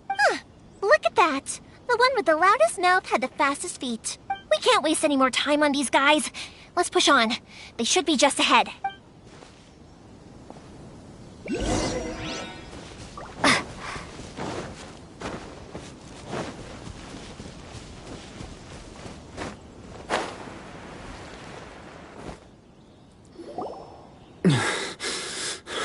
Your skills with the sword have stagnated, Sakujiro. You should have known that you stood no chance against me in a duel. I never imagined I'd fall into your hands. If this is to be my fate, I accept it. I have nothing else to say. But your return says that you finally came around to my point of view. Whatever you say. You will return with me to the Tenryo Commission to await your sentencing. The one who made this boat will also be punished. Wait! It doesn't have to end like this! Don't you have anything else to say to one another? Hey, I know you. You're Naganahara's girl, who makes the fireworks. I know you like to get involved in other people's business, but stay out of this. It does not concern you. It's okay, Yoimiya. The past is the past. Then why did you risk life and limb to get yourself back into Inazuma? And why were you so reluctant to leave after you got here? I'll tell you why. This is why. This is the chance you've been waiting for, to talk everything through. I have nothing to say to him. He's a criminal. I work for the Tenryo Commission. There is never any room for discussion. Out of respect for the friendship we once had, I gave him a chance to fight for his freedom. But his skills with the sword are as disappointing now as they ever were. What are you talking about?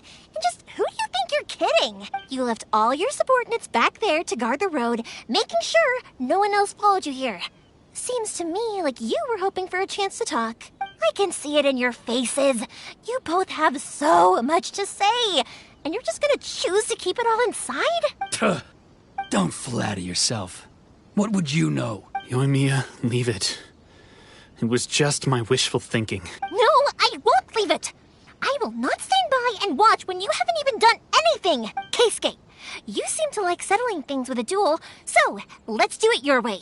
I challenge you to a duel. If I win, then you need to say everything that's in your heart. No more running from your feelings. And the same goes for you, Sakujiro. If I win, you will tell Keisuke exactly why you came back, no matter what the consequences are. You have to tell him everything.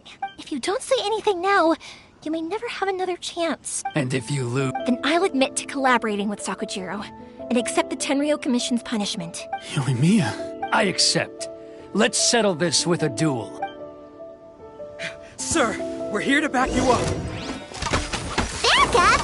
Duels are supposed to be one-on-one! All right, that's it! Let's help Yoimiya! We can't let her fight them all alone!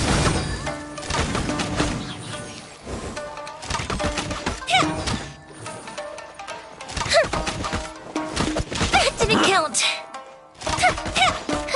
I must withdraw. I must withdraw. The fuse is lit! That didn't count! I must. Gotta watch it!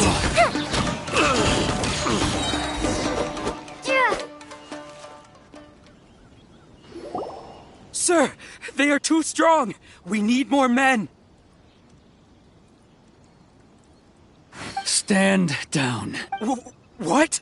I thought I told you to stay away. Now stand down. Yes, sir. Sorry.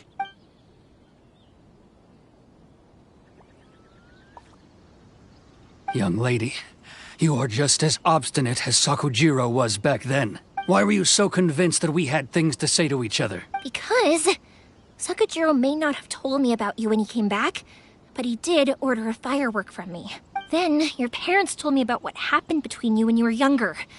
Once I'd heard the story, I realized that the firework meant something special to you both. And that's why I simply refuse to believe that you have nothing to say to each other.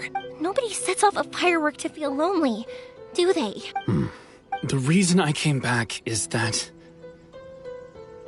I felt lost. It wasn't that I'd changed my mind, I just felt that what I'd done in the past was to try to escape from reality. I saw the freedom of Mondstadt, the contracts of Liyue, the wisdom of Sumeru, and the justice of Fontaine. It all left a deep impression on me.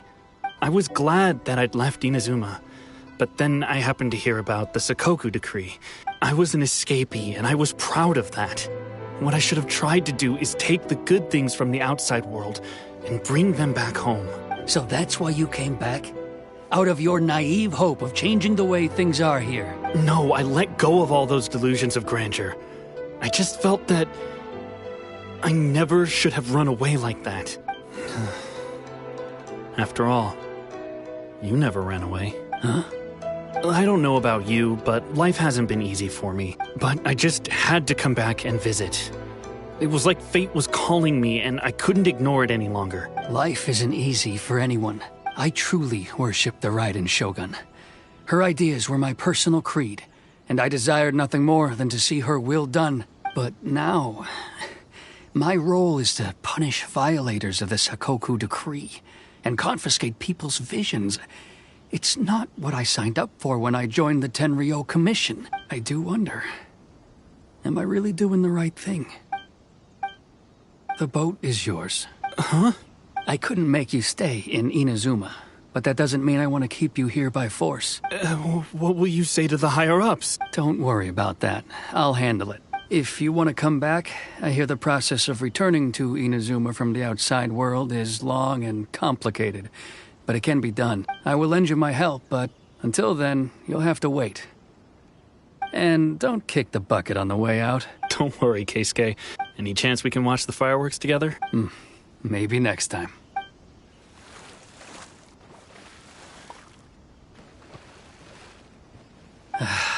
I'll be demoted for sure. It's not like me to give in to childish sentiment like this. I can't explain why I went through with it. It's the one that Sakujiro planned on using for his escape. I asked Yoshitaka and the others to transport it here, citing the temporary contraband storage clause. Forcing Sakujiro to this spot was also something I had planned all along. It's just like you said, Yoimiya. Even though I hadn't fully made up my mind, my actions betrayed my intent. But I think you did the right thing. And look, now you've managed to resolve the grievance in your heart by talking about it. I understand now. Thank you. I didn't know you were quite so perceptive. You saw right into what I was thinking. That's only because I know your parents so well. They're both really nice people, so I didn't think the apple would fall too far from the tree. I had heard there was a new Naganohara running things these days. Little loud and reckless, maybe, but you live up to the family name. By the way, Naganohara fireworks can reproduce the firework that the two of us set off back then, right? Would you be able to make one for me? Sorry, no can do. Without the slipper reference, I can't make the same one again. And I'm afraid Sakujiro is the one with the slip. Ah, I see. Never mind then. Don't get too down just yet, though. I mentioned that Sakujiro ordered a firework from me, didn't I? I can't make another one, but I'm guessing Sakujiro probably won't be needing his anymore. It'd be a shame for it to go to waste, so I'll make an exception and let you set it off instead. Thank you very much. No worries. And don't miss out on the start of the fireworks show. Yoimiya, the way you took command of that whole situation was amazing! What can I say? I like to talk. I'm a strong believer in the power of words. If you're not willing to communicate, then the problem just sits there. If you just keep staring at it without doing anything, eventually you'll watch every last opportunity to resolve it slip away before your eyes. Sakujiro and Keisuke can't turn back the clock in their relationship, but that's no reason to live with remorse. Anyway, follow me. I'll bring you to the perfect place to watch the fireworks. My pops will set off the firework that I wanted to give to you.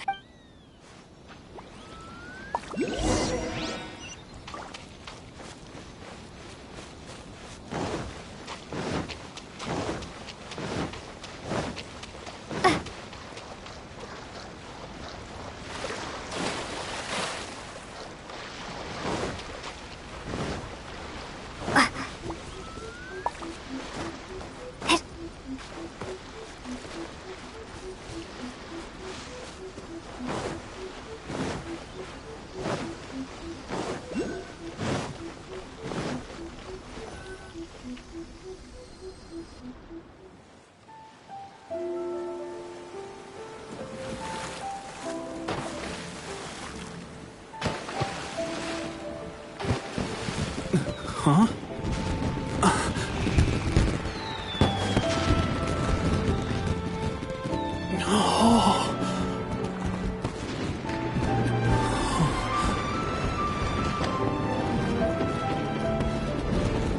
Oh, it's...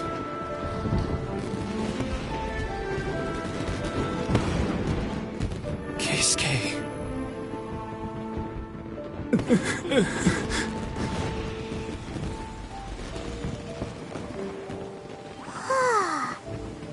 Yumiya, these fireworks, what do they mean to you? Yumiya? Shh. Huh? Oh.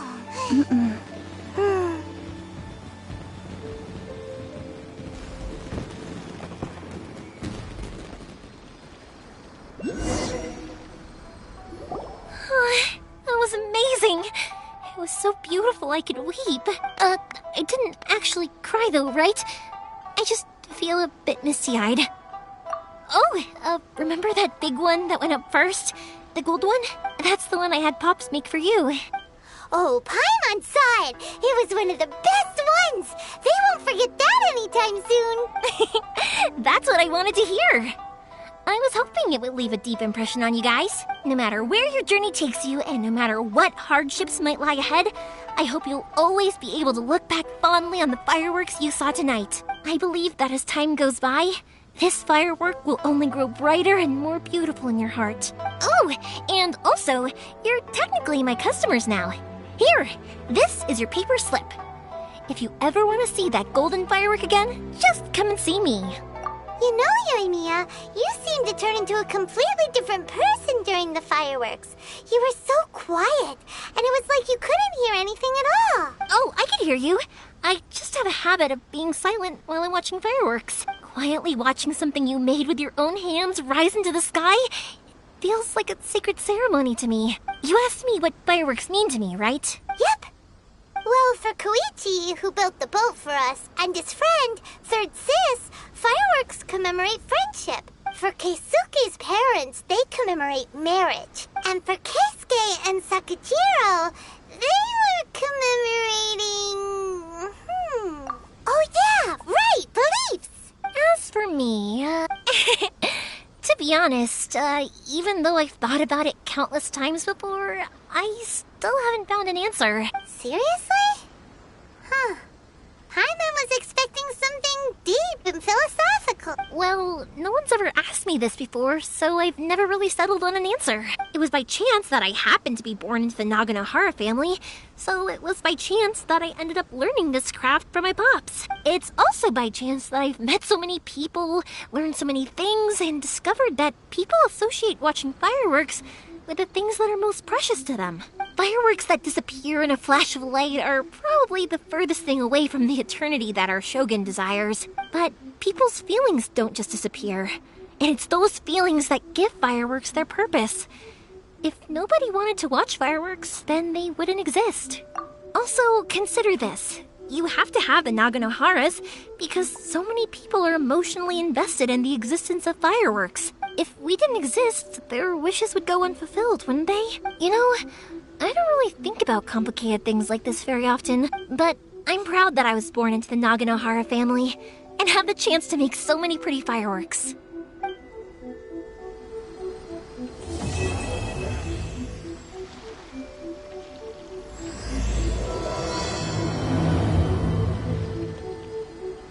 Inazuma's not such a bad place. Paimon's having a pretty good time. But we should probably go and see about the next operation that Toma and Ayaka were talking about, right?